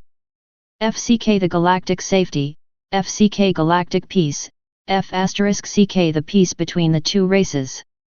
Even a galactic destruction couldn't stop someone from a nature's call. I need the washroom, now, this instant. Si. Shut up. If you dare to object, I'll sever all ties with you this instant. Mu Xian stilled, his face sinking. After half a minute, he seemed to have come to a conclusion. In a serious tone, he declared, I'll accompany you. Get lost. A stunned crowd and the Heavenly Sylvanese King. All of them had a pressing question: what did chasing after the flower of the heavenly tree have to do with going to the washroom? No one, however, had the courage to ask. It seemed far too scary. The Heavenly Sylvanese King insisted that the flower of the heavenly tree has disappeared from the galaxy since he couldn't sense its presence. Initially, he had assumed it was because the royal tree's data had been changed, so the lighting Sylvanese King would be unable to find it, but Mu Xian rejected that hypothesis since the flower of the heavenly tree wasn't even a real ship. The data couldn't just be altered so easily. Besides, due its connection to the lighting Sylvanese and the bloodlings' bloodline suppression, it was impossible for the lighting Sylvanese King to not have contact of it. Since the Heavenly Sylvanese King said that he couldn't sense the flower of the heavenly tree, it just meant that it really wasn't in the galaxy anymore. If it was true, it meant they are in the abyss, Yao Si blurted out. As expected, during such a critical timing, her thoughts were much clearer. Mu Xian nodded, the thought having occurred to him as well. He opened a space portal. We're heading to the blue planet. After passing through the portal, a familiar-looking blue planet came into sight. Lin Long hadn't been lying previously, he was almost done with the reconstruction of the blue planet. It was back to the familiar site Yao Si knew well. But there was still a small portion missing at the bottom right corner with several tiny fragments floating at the top. The thing was about 95% completed. Flower of the heavenly tree. The Heavenly Sylvanese King caught sight of the gigantic lotus straight away. Unlike before, it wasn't invisible and didn't require to be attacked to show up. This time, it floated openly, not the least bit afraid of being discovered. Let's go in. Mu Xian pulled at Yao Si's hand, and in a flash, they entered the flower of the heavenly tree. It was an endless sea of flowers, but this time, there wasn't a stunning beauty in the middle. Where are they? After scouring the place, they realized that the flower of the heavenly tree was empty, both Lin Long and Lian Yu weren't in sight. Where had they gone? Chapter 180, An Ancient Dog Leaves His Singlehood. After scouring the reconstructed blue planet and doing multiple scans over it, there still weren't any signs of Lian Yu and Lin Long. Other than the flower of the heavenly tree that was left stationed conspicuously in mid-air, there wasn't a single trace left behind. More and more loopholes started to emerge, and the entire situation seemed rather odd, as though it wasn't as simple as they had originally anticipated. Yao Si could understand Lian Yu's intentions for leaving the flower of the heavenly tree behind, since she probably already guessed that they tracked them through it. With the presence of the lighting Sylvanese King, the flower of the heavenly tree's safety could be guaranteed, and without the burden of it, they couldn't locate her anymore. But Yao Si couldn't understand why Lin Long would indulge in her willfulness. According to his stubborn personality, seeking his cooperation would be harder than ascending to the heavens. Even with the contractor's name on her, he had deliberately agitated her, forcing her to endure his vicious mouth and endless nagging. But Lian Yu was a stranger and a member of a race he despised and deemed to be inferior. In Galactic N, in that fleeting encounter, Lin Long hadn't unleashed his explosive personality, but instead seemed rather cooperative with Lian Yu, who was his kidnapper. Previously, when Yao Si had accidentally pulled him onto Ability Planet while he was frantically trying to mend the planet, he complained the entire journey. So this time, why was he so cooperative with Lian Yu's game of hide and seek spanning the whole galaxy? On top of that, he allowed her to station the flower of the heavenly tree on the blue planet he spent so much time to reconstruct. Something was certainly amiss. Was he really that bored, or did Lian Yu manage to convince him with her eloquence, moving this ancient single dog heart into obedience? When did the person who would create planets on impulse and keep galactic beasts as pets become so easygoing? Wasn't their race filled with ruthless and uncompromising bloodlings who despised other races except for? A bold assumption came to mind, and Yao Si's eyes went wide. Mu Xian, do you think Lian Yu is Lin Long's contractor? Mu Xian stilled, and his frown deepened. The thought seemed to have crossed his mind as well. It's possible. Lin Long had once mentioned that bloodlings would never be able to disobey their contractor's wishes. The only reasonable explanation for his compliance would be that he had bade his single dog life farewell. That's not right. A thought struck Yao Si. This isn't Lin Long and Lian Yu's first encounter, they had already met before on Heavenly Planet. Besides, there was a dispute between the both of them because of the flower of the heavenly tree. If she is really his contractor, why didn't he recognize her back then? Besides, if it was really so easy to find one's contractor, he wouldn't have been single for such a long time. Ceci, Mu Xian said in a low voice. Did Lin Long ever tell you how the pure breeds identify their contractors? He didn't. She shook her head while caressing her temples. He only mentioned that this ink represents a blood deed and that a pure breed would only have a blood deed with his contractor. Yes. I kept forgetting to ask you, what exactly is a blood deed? Why did you suddenly give it to me? She could only remember him biting her before he had left for the abyss. She had brushed it off as lack of experience, but on further thought, he seemed to have done it deliberately. The blood deed had to have been left behind at that time. This? I'm not too sure. Surprisingly, Mu Xian had a blank look. He reached out to caress the mark on her forehead. At that time, it just felt like something I should do. Lin Long's claim about Mu Xian being a pure breed that had sealed up his memory to live a brand new life seemed almost possible at that moment. Even without remembering anything, he still possessed the instinct that probed him into sealing the blood deed on his contractor. It's fine. Yao Si didn't spare much thought for the details. Regardless of whether Lian Yu is Lin Long's contractor, the most pressing matter right now is to locate them. The issue will be clarified once we find them. Besides, I have no intention of staying like this for much longer. MMH. Mu Xian's expression sank, and he caressed her head again. I instructed the Red Planet to notify all the peers in the Alliance to sound an alarm when they enter. Ceci, try to recall if the Aves Queen ever mentioned any special place or anywhere she wants to bring you. She didn't. Yao Si shook her head.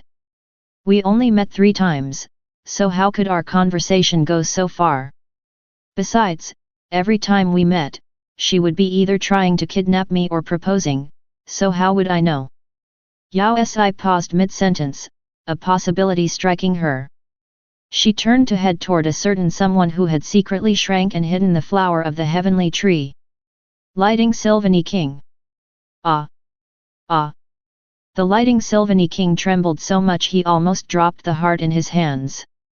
Sweat started to stream down his face. He. What else can I do for you? Lian Yu is your niece, so you know a lot about Aves, right? I do. Could he say he didn't? He was on his way to severing all ties with them, though. Where do Aves register their marriage? What? The lighting Sylvani king was struck with shock, but he still replied obediently, for Aves marriages, they would have to go to the fig tree in the royal Aves planet. Before he could finish his sentence, Mu Xian's face went thoroughly black. He opened a portal to the royal Aves planet. Let's go. He tugged onto Yao Si and entered. Yao Si wasn't well acquainted with Lian Yu, but in their 3 fleeting meetings, the woman had kept harping repeatedly about one thing: let's register our marriage. Hence, the location Lian Yu most wanted to go to and was probably it should be marriage registration point.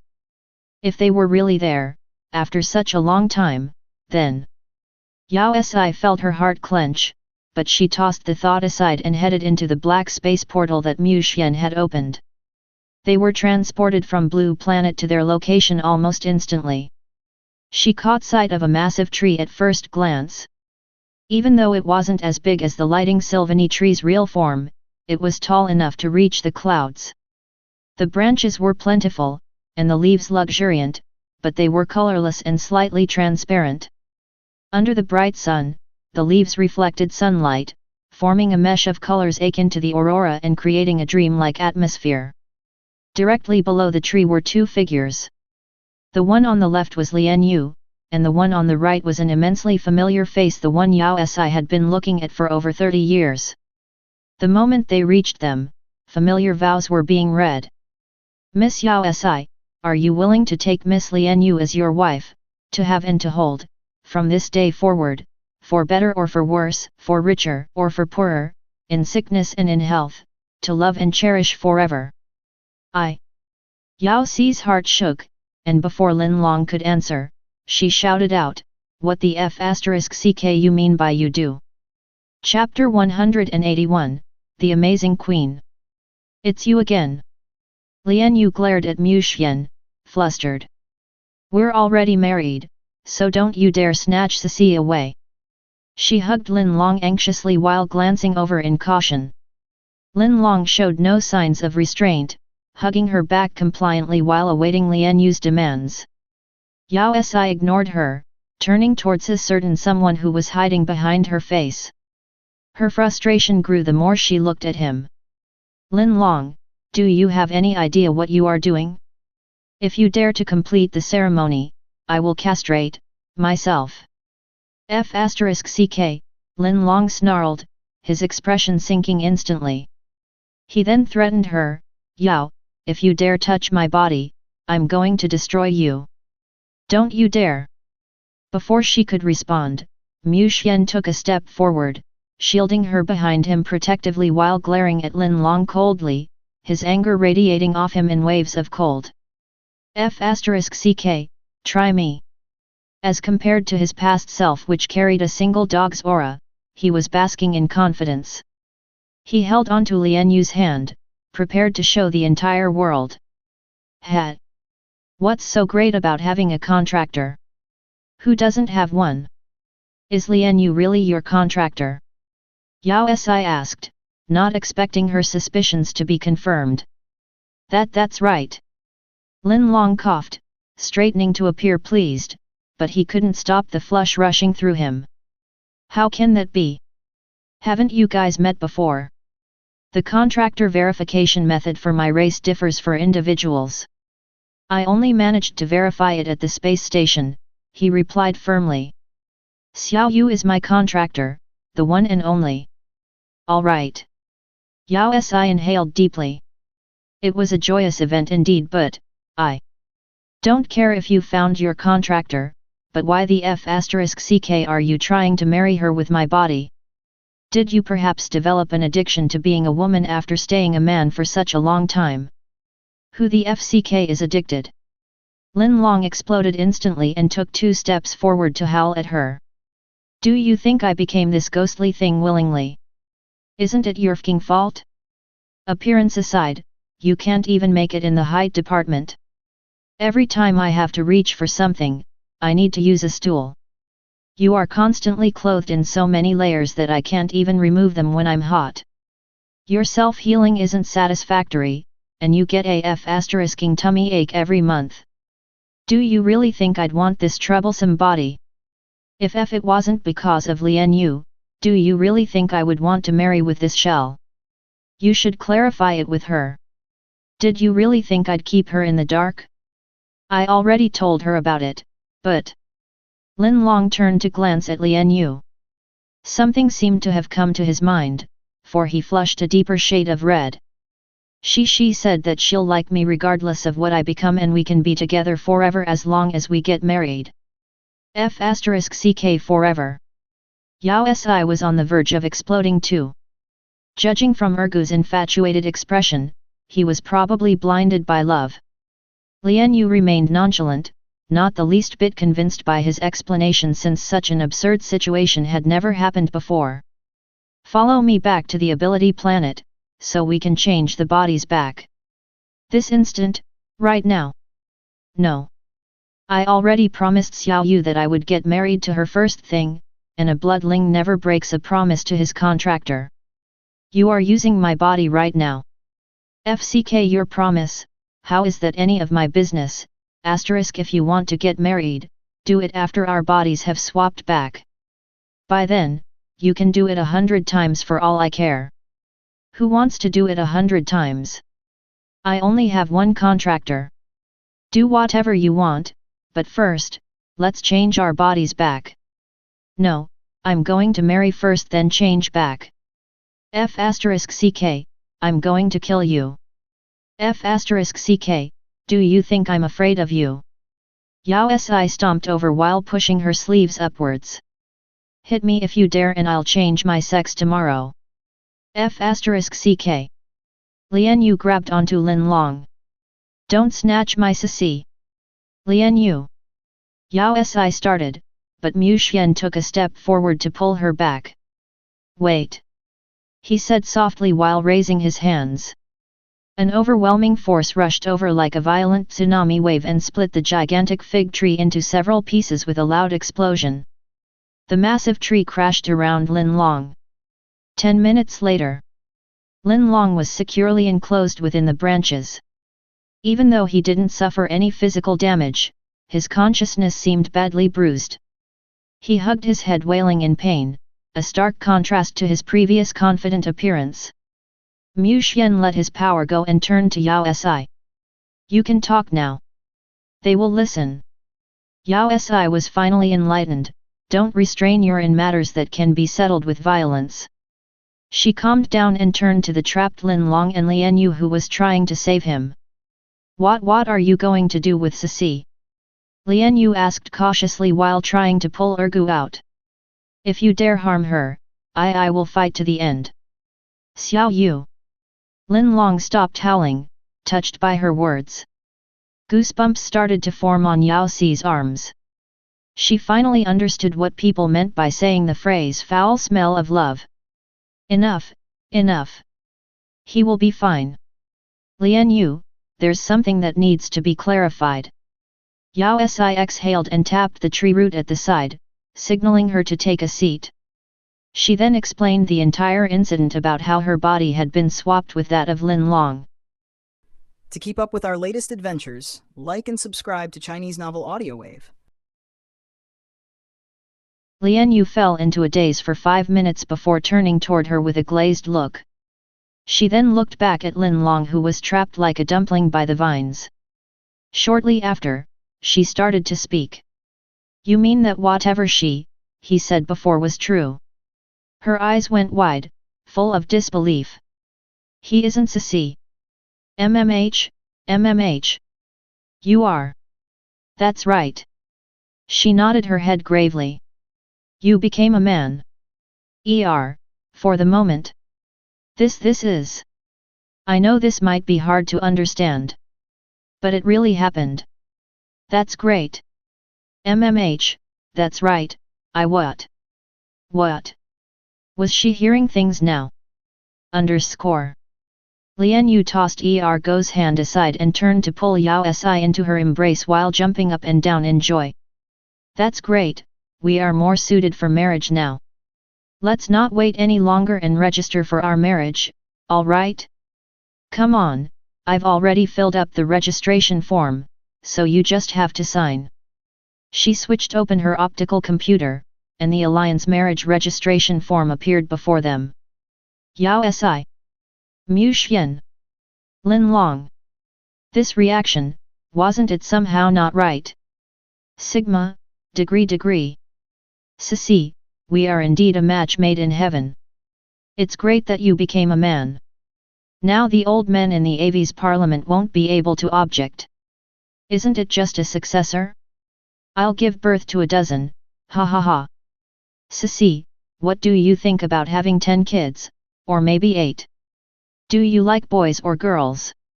I'll listen to anything you say. Xiao Yu. Lin Long froze, looking at his empty palm in a daze. Lian Yu lowered her gaze. Who are you? Yao Si could hear the sound of a heart shattering. Should she say, Lian Yu was really not deserving of her queen title? Chapter 182, A Team of Kidnappers. Ceci, are you really not going to visit the Aves with me? We are a welcoming bunch. I'm not going. I'm serious, the scenery is beautiful. You won't get to see anything better in the entire galaxy. Once you have seen it, you won't ever want to leave. It's fine. Why don't we do some shopping in Eternal Brilliance? The last time I went, there were many new arrivals, so you could try them out. I don't lack clothes. How about the robot competition? Ceci, didn't you specialize in robot previously? You would definitely like it. Lian Yu. How about that? How about it? Yao Si exhaled. Why don't you come down from the window first? She had been leaning against it for such a long time, so shouldn't be getting tired. It was the 4th floor. And she didn't have a habit of talking to someone through a window. Ceci.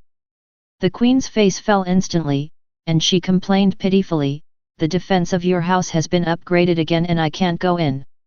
It wasn't easy for me to climb to such a height, either. You can use the front door. Was there a need to climb the window? I would like to.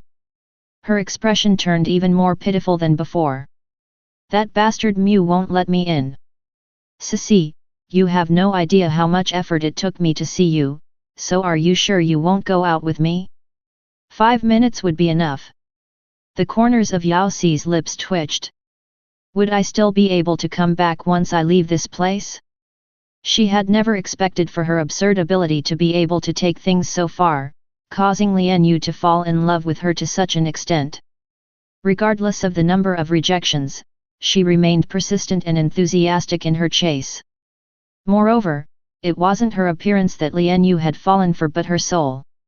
After she had explained the situation, Lian Yu immediately accepted her change into a man, dumping Lin Long without a moment's hesitation. If it wasn't for Mu Xian, she would have dragged Yao Si to impregnating herself the next second. After they returned from the Royal Aves planet, they immediately swapped their bodies back. Lian Yu remained faithful even after that, clinging onto her like a chewing gum, appearing everywhere she went. After several failed proposal attempts, Lian Yu ventured into other seduction methods, and there were several times when she had actually managed to succeed.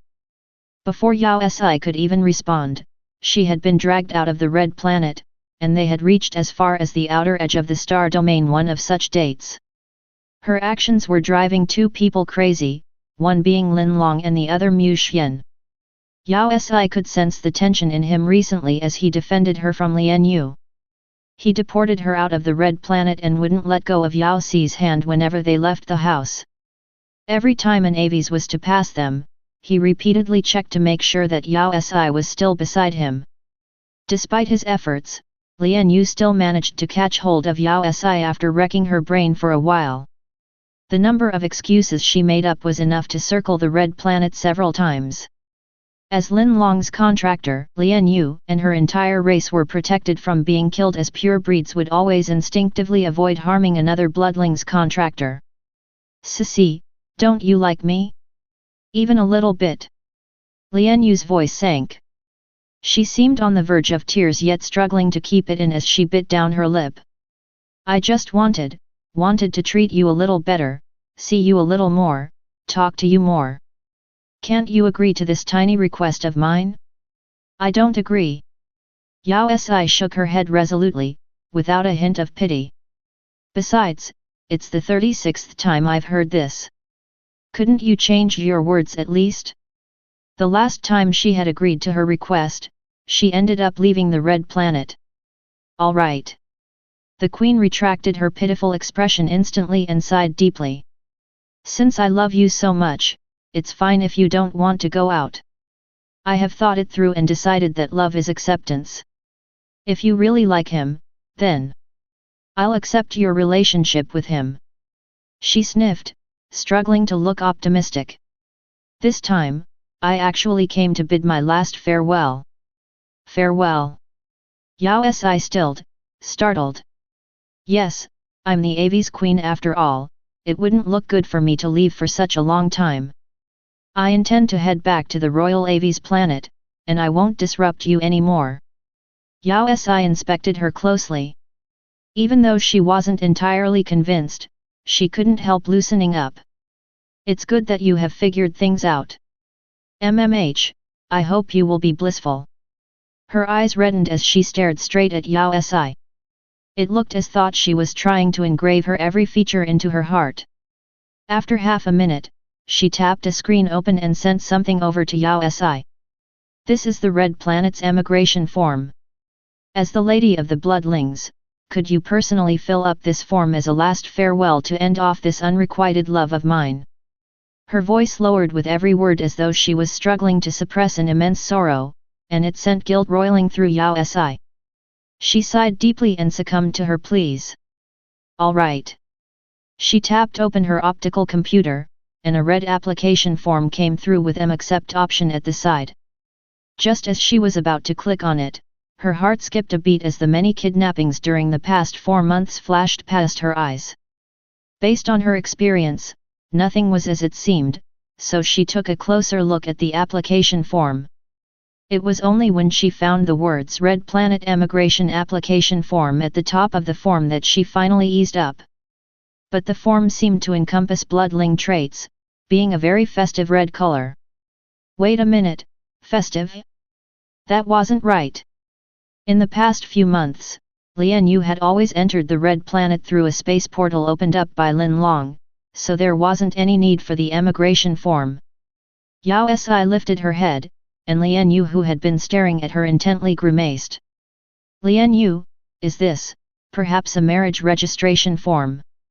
The Queen froze slightly before regaining her composure. She blinked before breaking into a sincere smile. He, how could that be? Sissy, believe me, this is an ordinary emigration form. Hurry and sign it. Don't your words make it even more extraordinary? Little ball. Yao Si turned to call for her responsible intelligent defense system number 27. She pointed toward the application form and asked, "Scan this for me." "At your service, my dearest mother." Little ball flew over and beeped twice after scanning her optical computer. In less than 2 seconds, he continued, "The scan shows that the document has been altered, dearest mother. Do you want little ball to restore it?" "Restore it?" With another beep, the screen lit up, and the emigration form turned into a marriage registration form. Yao Si felt like puking blood at the absurdity of it. "I knew it. I thought you would need a while more before finding out."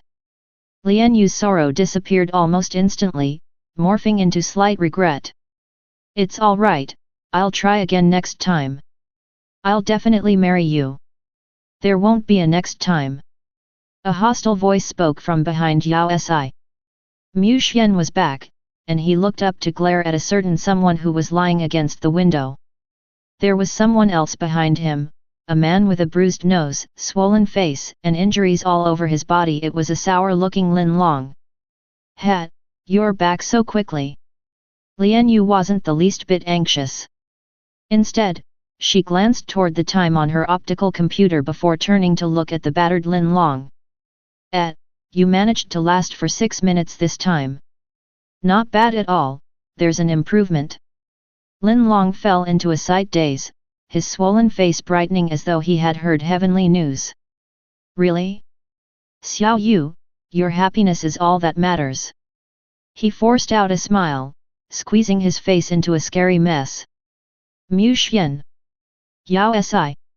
What sort of odd pairing is this? Yao Si finally witnessed the extent to which a pure-blooding would indulge his contractor.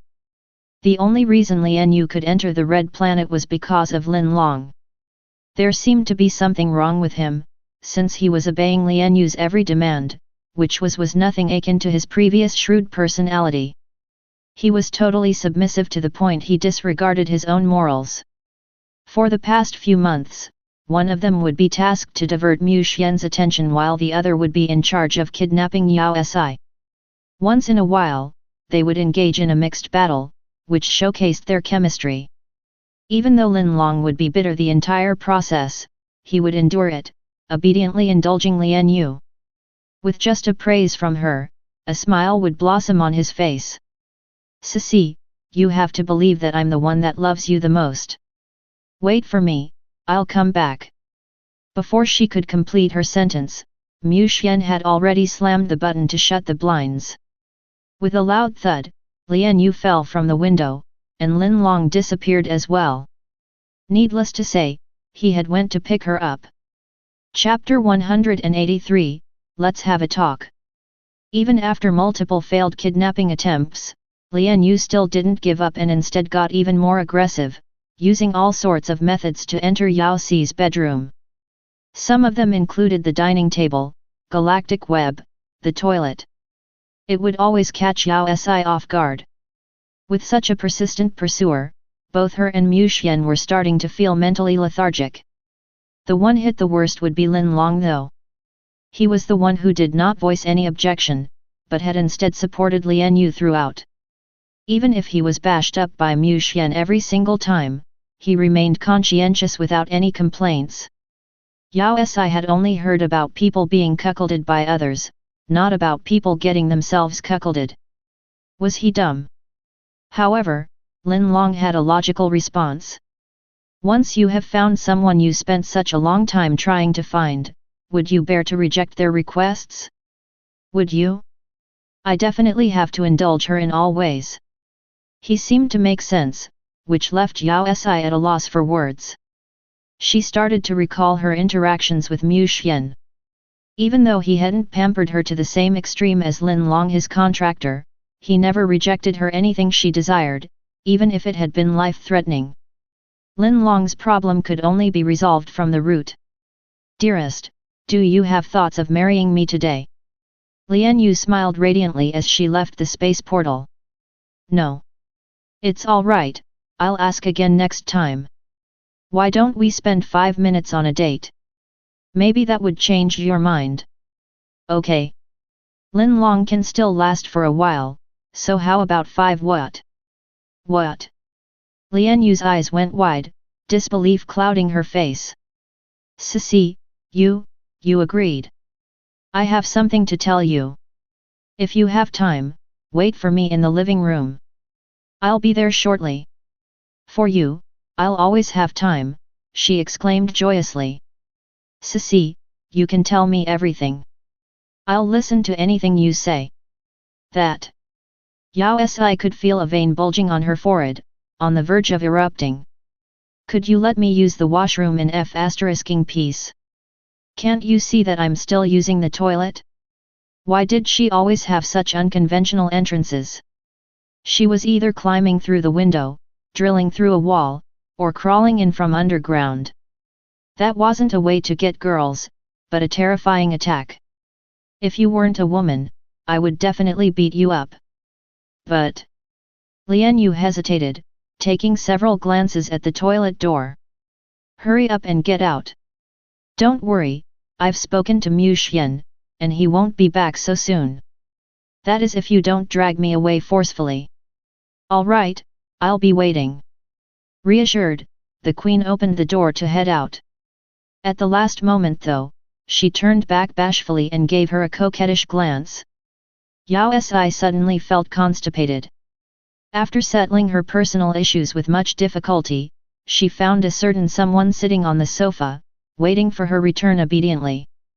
In front of her was a screen, and on closer inspection, Yao Si found a marriage registration and another screen with articles like Top 10 Things to Do When Dating, Guide to a Honeymoon Trip, Adoption Guide for AVs, Interactions of Old Couples, etc.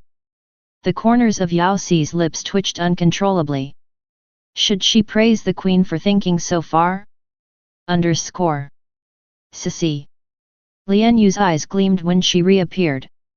Hurry over and help me choose. There are so many guides on the web that I'm spoiled with choice. If we start now, we'll be blissful in the future. She pulled onto Yao Si's hand and inched over. Yao Si felt a weight hanging against her, 2 lumps pressed against her non-existential chest. A wave of emotion surging within her. *CK, was Lian Yu teasing her lack of substance? Lian Yu.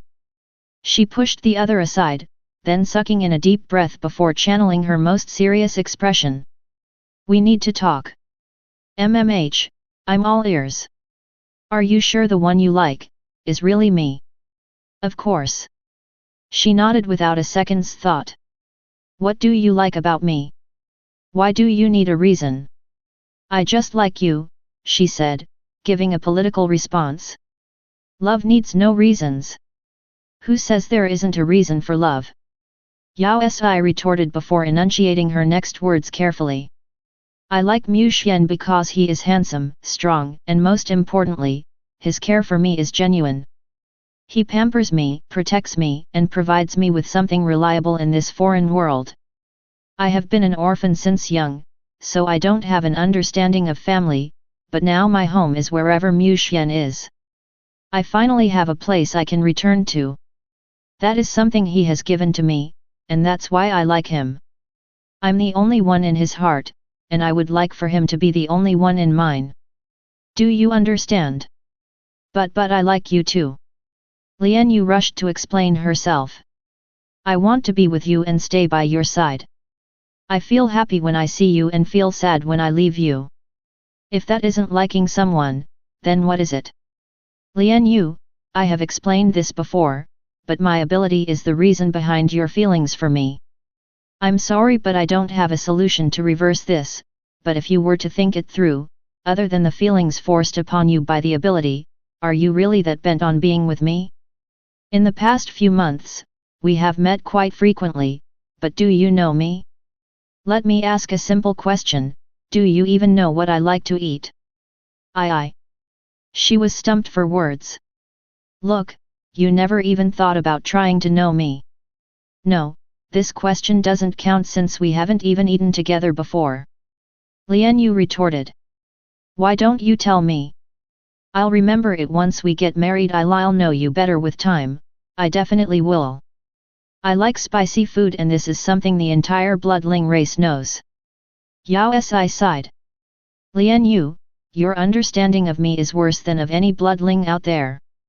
It really isn't as you persistently assume, that I'm the only one for you. That's not true. She shook her head firmly. Your ability aside, Cissy, you are such a nice person and have helped me out in the heavenly planet. So how could I not fall for you? Lin Long has helped you before. Yao Si stated. And not just once. Besides, he has been helping you to this very moment. So do you like him too? That, he did it willingly. Her eyes flashed as she shunned the question aside. I didn't force him. Are you sure you don't like Lin Long at all? Of course. Who would like such a burly man? Back then, who was the one who cheered when I had become a man? He is hateful, always sticking to me to the point that I can't seem to chase him away. Moreover, he giggles like a retard every day while hovering around me. Every time I instruct him to divert Mu Xian's attention, he returns with a body full of injuries which I then have to tend. What a useless person! She grew increasingly agitated as she scolded him, listing a whole list of his shortcomings. Also, he's a clean freak.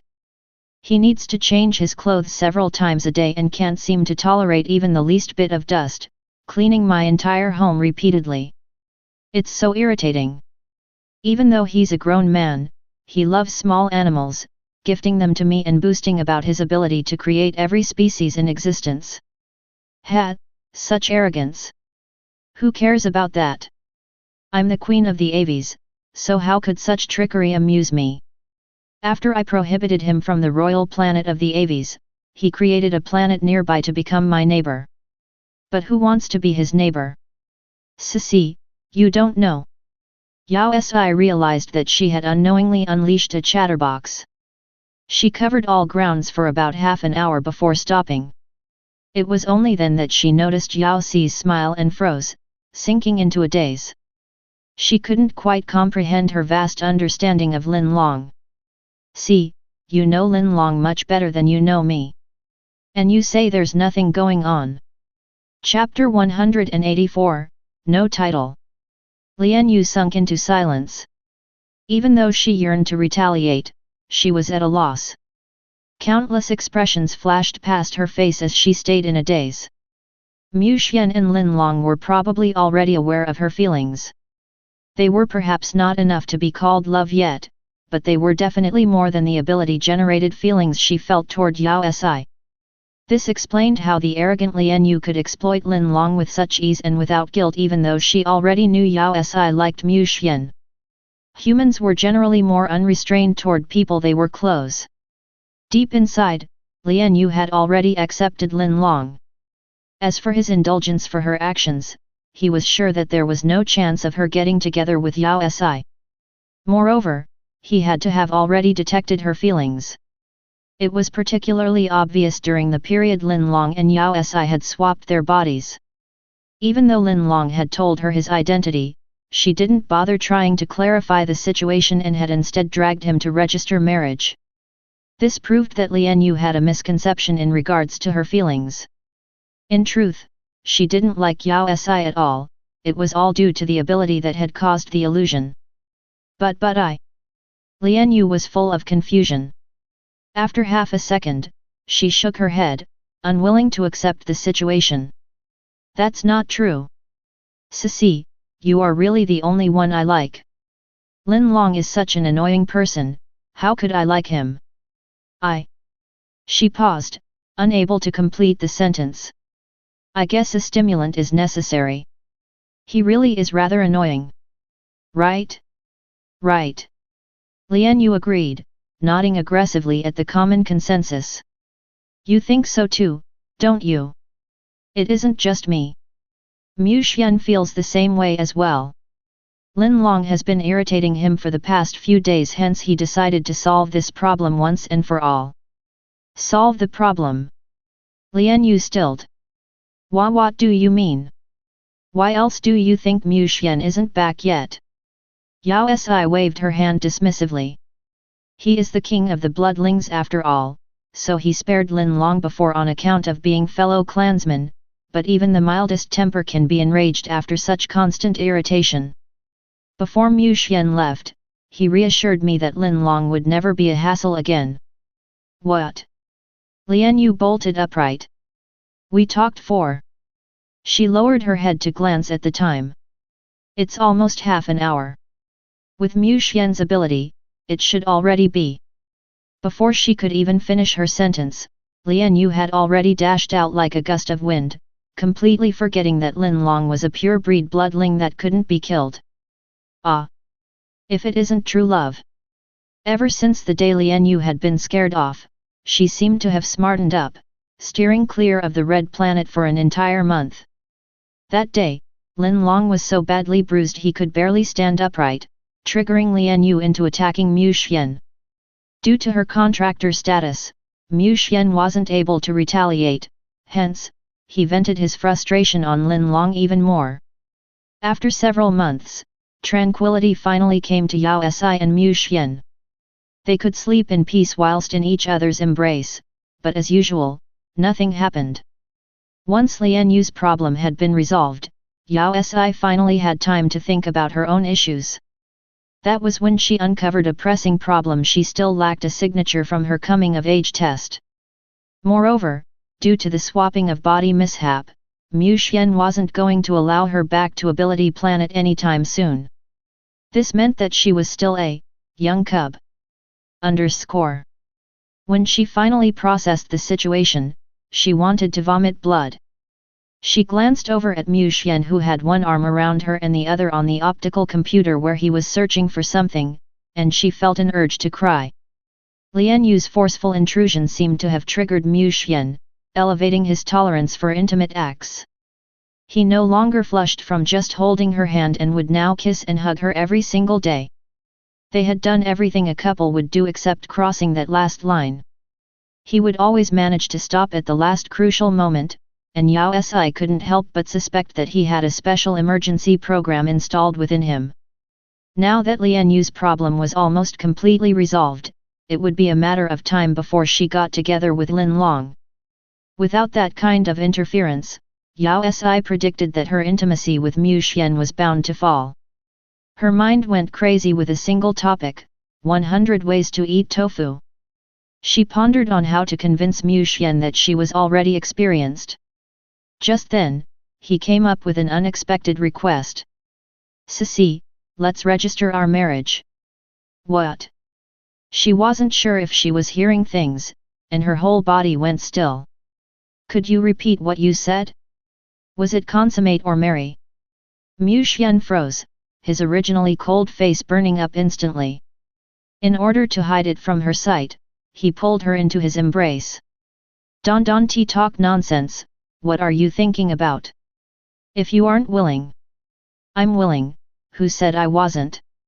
Yao Si pounced on him, pressing him onto the sofa. What a surprise, the pure-minded old man actually proposed voluntarily. It could only be considered a miracle. Was she dreaming? "I'm willing, all right. That's good." He shifted his head, avoiding her gaze. But instinctively, he still tightened his grip around her to prevent her from falling.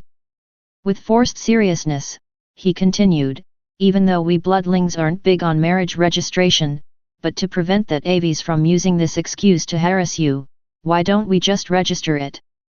Then no one could snatch you from me." So it was because of Lian Yu, Yao Si realized. The past few months of continuous harassment had to have been a traumatic experience for him. With that, Yao Si could only praise Lian Yu. "You did well. Sissy, I understand that this request is a little overboard." Mu Xian seemed worried that she would misunderstand and explained himself with absolute seriousness. "You've been in hibernation for such a long time right after converting, so you might not be able to comprehend what a bloodling's eternity means, so I'm afraid you might regret it in the future. I originally planned on going slow, but your ability is a little unique. Even thought the avies have been enlightened, she isn't a bloodling after all. But if you don't agree on it, then great, great, great. It's terrific." Yao Si interrupted his words and grabbed his face in her palms to give him a kiss. Wasn't he just being jealous and wanting to eradicate all possibilities of her escaping? She gives 32 thumbs up for such a forward method. "Let's register, right now. Should we consummate our marriage first or should we hold our wedding ceremony first? Since you've been single for so many years, you might not understand. How about this, to prevent you from regretting, why don't you test it out before buying? Why don't we try it tonight? Asterisk. It's urgent, and I've been waiting for a while. Asterisk. Chapter 185, Toward a New World. The plans to register marriage were thwarted when Lin Long sent a message for them to head back, since he had completed the reconstruction of the blue planet. Yao Si was confused when she received the message. Hadn't he already found his contractor? Why did he still want to go back? Was there something wrong with his relationship? Mu Xian shared a glance with her before opening a space portal to the reconstructed blue planet. It was only when they caught sight of both Lian Yu and Lin Long standing together that they heaved a sigh of relief. It seemed that they weren't having a conflict after all. Si. Lian Yu was the first to notice their presence, and out of habit, she pounced onto Yao Si. The faces of the two men darkened instantly. Lin Long hurriedly pulled Lian Yu aside while Mu Xian did the same with Yao Si. What are you doing? Let go of me. Lian Yu turned to glare at Lin Long. Xiao Yu. Lin Long sighed. He didn't retort as was normal to him, but instead pleaded with her in a placating tone. You promised me. What did I promise? Lian Yu rolled her eyes. The agreement was temporary. Don't you understand what temporary mean? Let go of me. Lin Long released her cautiously, tenderness oozing from his every move. His whole being was shrouded with the stench of love. Yao Si could no longer associate him with the potty-mouthed individual in her memory. You guys. Yao Si glanced between them, which was when she noticed a familiar blood deed mark on Lian Yu's forehead. Hey, wasn't he a little quick? It didn't take long for him to catch her, so why was he still going back? Sissy, why don't you come along with us? Lian Yu extended both arms in an attempt to beg for a hug. Come along. Yao Si exclaimed. Where are you going? Of course she's going home with me. Lin Long lifted his head in pride as his arms circled around her possessively, which was then swatted away by her paws. Are pure breeds required to report back once they found their contractors? Yao Si asked. That's not necessary. He glanced over at Lian Yu with affection pouring from his eyes. Generally, we follow our contractor. Then, why was he going back? My situation is a little unique, he explained. I wasn't in this universe just to find my contractor, but also on a mission. Now that I have Xiao Yu, his eyes curved up, I won't be able to continue with my mission and have to head back to tie up some loose ends. You're bringing Lian Yu to another universe. Of course. He nodded firmly. It took me so much effort to find her, so naturally I won't be able to bear leaving her even for a second. He lowered his head and glanced down at her. It seemed as though she was all that he could see. It sent goosebumps all over Yao Si. As expected of someone who had been single for such a long time, he was indeed insufferable. Lian Yu, on the contrary, remained nonchalant as though accustomed to his actions. Are you guys still coming back? Yao Si asked. Sissy. Lian Yu's eyes lit up instantly, and she looked at her with excitement. I knew you wouldn't be able to bear for me to leave. I won't be able to bear it as well, my heart will always be here with you. If you were to stop me, I wouldn't go. The corners of Yao Si's lips twitched. You can go then. That incorrigible ability. Sissy. Lian Yu's eyes dimmed. With a hurt expression, she was about to say something more, but Lin Long cut in impatiently. We will be back soon. Mew. He lifted his head to glare furiously at Mu Xian. You guys promised that you would help me open a portal back to my original universe, so now's the time for you to fulfill your promise. Mu Xian frowned, but without another word, he took a step forward. What do I have to do? You just have to use all of your power to open the biggest space portal you can. I'll deal with the rest, Lin Long explained. The biggest space portal? Yao Si asked. How big is that? Lin Long raised his finger toward the blue planet. About the size of it. FCK. Isn't that too big? Are you planning on bringing the entire planet back? Asterisk. Hurry, hurry. He rushed them impatiently. I've already contacted my race after reconstructing the blue planet and promised to return at this time, so don't cause me to be late. Mu Xian. Yao Si asked with worry. After all, opening a space portal of such a scale would definitely pose some difficulty. Mu Xian caressed her head to reassure her before stepping forward with his hands raised. Shortly after, a black hole appeared. It enlarged rapidly, and soon, it filled the void above the blue planet. F*CK, that was fast. You are indeed a monster, Lin Long muttered with envy. He tapped open his optical computer and almost instantly several screens appeared. He clicked endlessly while shouting, "Hold on for a while with the portal about this size." After 10 minutes, he clicked something which ignited a green glow near the blue planet before the portal Mu Qian had opened up. With a loud eruption, the green glow spread across the opening like an external layer, and seconds later, the entire portal was covered. "It's done!" Lin Long exclaimed with joy. The next moment, the portal about the size of the blue planet started to shrink rapidly. The core, which was black with a green middle, started to merge into a single white color. Mu Qian, who was maintaining the portal with ease, started to frown as beads of perspiration started to form along his forehead. Mu Qian. Yao Si, who had been focusing on him the entire time, was the first to detect his struggle. Her heart clenched with worry. "Are you okay?" "Don't worry, he won't die." Lin Long rolled his eyes. "Do you think it'd be easy to create a portal between two universes? Back then, both me and the old man used a great amount of power just to come over. Since he's doing it alone right now, it's definitely exhausting. But after recuperating for a few days, he'll be fine." "I'm fine." Mu Qian turned over to reassure Yao Si. Even though she was trusted him, she could not help turning to glare at the culprit. "Didn't you open the portal with the old man? Why aren't you doing anything this time, forcing my Mu Qian to tackle it alone?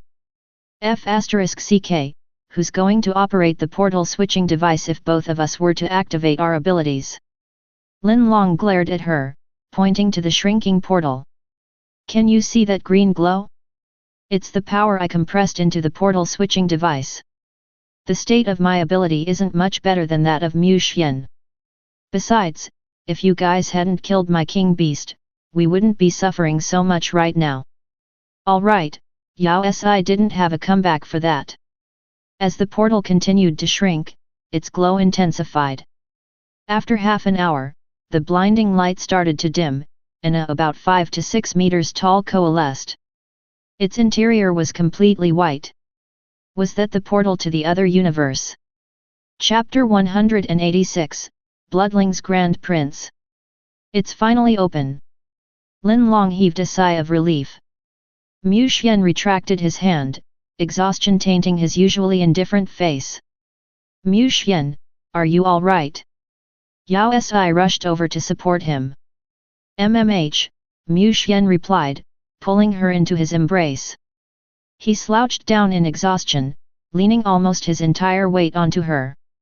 With a deep exhale, he reassured her. "I'm fine." Her heart clenched as she tightened her hands around him. "Xiao Yu, let's go home." Lin Long wasn't the least bit interested in their lovey-dovey actions. He hugged Lian Yu and headed toward the portal with excitement. "What are you doing?" Before Lian Yu could react, she was already midway to the portal. Both surprised and embarrassed, she swatted his arm away while chiding, "I can walk, put me down." Yes, my Xiao Yu." Lin Long broke into a radiant smile.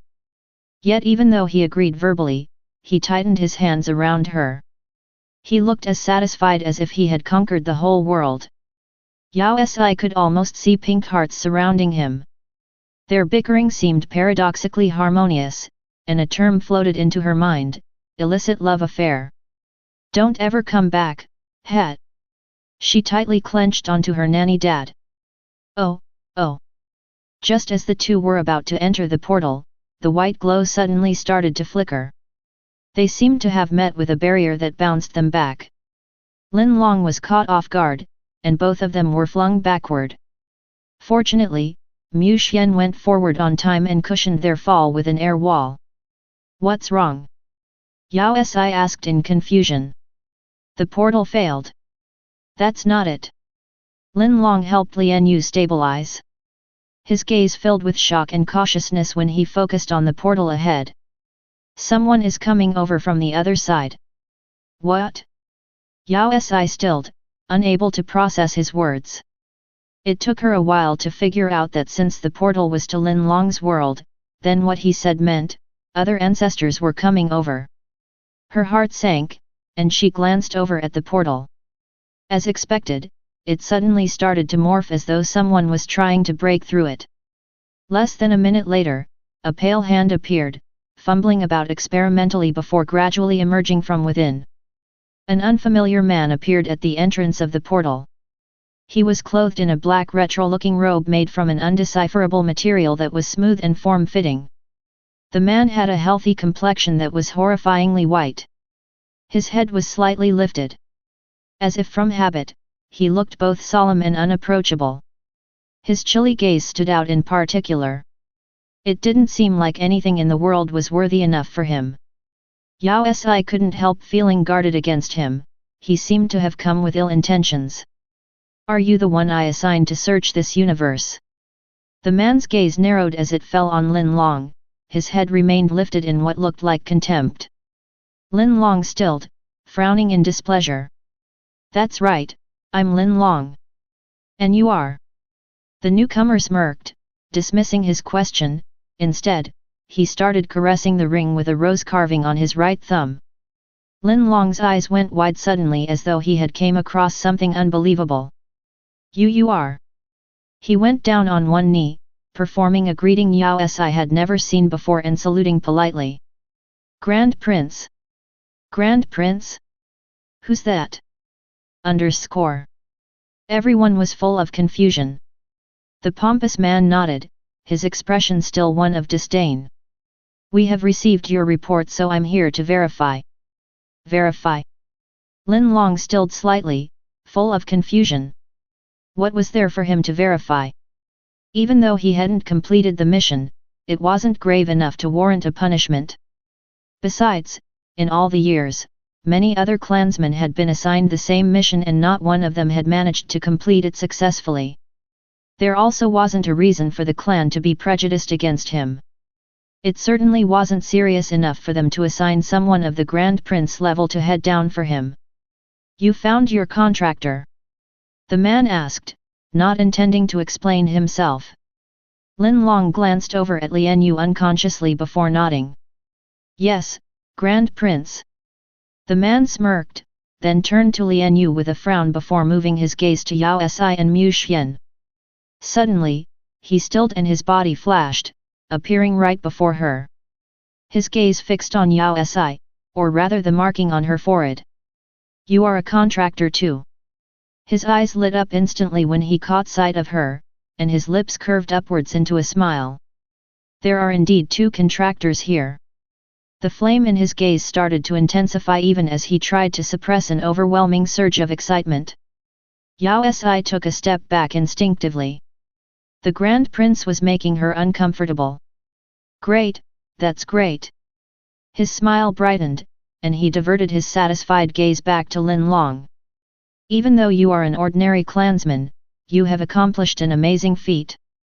You can just wait here, no need to report back. He waved his hand, attempting to suppress the excitement within him as he glanced around at the surroundings. From today onwards, this universe belongs to us. Yao Si felt her heart sink. This seemed like an inauspicious omen. What do you mean? I meant it literally, the Grand Prince explained in a rather jolly mood. Our clansmen have been traveling through different universes our whole lives just to find their contractors, but the success rate is far too low, not even hitting 5%. There has never been an instance when two contractors were found in the same universe. No. There could even be 3 of them. He grew increasingly excited. This has never happened before, so there might be 4, 5, 6, or even more. This universe is of utmost importance to our race, which is why I was sent here to verify the phenomenon. If it is true, our whole race will head over. Yao Si's heart tightened. She was certain it definitely wouldn't be just about finding partners. What are you going to do with this universe?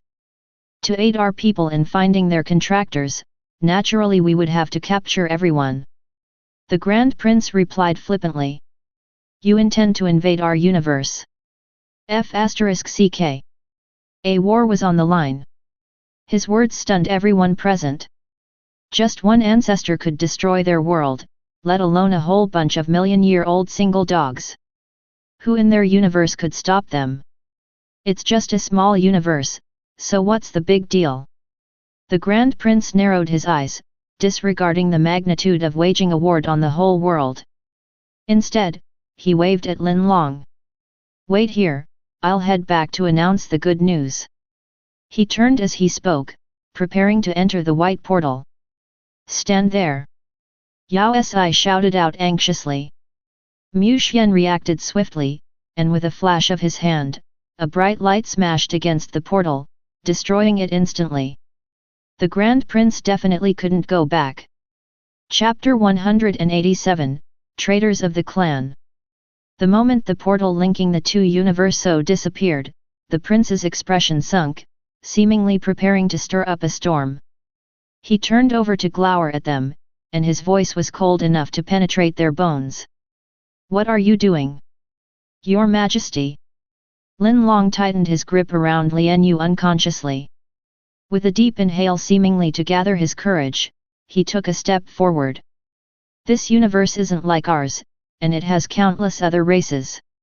Even if our clan wishes to search for contractors, there isn't a need to wage a war. It's a decision made by the clan. But, the other races would definitely retaliate. If there were contractors within that bunch. Lin Long continued. That's precisely why we have to take control as soon as possible to prevent unnecessary mishaps. The prince stood his ground. He glanced over at Yao Si and Lian Yu before adding icily, you should understand the importance of a contractor. Even if the chances are slim, it's still worth our effort. Yao Si grew increasingly frustrated. That man wanted to take control of all the races so that his clansmen could pick and choose with ease. How was that logical, and who gave them the right? You intend to enslave everyone just because your clan wants to find their contractors. They're just worthless races. The Grand Prince scoffed as though taking over a universe wasn't a major affair. They should feel honored that my clan looks upon them so highly. Bullsh *T. Lian Yu, who had been restraining herself all the while, finally exploded. Are you *ing crazy? Xiao Yu. Lin Long grabbed her hand in an attempt to stop her, but it had little effect. Did I say something wrong? In the heat of the moment, Lian Yu flicked his hand aside. Lin Long, are your clansmen all dumb? What kind of Grand Prince is this? How can he view a war so lightly? Do you think wars are fun? Let me warn you, if you *ing touch my avies, I'll castrate you. This is our world, so who gives you the right to make any decisions? Xiao Yu. Who gave us the right? The Grand Prince smirked slightly before replying. Our abilities give us the right. A sudden and immense force erupted, cocooning a huge area of the neighboring galaxies. It was an indescribable power that sent chills through their blood, weakened their limbs, and left them with a suffocating fear. His force seemed like an ability, but it didn't possess any aggression. Mu Xian took a step forward, activating his mental strength to suppress the force. It was only then that Yao Si felt slightly better. Are you trying to betray the clan? The Grand Prince frowned, displeased with Mu Xian's resistance. He turned to sweep Yao Si a glance before a thought struck him, and he smiled slyly. Do you know the consequence of betraying the clan? Yao Si's heart sank. Before she could process his words, Lin Long's face went as pale as a sheet. He shouted out anxiously, run! And hugged onto Lian Yu before opening a space portal. It was the first time that Yao Si had seen him in such a terrified state. He hadn't been this panicky even on the verge of death from Mu Xian's beatings. This time, however, he wasn't even going to fight. Escape was his only reaction. Do you think you can escape? The Grand Prince smirked, and a red wall appeared in the pitch-black darkness. It was similar to the highly dangerous light that Mu Xian and Lin Long had summoned up previously.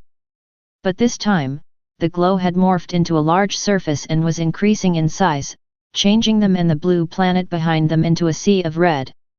The space portal that Lin Long had opened up disappeared instantly as though forcefully shut closed. Blood prison. Lin Long murmured, his face paling and his hands trembling. Yao Si stilled. What was a blood prison? The next moment, clusters of red light flew toward them from all directions, piercing through the darkness like a sky full of shooting stars. But more importantly, Yao Si couldn't seem to move an inch. Despite her struggle, she remained paralyzed, defenseless against the impending light rays. When they were about to reach her, she felt a tug and entered Mu Xian's embrace. At the same time, he summoned a transparent barrier to shield them. The clusters of light rays fell against it simultaneously, emitting an endless stream of thumps before exploding into red sparks. Before Yao Si could relax, Mu Xian vomited a mouthful of blood. Mu Xian! Her heart clenched. Mu Xian had been in a weak state from opening the portal, so after blocking the Grand Prince's attack, he could barely hold on. I'm fine. He pressed her head against his chest, unwilling to let her witness his pained state. How could you be fine when you just vomited blood? Lin Long. Lian Yu seemed to have understood the gravity of the situation and yanked the dazed Lin Long around. Stop dreaming and come help out. Lin Long snapped back to his senses, but he still hesitated slightly. He glanced back and forth between Lian Yu and Mu Xian before finally gritting his teeth. He seemed to have came to a decision, for he raised his hand to summon 4 purple fire dragons which he directed at the Grand Prince. The bloodling frowned. He halted his red light ray attacks and steered them toward the fire dragons instead. Shortly after, the dragons were all eradicated. You're going to rebel too? He swept a glance at Lin Long and Lian Yu. I don't have a choice. Lin Long spread open his palms, a relaxed determination replacing his previous caution. I can't go against my contractor's wishes. Since you don't have a contractor, you can't understand my feelings even if you are the Grand Prince. Lin Long was clearly flaunting his relationship, and the Grand Prince's face darkened. His stoic face twitched as flames lit up his eyes. He took a moment to compose himself before gritting his teeth and growling out his next words.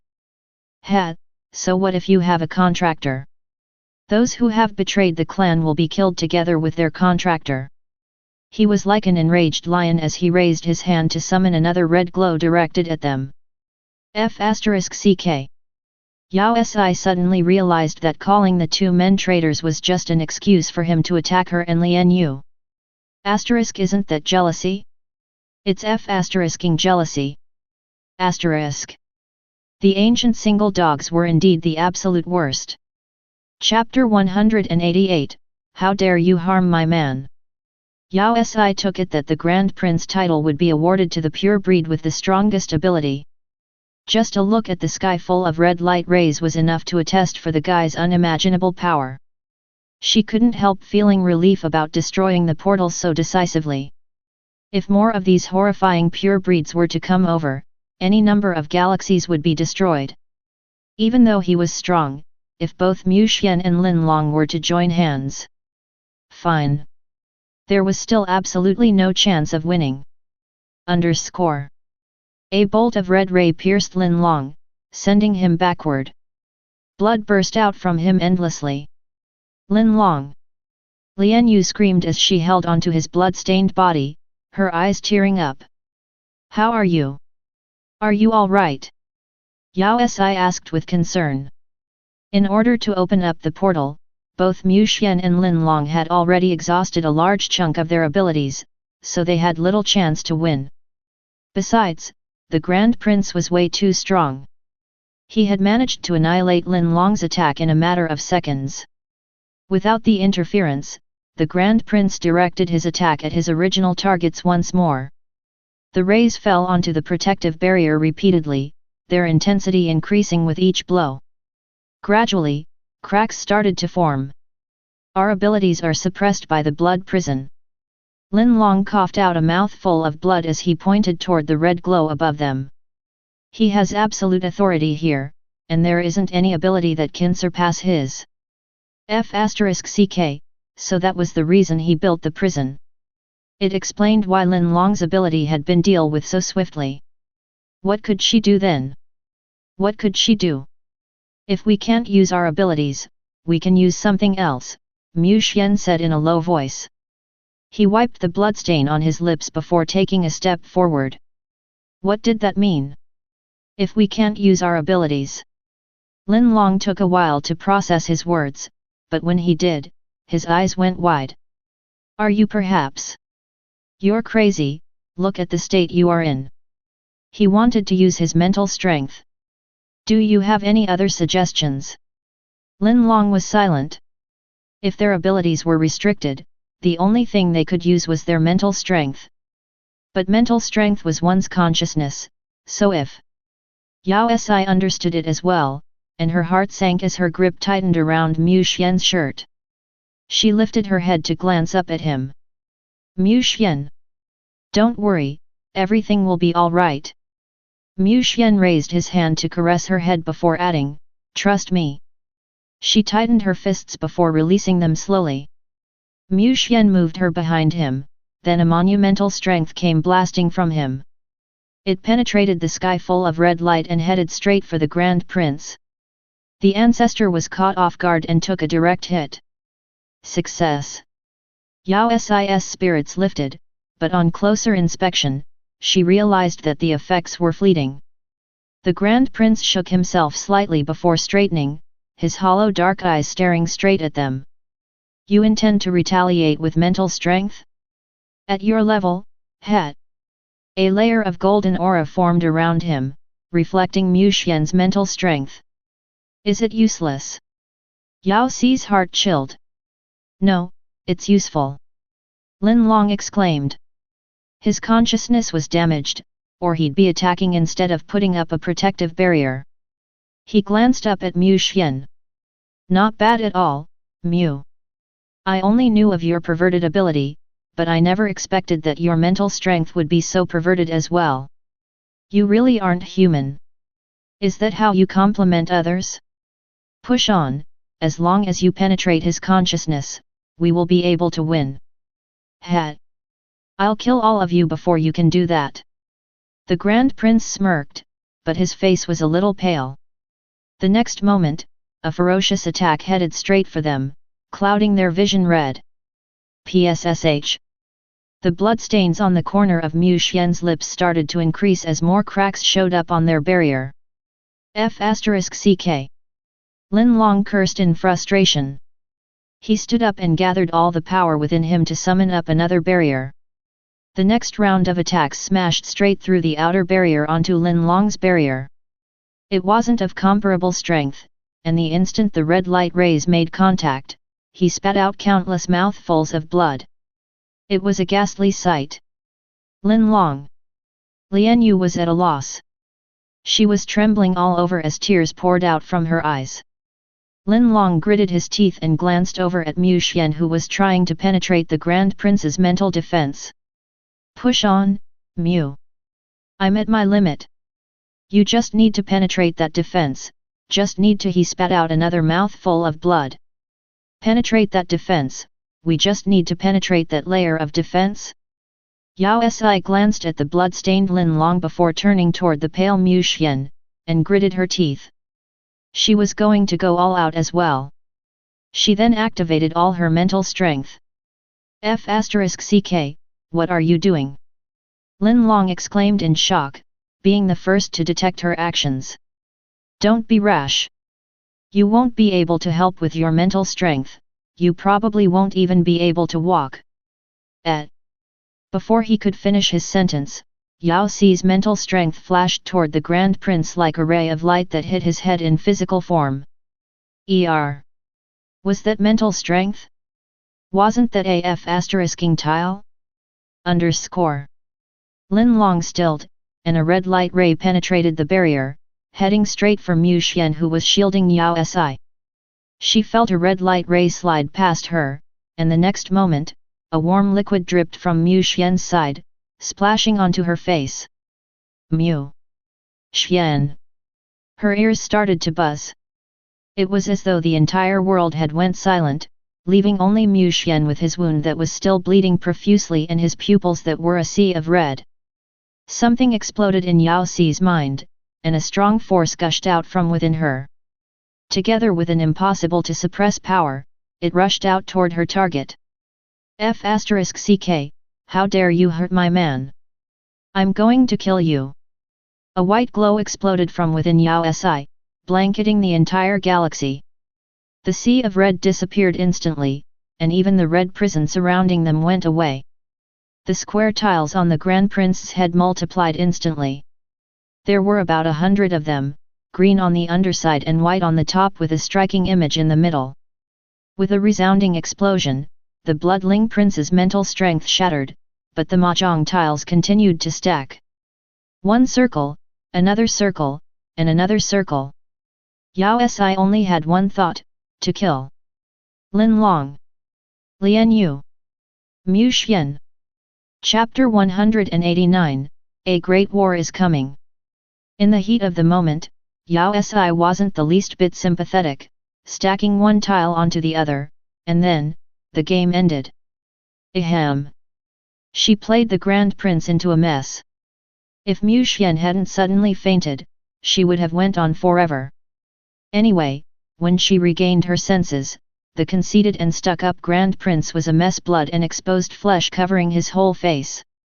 Yao Si grew increasingly anxious when Mu Xian didn't wake up even after 3 whole days, and her desire to bash the Grand Prince up began to burn within her once more. Don't worry. Lin Long told her calmly. If pure breeds could die so easily, we wouldn't suffer so much just to find our contractors. He's just in a temporary slumber after overexerting his ability and mental strength. When will he wake up? I'm not sure. Lin Long shrugged. But with you around, he definitely won't be able to sleep for long. It's because of the overexertion, not his injuries, that he's like that. Once his ability recovers, he will awaken. His condition is much better than the Grand Prince's. He couldn't help trembling at the thought. That reminds me, what's up with your mental strength? Isn't it a little too scary? Even the Grand Prince was defeated. You didn't just puncture his mental walls, but destroyed his whole consciousness. I'm not sure if his ability will even be able to recover. After witnessing the scale of her wrath, he started to feel relief that she hadn't raged at him back when he had opposed Mu Xian. I'm not sure. Yao Si shook her head. When she saw Mu Xian being punctured by the red light ray, anger and anxiousness had drowned out all her logic, leaving only one thought, kill. Like that, how could she have noticed anything else? At that moment When she regained her senses, the Grand Prince was already a mess. Was it perhaps an outburst of your mental strength? Lin Long looked her up and down. Mental strength was basically one's consciousness, and under critical situations, it was possible to unleash an astonishing amount of it. He halted his questioning and instead adjusted his expression to one of utmost seriousness. Even though we successfully prevented the Grand Prince from delivering the message, it will be a matter of time before the others find out. We should start taking precautions since there will most probably be more than one Grand Prince visiting the next time. Isn't there just one of them? The corners of Yao Si's lips twitched. How many Grand Princes does your clan have? When I left my world, if I were to add in the 3 elder Grand Princes, there would be. He took a moment to calculate before providing an accurate number. 56 of them. 56. Yao Si exclaimed. *CK. She had expected a maximum of around 10, but there were 56. 56 different communities, 56 flowers, 56 brothers. Why are there so many? It felt as though she had poked a Grand Prince nest. They are called Grand Princes because their abilities being much stronger than those of the average pure breeds, Lin Long explained. There are 56 such bloodlings, the most impressive of them being the 3 elder Grand Princes. Legend has it that their abilities are much stronger than even those of the Grand Princes. Yao Si frowned. If one Grand Prince was this hard to tackle, if they were to come all at once, why are they insisting on taking over this universe? She couldn't wrap her mind around it. Just because you and Wang Irma managed to find your contractors, it doesn't mean the others would be able to find their contractors here, right? Judging from the Grand Prince's words, they intended to send their entire clan over to this universe. I suspected that in the past. Lin Long's face sank, and his voice lowered. But when I saw the Grand Prince, I started to feel that the other contractors might really all be in this world. What?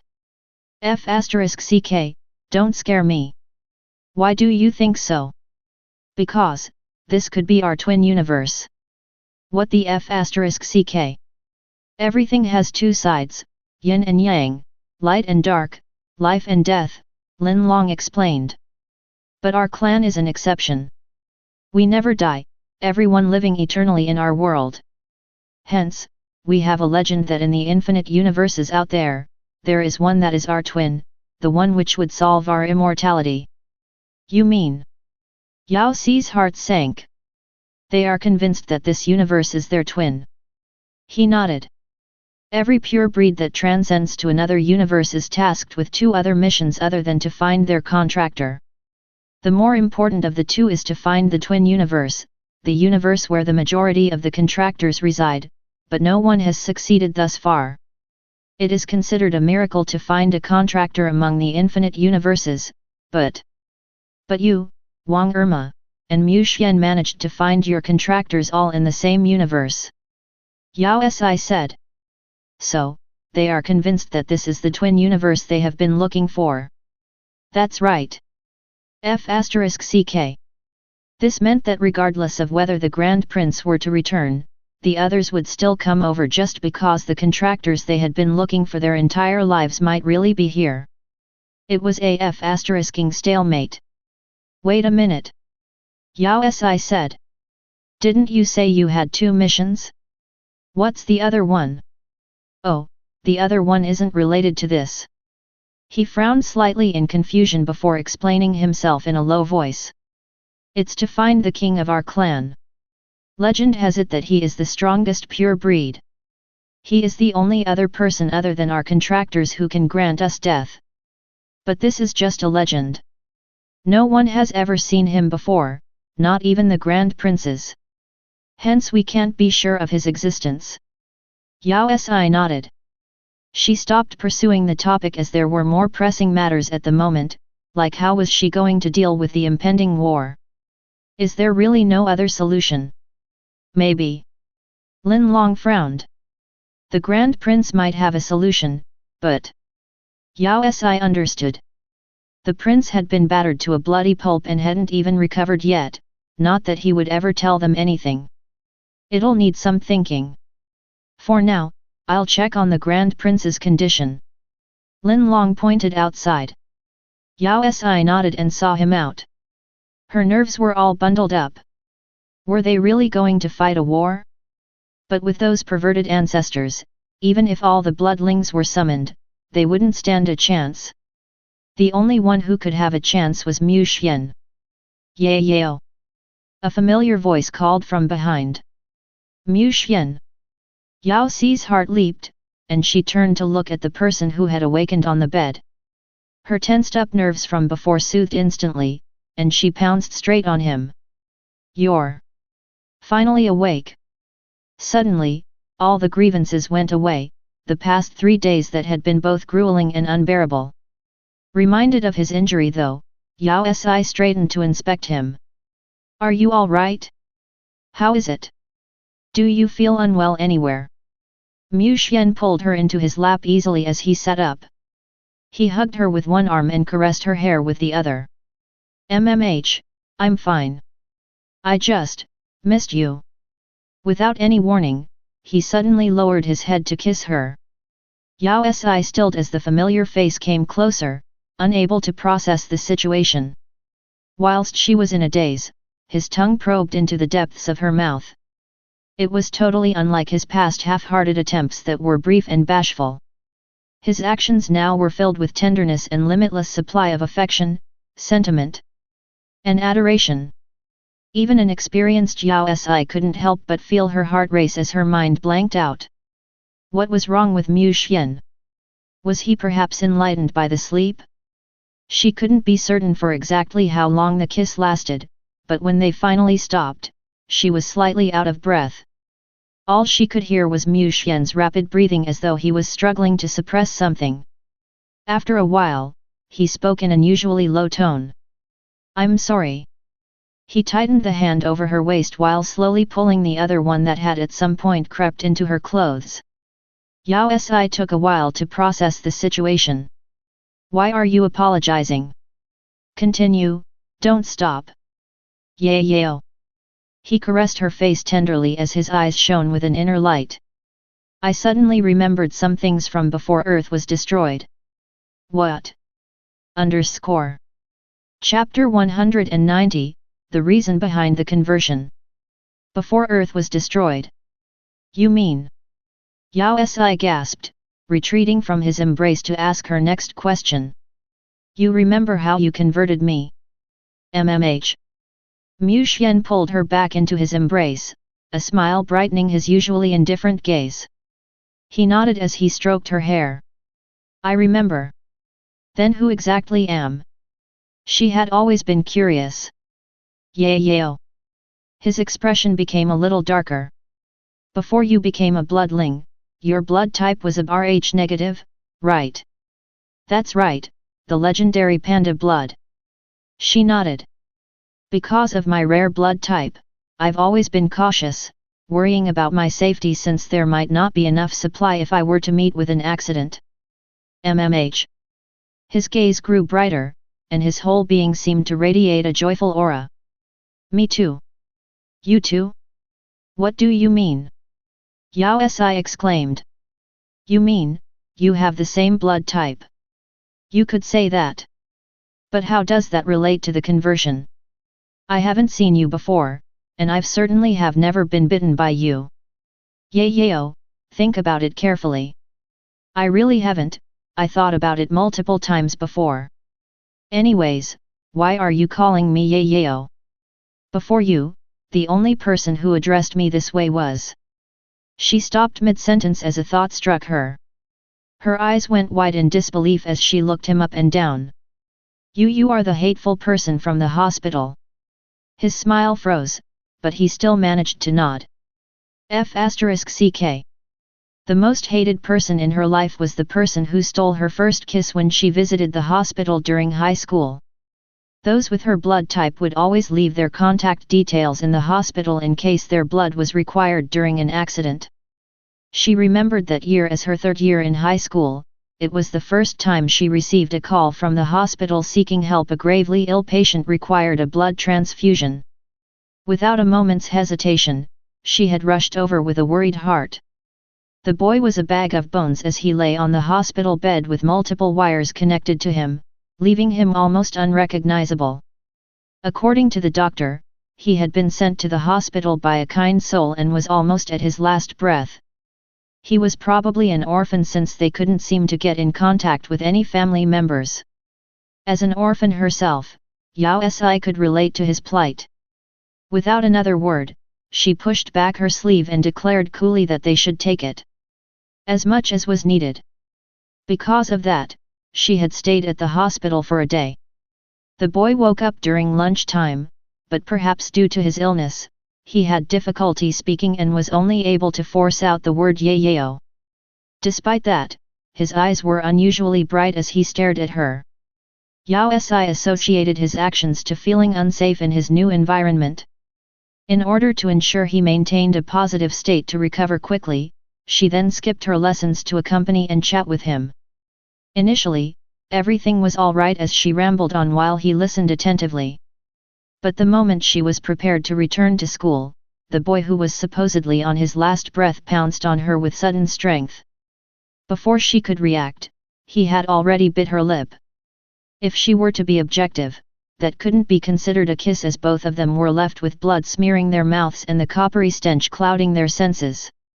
Yao Si couldn't even distinguish whose blood it was at that time. She didn't know about his condition, but her lips hurt so badly she wanted to curse. The doctor who came in afterwards wasn't convinced it was him who had attacked her, and his disapproving gaze annoyed her to this day. Since then, the hospital had never contacted her for blood again. Instead she was left with a wound that left her lips swollen for 2 whole weeks. Coincidentally, all of this happened at the period she was most sensitive about love. As a young girl, she had fantasies about her relationship which made losing her first kiss in such a fashion extremely distressing. That boy was definitely a dark portion of her past. I'm sorry. Mu Xian caressed her head tenderly. I didn't know you hated me back then. It would be odd if I didn't hate you after you attacked me. Besides, at the time, he looked nothing like he did right now. If he had his current looks, she probably wouldn't have reacted the same way since looks triumphed justice after all. That's not right. She suddenly remembered something. I remember reading a news report about the boy's death. Since the hospital couldn't contact his family members, they had sought media assistance. There was a report after he passed away, and it was only after it that she gradually forget about their dark history. I haven't fully awakened at that time, Mu Xian explained. I was forcefully awakened in the mid of my hibernation, but I managed to see you. He tightened his grip around her waist. The moment I laid my eyes on you, I knew you were the one I've been waiting throughout all the years. I was weak and could fall back into hibernation at any moment, so I was worried. When you were about to leave, I had a feeling I would never meet you again once I woke up. So you decided to just convert me? Isn't that a little too absurd? I fell back into hibernation after that.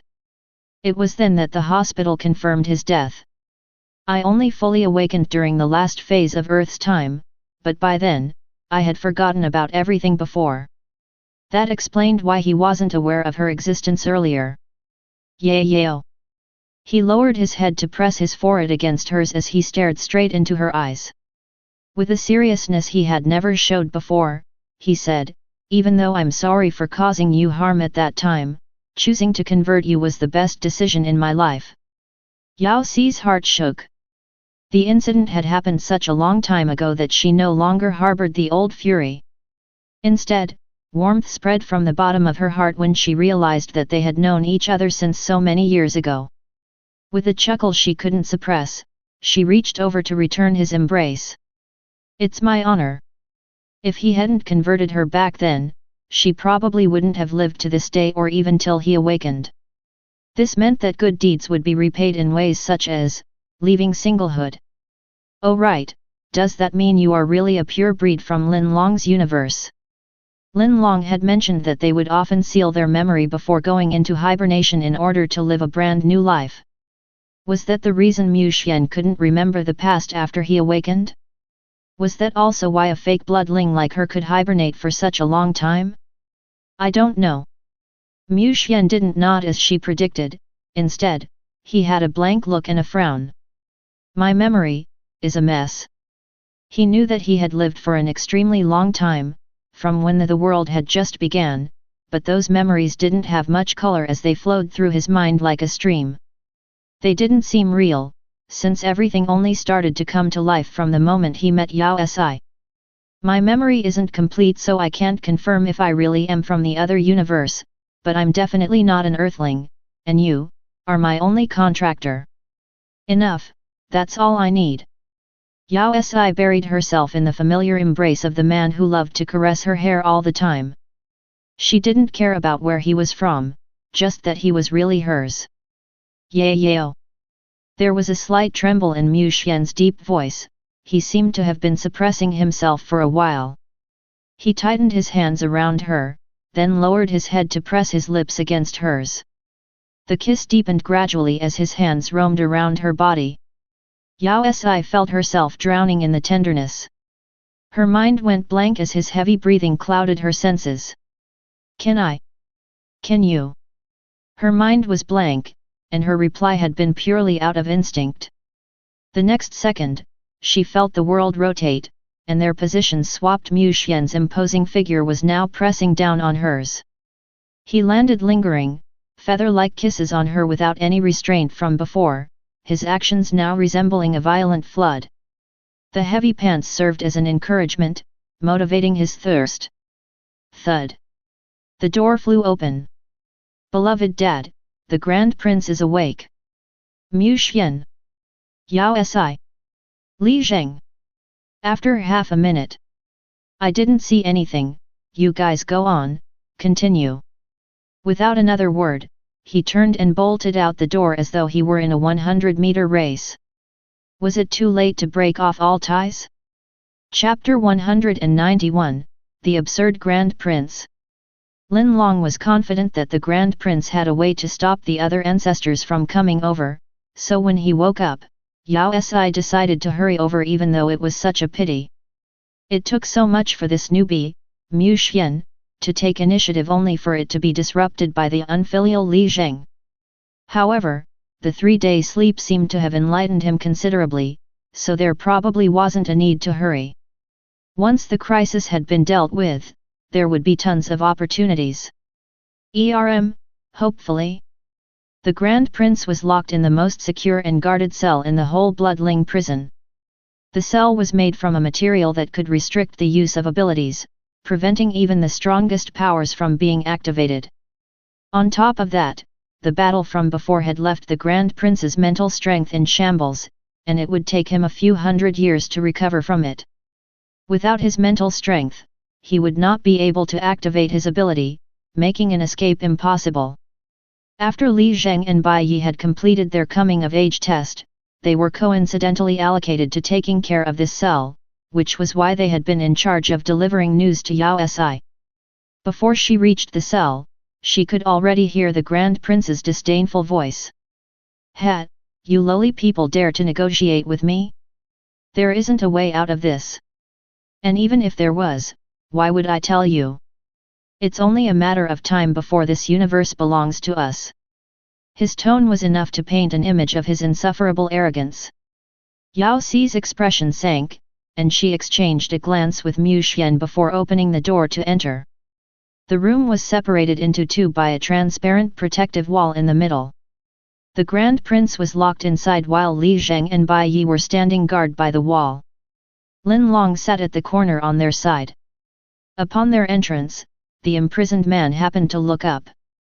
The moment he laid eyes on Yao Si, he was visibly startled, and his legs shook as though suppressing an innate reaction to bolt upright. The disdain on his face paled slightly, replaced by caution. "It's you. You.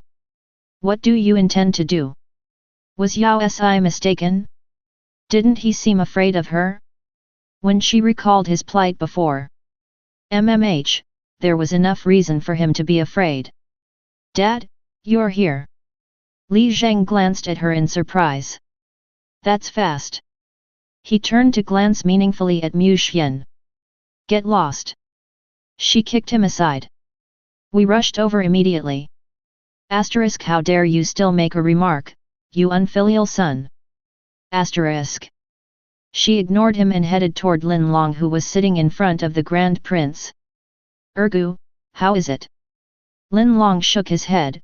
The Grand Prince obviously wasn't being cooperative. "Give up." The Grand Prince smirked. "We would never let go of this universe, so there isn't any meaning in holding me captive. They'll come down when they figure out that I've met with trouble." He glanced at Yao Si in a provoking manner that held a hint of resentment. "So what if your mental strength is strong?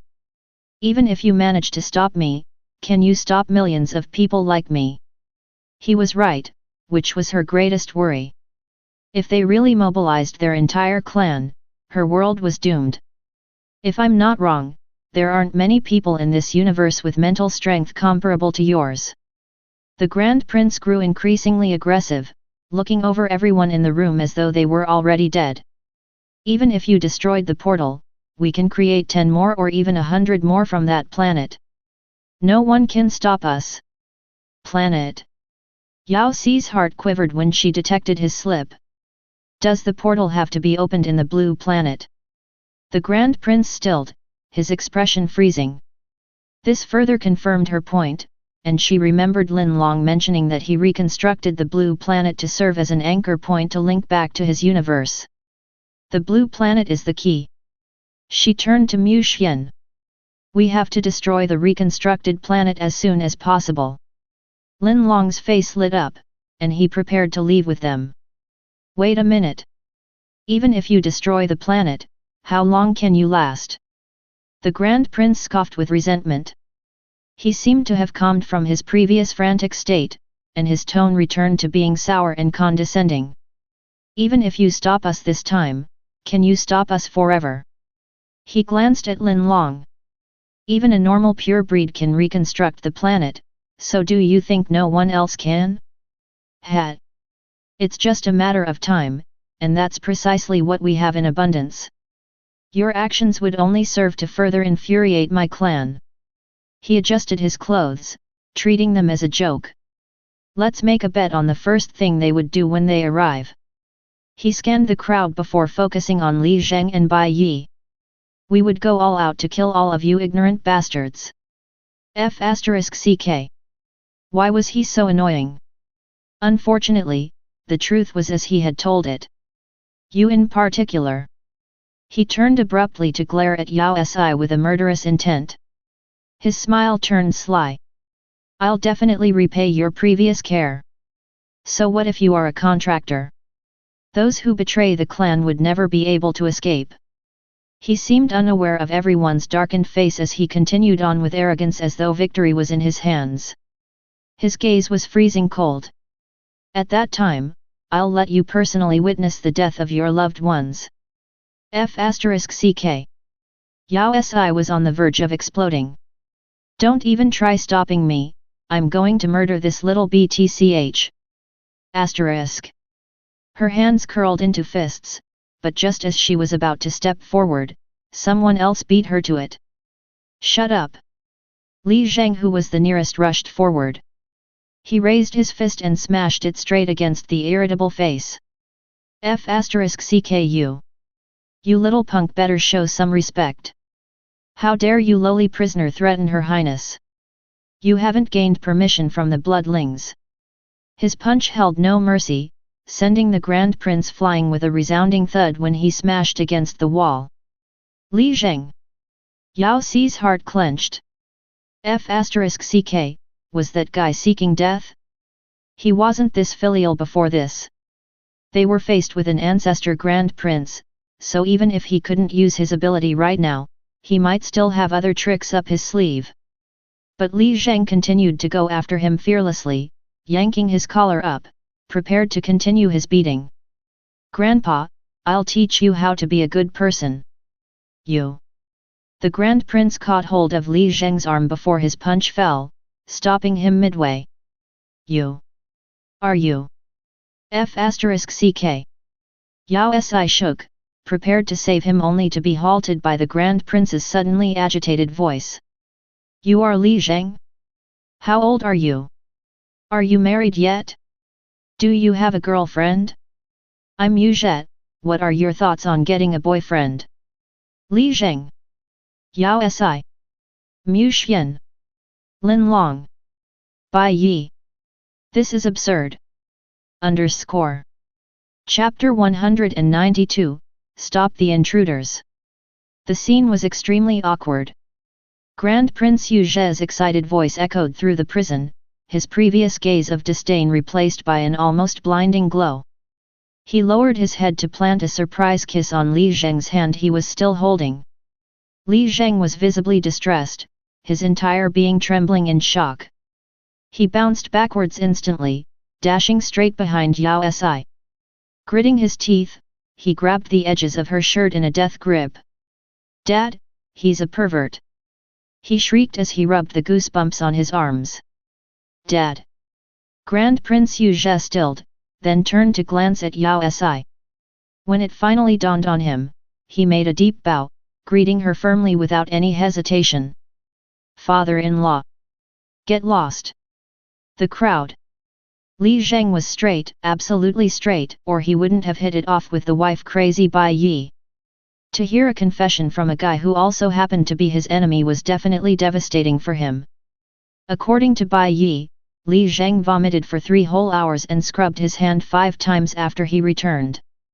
Yao Si and the others were regretful and sympathetic, but they stood firm in their request for him to sacrifice himself. What a joke! How could they let such an amazing opportunity pass at such a stalemate? After Li Zheng was frightened off, Yu Zhe returned to his original uncooperative state. If he hadn't been trying to pry about Li Zheng every time Yao Si visited, she would have really wondered if he had identified the wrong contractor. Strangely, Li Zheng's attitude started to change at that time. Ever since he was converted, he had always been obedient, but this time, he would rather die than visit Yu Zhe at the prison cell. He continuously affirmed his sexual preferences, insisting on preserving his straight man's dignity. Everyone wasn't sure who was worse off, Li Zheng or Yu Zhe. For the sake of the galaxy's stability and world peace, Bai Yi volunteered to convince Li Zheng about his sexual preferences. Convince Li Zheng about his responsibilities. Don't worry, Your Highness, leave it to me. I'll make sure he'll be there tomorrow. Bai Yi tapped his chest with assurance, his smile confident. Yao Si ran her eyes over him before asking suspiciously, why does it seem like you're particularly happy about Li Zheng being Yu Zhe's contractor? Ahem, we are eternal brothers, and I'm happy that he finally managed to leave his singlehood. Is it something to be happy about? Bai Yi's smile shone with sincerity. I'm really thinking for his sake. After he manages to leave singlehood, the fact that my application for a converted cub would jump in line by one applicant isn't that important, ha ha ha. So that's your motive. You're going to sell your brother for a cub? Yao Si rubbed her temples. She really couldn't understand their brotherhood. But Bai Yi had to have said something to Li Zheng, since the very next day, he really came over with a stoic expression. Almost immediately after he entered the prison cell, the conceited Yu Zhe bolted upright from his chair, his eyes sparkling. Ah Zheng, you're here. His tone was soft and tender. Li Zheng froze, his originally dark face starting to turn green. He pressed his palms tightly against his mouth as though on the verge of puking. Yu Zhe, the main culprit, immediately asked with concern, are you all right? Is there anywhere you don't feel well? Why is your face so pale? Is there something wrong? Will you tell me? You're making me worried. Li Zheng's green face darkened instantly, and his palms clenched into fists. His muscles tensed up when he turned to face Yao Si. He then forced a couple words through clenched teeth. Dad, can I hit him? Cough, cough. Keep calm, keep calm. She patted his shoulders casually, but was instantly faced with Yu's displeased glare as though she had just touched his property. *CK. Aren't I your father-in-law? Yu Zhe, the person you're looking for is already here. Can you tell us now how to prevent the pure breeds from coming over? Shaisked directly. Yu Zhe glanced at Li Zheng with love-struck eyes before turning to look at her. His face chilled slightly, but he replied. Haven't I already told you that even if the chances are slim, my race will still not give up on this universe? There isn't any way to stop the invasion, so all you can do is to reduce the impact. He strolled back to his chair as he explained, then scanned the others in the cell. Among you people, only him can stand a chance. He pointed at Mu Xian.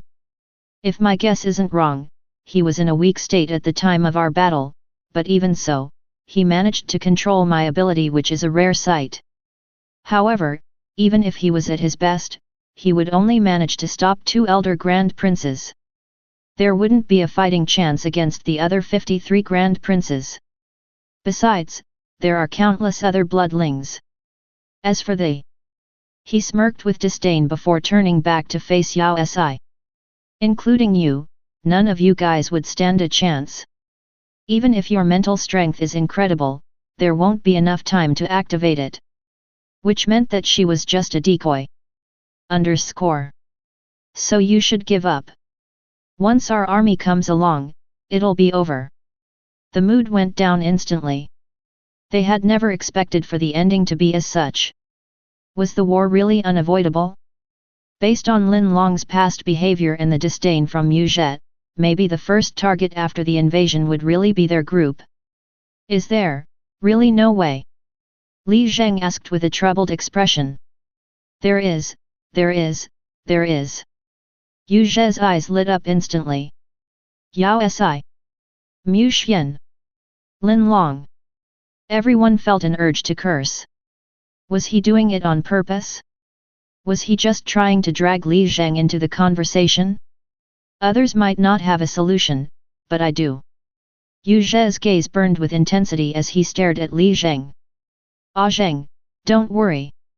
Regardless of what happens, I will definitely protect you. You just have to. Shut up. Li Zheng's veins were about to burst, and he seemed on the verge of bashing the Grand Prince to a bloody pulp. Speak, what idea do you have?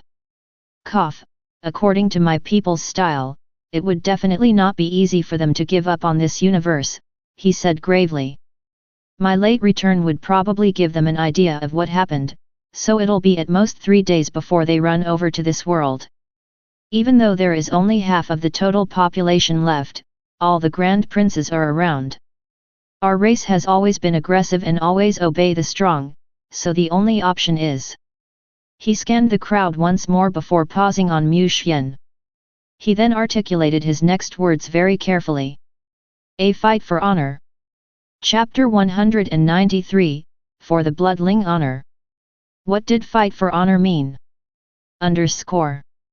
Was that a cell phone game slogan?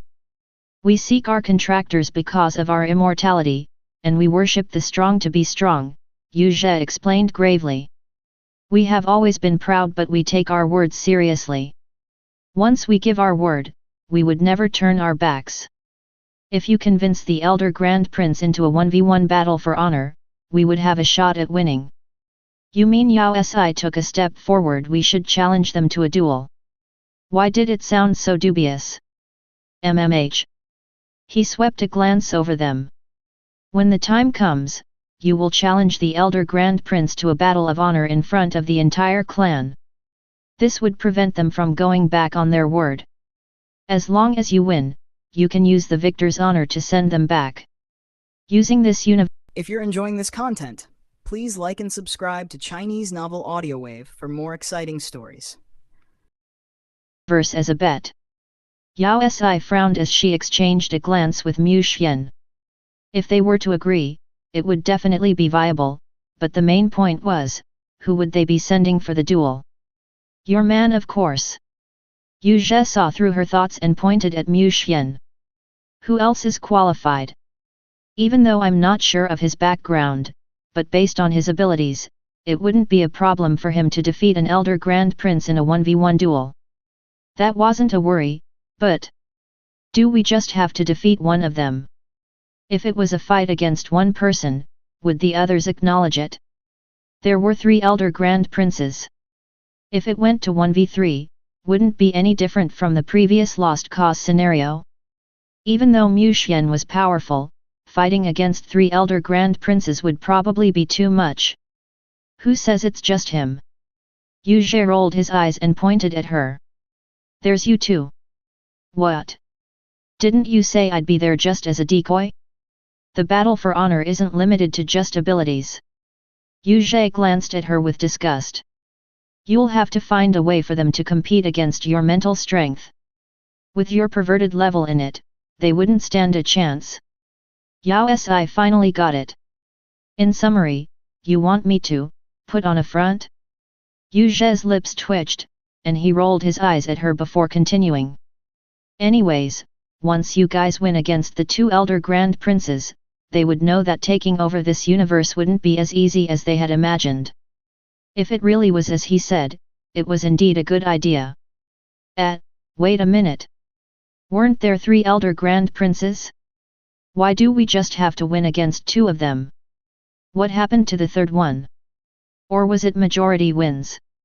Yu Zhe stilled, his face darkening before he suddenly exploded in fury. Enough. I've already been beaten to such a state, so what more do you want? What was wrong? What was with the sudden temper? Perhaps an absurd explanation popped into the minds of the crowd. You are an elder Grand Prince. What's wrong? The enemy's strength seemed to have went down instantly. The pure breeds came quickly. They predicted 3 days for their arrival, but on the second day, Lin Long detected abnormal spatial movements near the blue planet. There wasn't even time for Yao Si to prepare before she was sent to the abyss. As expected, once they approached the blue planet, they found the surrounding darkness being ripped apart as it twisted and turned. Even the blue planet was starting to distort. "They're coming," Lin Long announced, focusing his gaze straight ahead. Yao Si's heart shook, and she took in a deep breath to suppress her riled-up emotions, but she couldn't seem to calm down. Mu Xian then tightened his grip around her hand and caressed her head. "Don't worry, I'll do it." Yao Si stilled, his wounded self resurfacing in her mind. She then shook her head violently. "No, I can do it. Wasn't it just putting on a front? She could definitely do that." A gigantic white portal gradually widened behind the blue planet. Yao Si couldn't help but shove Li Zhang, who stood by her side. "Is there somewhere I can sit?" Li Zhang stilled before his eyes lit up. "As expected of my dad to think it through so well. You'll certainly look more commanding seated, and I just happen to have a limited edition portable chair with me." He tapped open his optical computer to take out a glowing golden chair and placed it behind her. "Dad, take a seat. Let us oppress them with our imposing manner." "You misunderstood, my legs are feeling weak." When the first batch of troops came through the portal, the first thing that came into their sight was a majestic-looking Yao Si sitting on the shiny golden chair. She looked down at the approaching troops with contempt, squinting her eyes slightly as though they didn't mean a thing. Among the 3 men around her was even a bloodling from their world, Lin Long. "I heard that you intend to take over our universe," Yao Si said while scanning the crowd dismissively, not taking them into account. The pure breed's mood sank instantly, exposing their apprehension. Even a fool knew that something went wrong when Yu Zhe hadn't returned. But he was an elder grand prince, and according to Lin Long's previous report, they were just lowly other races in this universe. Logically thinking, there shouldn't be any race stronger than them living in the universe, but the moment they entered, they were no longer so sure. Who was that person? Yao Si struggled to keep her composure, her nerves strung tight as she squinted to give the crowd a rugged scan. Deep inside, her heart was in a frenzy. My gosh, there is probably millions of them. If we really get into a fight, everything is going to go down the drain. But she had to keep her composure, had to keep up the act. Excuse me, if you want this universe. She turned toward the 2 men at the front before spitting out, you will have to go through me. Who are you? A woman took a step forward, her brows furrowed. She had to be an elder grand prince that Yu Zhe had mentioned, and beside her, even though he had the appearance of a young child of about 10 years old, was the strongest among the 3 elder grand princes. I'm just one of the many races in this universe. Yao Si tried to portray a nonchalant tone. And what a coincidence, we're called bloodlings as well. The faces of the 2 elder grand princes sank. They had been informed about the bloodlings of this universe, but according to the report, they were a bunch of weaklings with impure blood. Had there been a mistake in the report? Lin Long, who was the person who'd made the report, seemed relatively calm despite being in the enemy's camp, which was a clear sign that he had betrayed them. Thus, his report couldn't be completely trusted. We're extremely upset about your uninformed invasion, Yao Si continued. Hence, we couldn't help but take action. She turned to give Li Zhang a glance. Li Zhang nodded and tugged Yu Zhe up forcefully before giving him a shove forward. With a lift of his foot, he stomped on the fallen body. Isn't he one of yours? Elder Grand Prince? The crowd exclaimed as they stared in disbelief. He was an elder Grand Prince, one of the strongest among the Grand Princes, so how could he have been caught so easily? Lin Long mentioned that you're rather strong, so we decided to test it, but I accidentally obliterated his abilities. Yao Si waved her hand with fake sadness. The faces of all the troops sunk. An uproar broke out in the crowd since no one had expected this universe to have someone strong enough to obliterate an elder Grand Prince's ability. How can that be? That's Yu Zhe, the elder Grand Prince. Abilities can be decimated. What kind of universe is this? Wasn't this universe filled with lowly inhabitants? Was the report inaccurate? Can we win with the presence of such a race? The troops flew into a frenzy.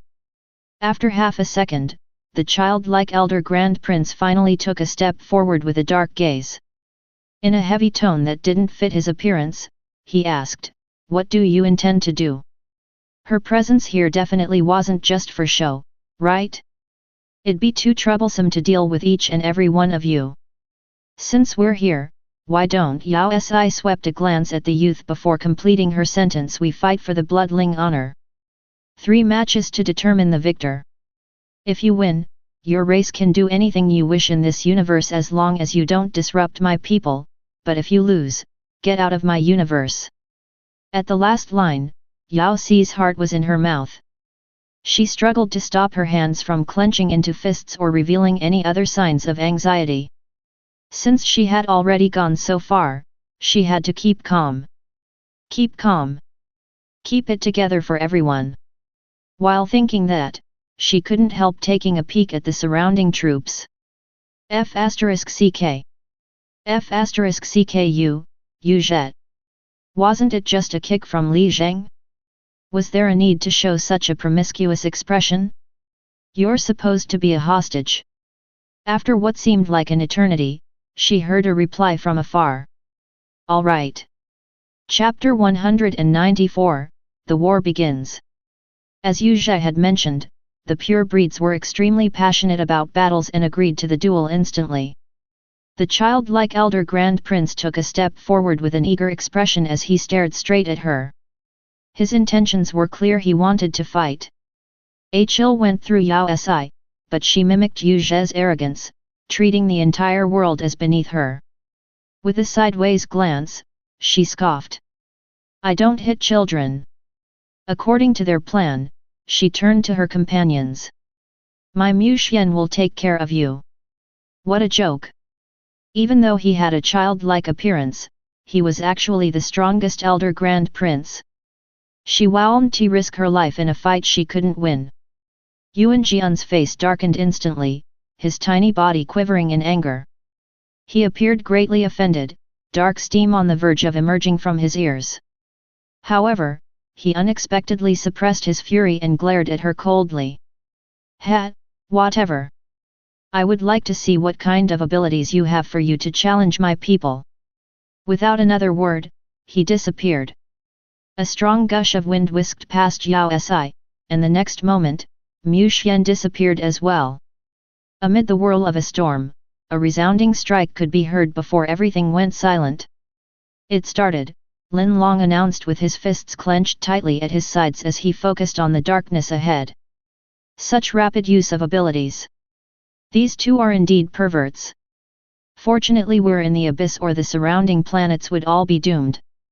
He hurriedly formed a light barrier around them before reminding in a whisper, "Everyone, be careful and stay here or you might get hurt from the impact." What impact? What speed? They started? Hey, why can't I see anything? Were high-end battles all so profound?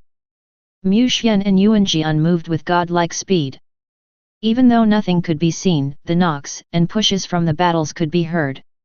Everyone present, including Li Zheng, was glued to the battle, with flashes of admiration, anxiety, shock, and contemplation flying across their faces. It was as though they were an audience to an exciting battle. Only Yao Si being the exception. F***CK. With her level of ability, she couldn't see anything. Keep calm, keep calm. She inhaled deeply, holding onto the chair for support before continuing her act pretending to understand the battle. She had to have faith in Mu Xian and just keep up with the act. It would be a lie to say she wasn't worried. Even though Mu Xian was strong, he was going against the strongest elder Grand Prince. Her heart was in a mess and her nerves strung tight, but everyone believes that she was the strongest person, so she couldn't expose even the tiniest inappropriate emotion. And so she had to keep it in. She praised Mu Xian silently 100 times, cheering him on. Once he won the match, she would unleash her perverted mental strength. The match between Mu Xian and the elder Grand Prince took half an hour. The next time Yao Si could make out Mu Xian's figure, he was filled with bruises, his originally immaculate clothes soaked with blood. After he came back, he wavered slightly before spitting a mouthful of blood. Its jarring color pierced her vision. She clutched onto the chair tightly, on the edge of dashing over. I can't move. If I move, all our efforts will be wasted. She inhaled deeply, lifting her head toward the opposite side. Thankfully, the damned kid was in a worse state and had collapsed into the crowd. He was missing an arm and had a huge hole in his chest that was pouring out blood relentlessly. He was thoroughly drenched in crimson and left without any strength to stand. The result of the battle was obvious. Yao Si resisted the urge to dash forward and instead scanned the surroundings. The gigantic blue planet was gone. In the past half an hour, she had witnessed the reconstructed planet being severed into multiple pieces of every shape and size, just like a watermelon. After it was all over, it turned into ashes.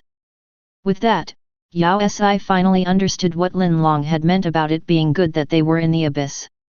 If they had been in the middle of the galaxy, how many watermelons, planets would they have ruined? I guess we win this round. She flashed an arrogant smile deliberately. The childlike elder Grand Prince panted, but stayed silent otherwise. He seemed to be a loss for words. Yao Si ignored him and turned to the last elder Grand Prince as planned. The last elder Grand Prince was an enchantingly beautiful woman whose looks were comparable to those of Lian Yu. With even more arrogance, Yao Si said, I'm bored from just watching the match, so I'll go up the next round. Who's interested? Probably due to Mu Xian's performance or maybe due to the success of her act, everyone's face darkened. Their gazes were cautious when they glanced at her. When they had first arrived, Yao Si was the only one seated, and her words had been sharp and unforgiving, casting the illusion that she had the highest rank and ability. Mu Xian's victory over their elder Grand Prince further intensified the enigmatic aura, making it seem as though the others were just her slaves. Now that she was going to take them on personally, they were on the verge of panic, and it was exactly what Yao Si wanted. How about this? She said, continuing with the act smoothly. Since you guys can't even defeat my Mu Xian, using abilities would make it seem like I'm a bully. Why don't we compete in mental strength instead? Anxiety shot through her as she silently prayed for their acceptance. This was the last step, but all she could do now was hope that they would accept. Once they did, she would first go with the same suit as last time before adding 2 sets of flowers or something, but she would definitely win. Shortly after. All right. The bloodling woman gritted her teeth and took a step forward while looking at her cautiously. We'll compete using mental strength. I'll go against you. Yao Si finally loosened up. Wait a minute. A voice interrupted them. It belonged to the elder Grand Prince defeated by Mu Xian who was struggling to stand up. He walked forward and grabbed onto the female elder Grand Prince. The incredible healing powers of the pure breeds had already taken care of the big hole in his chest. Yuan Jian. The woman stilled. You won't stand a chance. But. She frowned. Even if she didn't stand a chance, the courage to fight was always part of the bloodling pride. The situation is clear, so there isn't a need. Instead of clearing her doubts, he turned to Yao Si and started to chuckle. The laughter seemed normal and casual, but it sent cold sweat down Yao Si's back. She had an ominous feeling that the little kid was going to cause trouble. Bloodlings? You mean you guys are the bloodlings of this universe? Before she could reply, Li Zheng interceded. So what if we are? Good, great. He suddenly burst into laughter, as though he had just heard great news. Then, regardless of the competition's result, we won't ever give up on this universe. *CK, this wasn't what they had planned. Weren't they supposed to get out after losing? Didn't they keep their word? What did he mean by not giving up? Chapter 195, Return of the Victor. What do you mean? Lin Long asked in disbelief. You intend to break the promise. It wasn't just him either. The other bloodlings who had made it through the portal were also full of confusion as they stared at him. Bloodlings weren't a dishonest bunch. Initially, it was just a suspicion. The boy called Yuan Jian spoke with a heavy tone. His eyes were bright, seemingly suppressing an immense excitement. But the moment I laid eyes on you guys, I was sure. The environment here isn't much different from ours, and there has been 2 contractors. Moreover, it has a race as strong as ours. It isn't possible for such a coincidence to occur unless, this is our twin universe. His eyes blazed as he turned to address the crowd. I'm sure you guys are aware of what the twin universe means. Our contractors are definitely here. Then how could we give up on such a universe? The entire crowd fell into silence. The next second, joyous cheers erupted, and everyone's eyes went ablaze. They were shining like those of the elder Grand Prince, with the light of singlehood. What glory, promise, battle, race honor, everything went down the drain in an instant. Yao Si's heart sank. It was all over. Their act was built on the assumption that the pure breeds weren't familiar with this universe and that the report submitted by Lin Long wasn't specific enough. Even though they had their suspicions, they couldn't confirm that it was their twin universe. Most importantly, Lin Long hadn't mentioned that the bloodlings in this universe originated from Wang Irma. Hence, their act was to build a false appearance of their strength so that the pure breeds would be deterred from an invasion. But they had never expected for the elder Grand Prince to be so sure of the twin universe assumption. With contractors and a similar race inhabiting the world, wasn't its twin characteristics too obvious? It felt as though their efforts had backfired and instead caused more harm than good. *CK, it was turning sour. Kids are the worst. This universe has to be ours and no one will stop us, the elder Grand Prince declared loudly before turning to look at them. His gaze had changed, the caution from before having morphed into an obsessive desire for victory. For the sake of our contractors, capture them. The next moment, millions of pure breeds directed their abilities at them. The sky lit up with all sorts of different powers, turning the darkness into a blinding light ocean. Hurry, let's go. Mu Xian hadn't fully recovered before having to unleash everything he had within him to form a gigantic light barrier. With another wave, he opened up a portal in which he pushed Yao Si. Mu Xian returned to the red planet. He only had time for one sentence before flying toward the sky full of abilities. A diverse choice of powers exploded on him all at once. Let's go, or it'll be too late. Lin Long turned toward the space portal and tugged her in. The pure breed's obsession over their contractor was apparent, it was the only reason behind their existence, and no one could stop them. The problem was way out of anyone's hands, and the war was inevitable. He won't die as long as you live. Yao Si clenched her fists and turned to the portal. He was right. Besides her mental strength, she was just a weakling. Staying around would only serve to divert Mu Xian's attention. Pure breeds couldn't kill their own kind, but they could kill her. As long as she was alive, Mu Xian wouldn't die. She couldn't just waste the precious opportunity he created for them to escape. She had to leave and protect herself, to calm down, calm down. Bang! The light barrier Mu Xian had formed with all his power started to crack, allowing millions of light rays to head straight at him. The scene seemed to play in slow motion, and Yao Si could distinctly see each ability graze past him, glaring red blood drenching his shirt so much it turned black.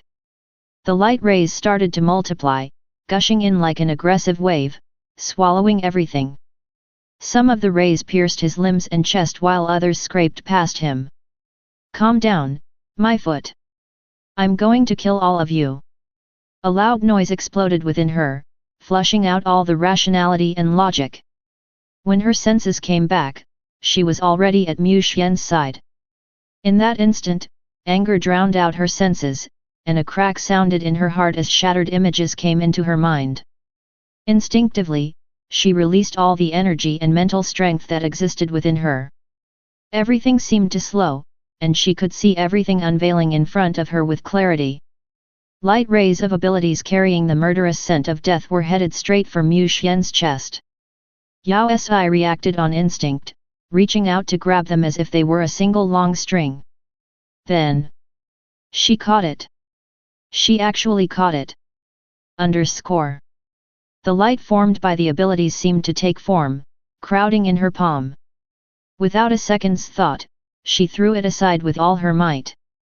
A string of mini explosions went off. It was an extremely soft sound that resembled something being pulled out. The light rays in her palm disappeared instantly. Everyone was startled by the sight, and silence engulfed the entire place. Even Lin Long and the others had forgotten to leave through the portal. PSSH. After the first person vomited blood, an entire blood fountain seemed to have blown up as more than half of the bloodlings started to vomit simultaneously. They collapsed pale-faced as though on the verge of death. In just a short while, more than half of the thousands were on the ground. Yao Si's intense fury cooled down almost instantly. What had just happened? My ability, what happened? I can't feel my ability, what's happening? She really is able to take away our abilities. What was that ability just now? It's so scary, it's making my legs shake. Asterisk at? Asterisk. Yao Si glanced at her own paws. The light rays that she had grabbed, they seemed to have been their abilities. What just happened? Isn't this going a little too far? The energy just now. The childlike elder grand prince murmured. He didn't seem as fearful as the others, but like he'd come to a realization. His eyes lit up, and his voice filled with excitement and agitation. That's right, this energy can't be wrong. The ability to control our clan's abilities can only mean. With a flash, he was suddenly in front of Yao Si. She jumped back in fear, taking hold of Mu Xian's hand instinctively. Asterisk, you horrid child, what are you up to now? Asterisk. Unexpectedly, he went down on one knee, one hand covering his chest as he glanced up at her with bright eyes. We have finally found you, our queen. Yao Si. Mu Xian. What the F asterisk CK? Is this another way of begging for mercy? Sigma, degree. Chapter 196, The Growth of the Queen. Yao Si was sure something was wrong. How could she be their queen? With her absurd ability that could go wrong at any second. If she really was their queen, wouldn't the entire race be in jeopardy? No, it was definitely not real. She would rather believe the throne belonged to Mu Xian. As it was, all the pure breeds became extremely emotional, glancing up at her with a burning gaze that seemed on the verge of bursting into flames. Hence, their battle for survival ended on a strange note. All her resistance was useless. The pure breeds were convinced that she was their queen and had instantly converted into loyal fans. Regardless of whether they were scolded or if their abilities were obliterated, they were willing to accept everything. They were completely at her mercy, prepared to fulfill her any wish. Other than their unwillingness to return to their world and persistence on addressing her by the gloried name, Your Majesty. They had to go wherever the queen went. The bloodlings followed her everywhere, and all the way back to the Red Planet. Yao Si could probably remember forever the stunned faces of the Elders' Council when they caught sight of thousands following behind her. Who are they? The defeated troops? Captives? Oh. This is a conspiracy, it definitely is a conspiracy. Yao Si glanced out of the majestic palace. There were thousands of troops dressed in black armor scattered everywhere obediently. If there wasn't a sign stating single dogs not allowed, they would have definitely taken over her whole house. Those rascals, acting obedient wasn't going to get them anywhere. Would they conspire something internally after taking me as their queen? Previously, the elder Grand Prince broke his promise, so based on his intelligence, there was a high chance of a hidden conspiracy. That was certainly evil. It isn't like that, Queen. Your Majesty. Lin Long stood up anxiously while glancing at her nervously. I don't think they are mistaken. Ergu, you too. Yao Si swept a glance at Lin Long, who wore the same agitated expression as the thousands outside. Whose side are you on? Why are you changing your alliance? *CK, why are you trembling? I can't control it. He didn't want to, but when he glanced at Yao Si now, his legs couldn't help but soften, forcing him to his knees. He couldn't seem to foster any resistance within himself. Everything seemed inevitable and right. It was a strange feeling that started ever since Yao Si exerted the power to obliterate the pure breed's abilities. It wasn't easy for him to even be standing at such a close proximity to her.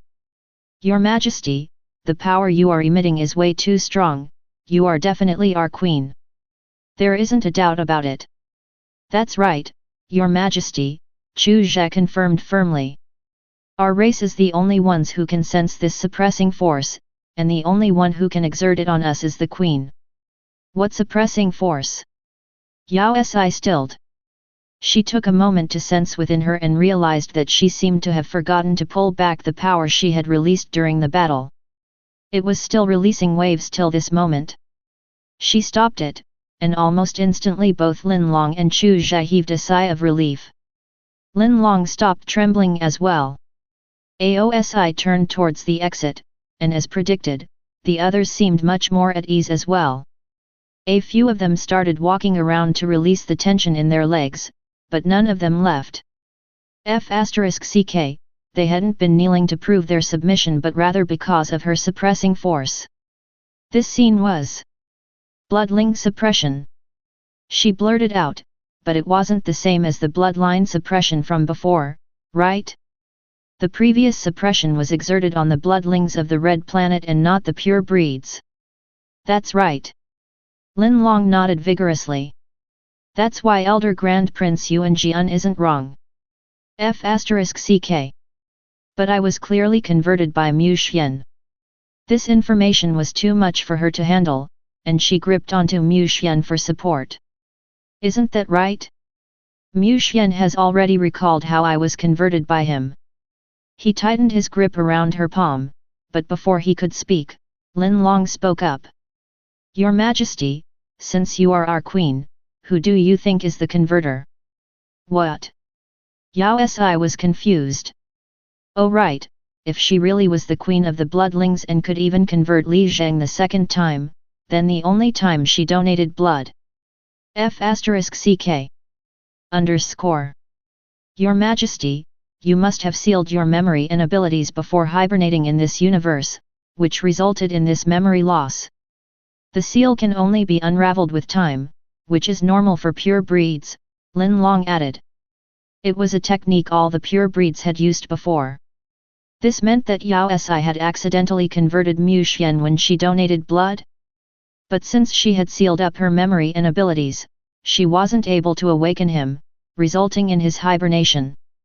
Afterwards, even though her bloodline gradually awakened, it was sealed back up by accident while Mu Xian's ability awakened.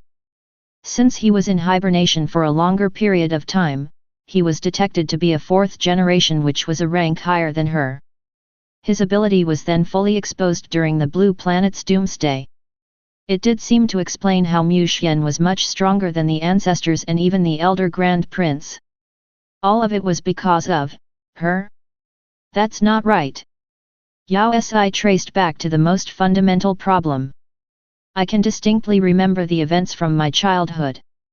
I was the same as the other Earthlings, growing from a tiny self. She could even remember herself being sent to the orphanage by a police officer who was drenched after falling into a pit. If she had sealed her memory before hibernation, shouldn't she have awakened as an adult? Her physique should have been the same. Those memory couldn't be fake too. Lin Long exchanged glances with Yu Zhe, who took a step forward to explain. Your Majesty, bloodlings who are of Grand Prince rank and above possess a special ability called camouflage. What the f*ck? In order for a bloodling to better adjust to the world after hibernation, we enter a state of camouflage before falling asleep. This ability allows us to turn into any form we want. His body suddenly lit up, turning into different beings at the speed of light. In less than 2 minutes, he morphed into countless different beings, shorter, slimmer, and curvaceous. He changed from an artistic youth into an artistic young lady. f*ck, he camouflaged. Oh! This left all of them stunned, but Li Zheng in particular. He stared at the stunning beauty with his mouth agape. But of course that's just mimicry and my actual gender would remain the same, Chu Zhe explained in a completely different voice, one that was soft and feminine. Before we sink into hibernation, we seal our abilities, and before it awakens, the camouflage takes a long time to disappear. For instance, Elder Grand Prince Yuanjian's current form is a camouflage as well. He then changed back into his original form. Yuanjian? You mean that little rascal? His child form isn't his true form? Your Majesty, you must have camouflaged into a baby before entering hibernation. Was that why she could still distinctly recall her childhood memories, even those from when she was a baby? Was she really the queen of the pure breeds? Sigma, degree. Chapter 197, The Bloodling Migration. Yao Si was utterly confused, but she saw the logic in their reasoning. So were they perhaps right? But everything seemed so unreal. After being a weakling for such a long time, she couldn't get used to the sudden change in her identity. Besides, she couldn't remember anything from before she was an earthling. She couldn't seem to fill up the gaps, so she decided to temporarily toss the problem aside. Enough. She raised her palms to stop Lin Long and Chu Zhe from continuing. She pointed toward the black mess outside. Let's put this queen discussion aside for the time being. How are we going to deal with that bunch out there? We can't just leave them in this universe. They were a huge crowd of madmen that resorted to violence at the slightest disagreement. Even though most of them had their abilities obliterated by her, who knew what they could come up with? After all, they had traveled through their universe just to find their contractors and were high-risk individuals. If she left them to their means, there was a possibility they would destroy the whole galaxy. They won't go back. Chu Zhe shook his head firmly. Your Majesty, we've been looking for you for such a long time. Now that we have found you, you are no longer just a queen, but also the only option when seeking death for all those without a contractor. f*ck that. FCKU, maniacs. Are you really in such a rush to die? Even if you were, couldn't you seek it elsewhere? Didn't you say it was a legend? I might not be able to grant them death. Previously I assumed it was a legend as well. Chu Zhe paused, then glanced at Li Zheng intensely. In response, Li Zheng started to tremble in fear, covering his mouth firmly while trying to force the bile down his throat as he dashed behind Yao Si for shelter. He crouched low behind her, struggling to shrink behind her 156 centimeters height. Chu Zhe appeared wounded by his actions. But now, I'm sure that you can grant us with an end. I'm sure as well. Lin Long added enthusiastically. Hee. Hey, how could you guys have been affected by those madmen? It's true, Your Majesty. Lin Long explained seriously. Your Majesty, haven't you realized? All the pure breeds around you have found their contractors. The pure breeds around her, weren't they Lin Long and Chu? f*ck. Could it be true? Was that what granting death meant? She finally understood the gaze exchanged by Li Zheng and Chu Zhe. Is the queen perhaps Yu Lao? Whoever wants this throne can have it. A full-fledged war was prevented and instead a bunch of overaged singles came to the Red Planet. Yao Si, who was forced into the Yu Lao role, only had one response, F***ck. Why did she have to bother with that bunch of crazy single dogs? In order to deal with the large crowd of single dogs that stayed around her house, the Red Planet held an emergency meeting. Fortunately, the galaxy was filled with a diverse mix of different races, providing the elders with tons of experience on how to manage disputes among races. However, due to the unique nature of these ancestors, the elders spent almost a whole week before coming up with a preliminary proposal. After both Yao Si and Mu Xian read through it, the Leaving Singlehood Pact was finalized. Yes, that was what it was called. The motive of the pure breeds was only one, and it was to find their contractor. If it wasn't for the violent and maddening declaration of war against their universe, they wouldn't have had to waste so much effort in resisting.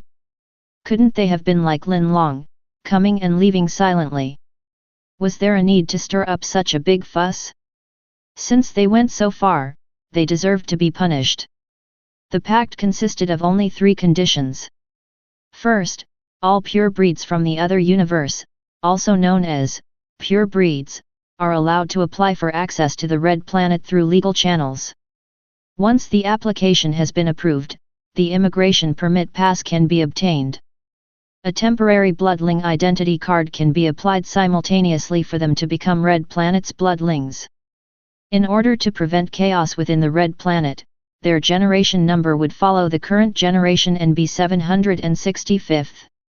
Second, pure breeds were to have their abilities sealed by the respected Queen of the Bloodlings, Yao Si, also, Queen of the Pure Breeds, before they pass through immigration. After it happens, pure breeds are prohibited from participating in activities that may provoke other races. They are not allowed to expose their pure breed identity unless in critical situation.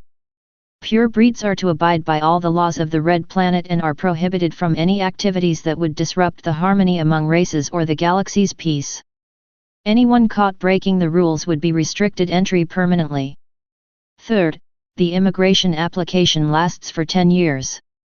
Once expired, extension is allowed in the Red Planet. These 3 conditions were the best solution to the current situation, providing the pure breeds with an opportunity to search for their contractors while controlling their maniacal mentality. The gist of the rules was, don't cause trouble, don't cause trouble, don't cause trouble. But the sealing of their abilities was a little hard. They were a bunch in love with violence, so for them to lose their ability and be relegated to normal beings seemed like an almost impossible task. Unexpectedly, once the 3 conditions came out, the crowd which previously insisted on taking over the whole universe agreed without any objections. Everyone nodded obligingly, not one having a second opinion. They even asked when the Queen was going to seal their abilities. Your Majesty, what should we do? We will listen to all your demands. Your Majesty, when you make your attack, would you prefer if I fall on my side, my back, or on my stomach? I'll be prepared. Your Majesty, do those who seal their abilities first have a priority in finding their contractor? Why don't you seal mine first? Your Majesty, I love peace, really. Look at my muscles, they are smaller than those of the others, so could you introduce me to a contractor first? Your Majesty. Get lost. I'm not Yu Lao. Number. Yao Si spent a whole week sealing the pure breed's abilities to the normal bloodling level.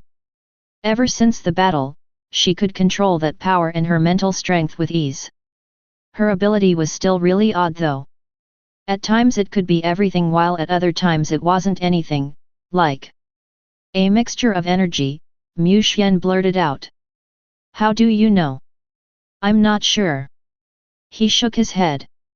I just found the term rather fitting. Yao Si didn't pay much attention as she continued to seal the pure breed's abilities. While doing so, she realized that those pure breeds who had their abilities obliterated weren't completely without any power, it was just recovering extremely slowly and would probably take a few hundred years to return to normal. Still, she used the bloodling suppression as an additional seal. After all their abilities had been sealed, Yao Si left the follow-up things to Elders' Council since they were more proficient in such tasks. For a time, the crammed mess in front of the majestic palace was gone. Yao Si could feel her energy being on the low, and together with Mu Xian, she lay on the sofa motionlessly, trying to recuperate. "I'm tired." She finally understood the pains of racial issues. Yao. Mu Xian pulled her into his embrace before passing her a piping hot bowl from out of nowhere. "Come on, have some blood curd for nourishment." Yao Si downed the entire bowl instantly, and as expected, Mu Xian had the best culinary skills. She licked her lips and placed the bowl down before turning to hug him. She lifted her head to glance at Mu Xian, who had been much busier than her, and a warm, fuzzy feeling spread through her. It was a serenity she had never experienced before. "Mu Xian. He reached his hand out to wipe soup from the corner of her lips, and his face filled her vision. "Did I really convert you?" Mu Xian stilled before bending down to place a light kiss on her lips. "Why do you say so?" "Because I had a dream." God of marriage and love in Chinese mythology. Chapter 198, Personal time is needed. Or rather, Yao Si had been having the same dream repeatedly for the past few days. In the boundless night, lonely and cold stars filled the skies, and there's a voice in my dream that says, "I'm waiting for you." Yao Si had a dazed look. The dream had been unusually real, as though she had really lived through that experience of being alone among the galaxies, witnessing the blinking lights and the constant change. Throughout it all, there had been an unwavering voice that kept on calling her. It was, your voice. Mu Xian's gaze sunk, and he focused on her intensely as his grip tightened. He lowered his head to kiss her once more before resting his forehead against hers. "Mu Xian, you previously mentioned that you aren't an earthling." Besides, when Lin Long guessed that she had converted him, he didn't oppose it, but neither did he acknowledge it. "I don't think I converted you, the strongest evidence being, the blood deed on my forehead." She pointed to her forehead. If Mu Xian had been converted by her, wasn't he supposed to be the contractor? But instead, the mark was on her. So did the pure breeds make a mistake? "No, you are indeed the queen of the pure breeds." Mu Xian shook his head, rejecting her hypothesis. "Why do you say so?" "I thought about this for a really long time and recently figured it out." He sighed once more before explaining in a low voice, "Yao, do you remember when I told you about my messy memory?" I remember." That was the time he said he could only remember their conversion in the hospital. "It isn't really messy but rather." He caressed her head. "I have 2 sets of memory." "2 sets? How could you have 2 sets, the other set?" Yao Si stilled as an absurd thought struck her. "Is that my memory?" He smiled, nodding. "The person in my memory is the first bloodling that was born." In order to find her contractor, she traveled through many different universes and searched for an extremely long time. She traveled through different planets and finally sealed her memory to become an earthling. "In the past, I couldn't differentiate which memory was mine, but right now I'm certain that it's your memory." It was the memory she couldn't remember. Did he know about it because of the conversion, having inherited her memories just like Li Zheng? Did she really convert him then? His eyes dimmed, and he tightened his grip around her hands. "Ever since I was born into this world, from the moment I possessed any form of consciousness, I knew I was waiting for someone. I didn't know who she was and I didn't know who I was, but I kept on waiting." Those memories were like a colorless painting, blurry, bland, and without life. They were just an endless stream of loneliness. "I waited for an extremely long time and eventually sunk into hibernation. I witnessed the birth of civilizations and disasters, but it was only when I woke up in a hospital on the blue planet. Just one glance, and he had known that he had finally found that person he was waiting for." Everything had livened up instantly. Yao, your dream is actually my memory. I was the first being in this universe, and I've always been waiting for you. Mu Xian. Yao Si could feel an ache within her. She turned and pounced into his embrace. She didn't possess any memory from before she was an earthling, so she couldn't understand the pure breeds who had traveled through different universes just to find their contractors. But Mu Xian could remember the eternity he spent waiting for her in this universe. Whenever she remembered the dream with the lonely figure among the endless cold skies, her heart started to ache. Wait a minute, if you're the first being in this world, what's your race? She couldn't help wondering since there wasn't any race that could live for such a long time as far as she knew. Even though bloodlings were immortal, he had only been converted after the creation of the blue planet. I'm not sure either. Mu Xian shook his head. I seem to be the only one of my kind. Oh. She nodded after a moment. Our universes are twins. If I really am the queen of the pure breeds, then you. Her eyes opened up wide. Are you perhaps the king of this universe? It seemed quite possible since Mu Xian possessed the ability to suppress the elder grand prince. Other than the king of this universe, no one else should have been able to accomplish such a feat. Even though she could obliterate the pure breed's abilities, it was the bloodline suppression from being the first bloodling which forced the pure breeds into submission. It wasn't the case for Mu Xian, however, who depended purely on his ability. Of course, Mu Xian had obtained that ability only after she converted him, but pure breeds were unlike the bloodlings on the Red Planet, especially in the case of bloodline suppression. Other than the superficial submission because of her identity, the pure breeds treated the other pure breeds with violence. The most classic example was how the 700 generation bloodlings would not be suppressed by the pure breeds other than in terms of their ability. Bloodline suppression wasn't a reason at all. This meant that Mu Xian's strength came from within him and had nothing to do with his conversion. Besides, if he were to engage in a battle with her, she would not stand a chance. Other than him being the king of this universe, there was no other explanation.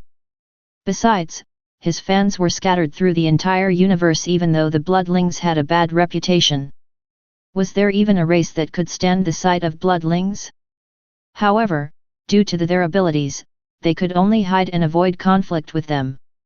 Even so, everyone respected and worshipped Mu Xian, treating him as an untouchable existent galaxy's #1 male god. It was as though he didn't belong to the most hated bloodling race. This situation was exactly how the pure breeds viewed their queen with rose-tinted eyes. Perhaps the various races in the galaxy were like the pure breeds and submitted to Mu Xian instinctively. He was a presence akin to the queen of pure breeds. But after confirming this point, she suddenly had another problem. If you are the king as well, then, who converted who?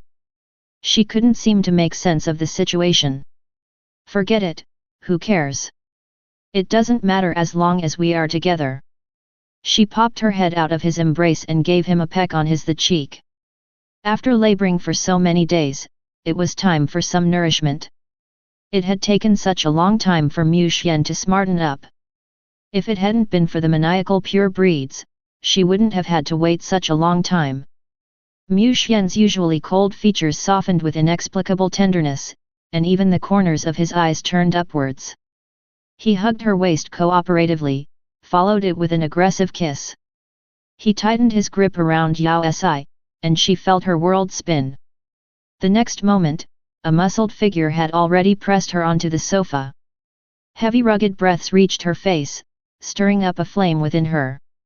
Her heartbeat quickened, her breaths turning into pants. It might have been because of the kiss or due to the anxiety from what was to come. Mu Xian's fiery gaze grew increasingly intense as it inched closer and closer. Your Majesty! The door was smashed open, and a tiny figure came dashing in. The moment he rushed in, he dropped everything in his embrace onto the coffee table in front of them full of excitement. Do you still remember me? I'm the elder Grand Prince Yuan Jian. I've been managing the pure breeds for many years and have vast experience in it. Be it full series abilities, mental strength's upper limit detection, or healthy food choosing, I can do all. Here's my health certificate, the management card, premarital certificate, ability book, technology lifetime accomplishment award, biology and physics research award, etc. Your Majesty, what do you think about a talent like me having priority in getting a contractor? Once he was done, he lifted his head toward the two figures on the sofa. MMH. Why did Her Majesty's position look a little odd? Get lost. Yao Si and Mu Xian. The pure breeds officially integrated into the new universe due to the cooperation of the entire race, and nothing absurd happened. After all, there weren't that many pure breeds. With only a few 100,000 of it was less than the birth rate of some of the other races. Yao Si's primary concern was an internal strife, but that fear showed up to be unfounded as they managed to blend in harmoniously. It seemed like the start of a wonderful society. The main reason for it was that, among the first batch of immigrants, 5 had already found their contractors, and all of them happened to be bloodlings. This meant that the contractors could be concentrated among the bloodlings on the Red Planet. Once the pure breeds noticed this phenomenon, they decided to toss their pride, arrogance, and whatever pure breed self-esteem they possessed out the window, treating the bastards they despised with love and warmth. What a joke! Who called them bastards? This was clearly a contractor's camp. Even though not all the contractors were bloodlings, with such a high possibility, who would dare to risk it and cause them harm? Hence, none of the racial disputes and conflict Yao Si had predicted arose. It was one of the fastest and most peaceful integration of two races in history. It was indeed unexpected, but also worrying. The bloodlings in the Red Planet had cubs which were similar to the pure breed's contractors, so if there was an overlap, it'd be horrifying. Gradually, everyone started to realize that all the pure breed's contractors were inheritors that didn't have their own cubs. All of those with whom they wanted to form pairs were all single dogs, so the horrifying overlap scenario had yet to occur. In the beginning, they assumed it was a coincidence, but with the 10th contractor, their worries were refuted. The last pair was actually an inheritor that had just awakened from the heavenly bestowed yard. After much research, they concluded that perhaps the contractors weren't focused among the inheritors, but rather, earthlings. Li Zheng eventually found his own inheritor. They both had a common trait.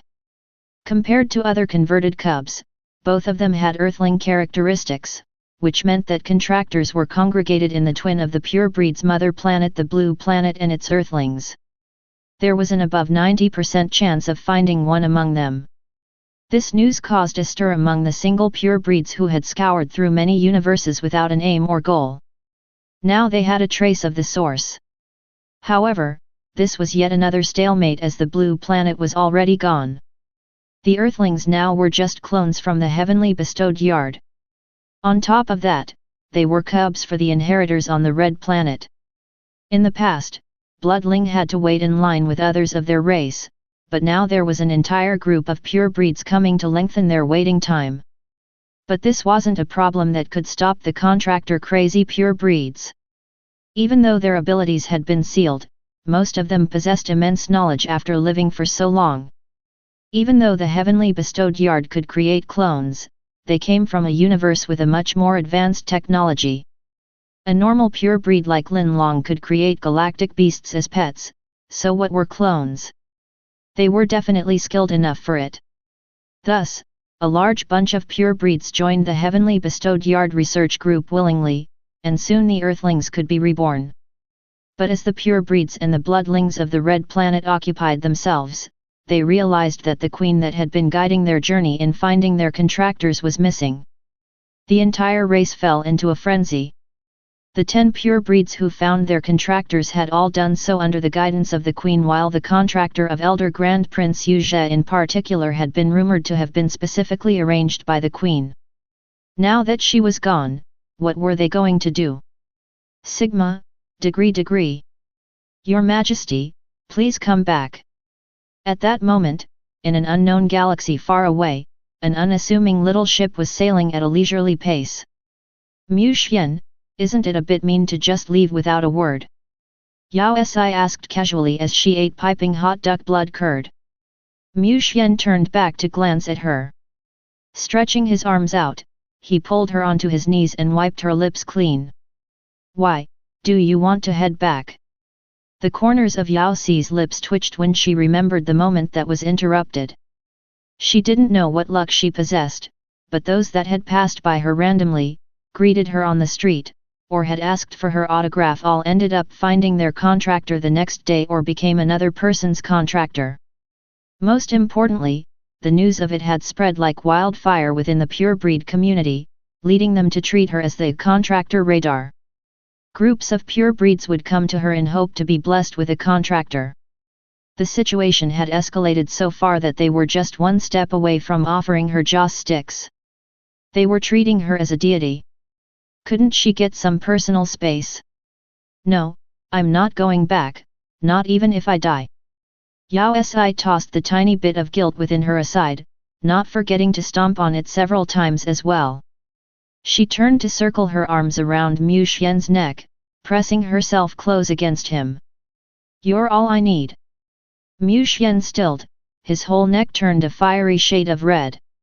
He lowered his head to plant a kiss on her lips, and in that moment, the entire ship filled with the scent of love. He inched near her ear and replied in a hoarse voice, "Me too." Yao Si's mind started to spin.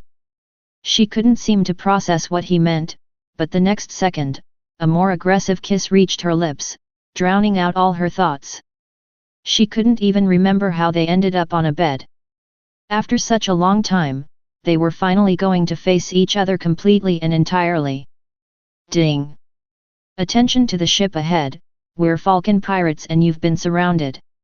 Surrender now and you shall not be hurt. Yao Si. Mu Xian. F***ck, don't stop me. I'm going to take revenge on society. Book completed. Thank you for watching. Continue exploring the fascinating world of Chinese novels with us. Hit that subscribe button on Chinese Novel Audio Wave to stay updated with our latest stories and never miss out on a great listen.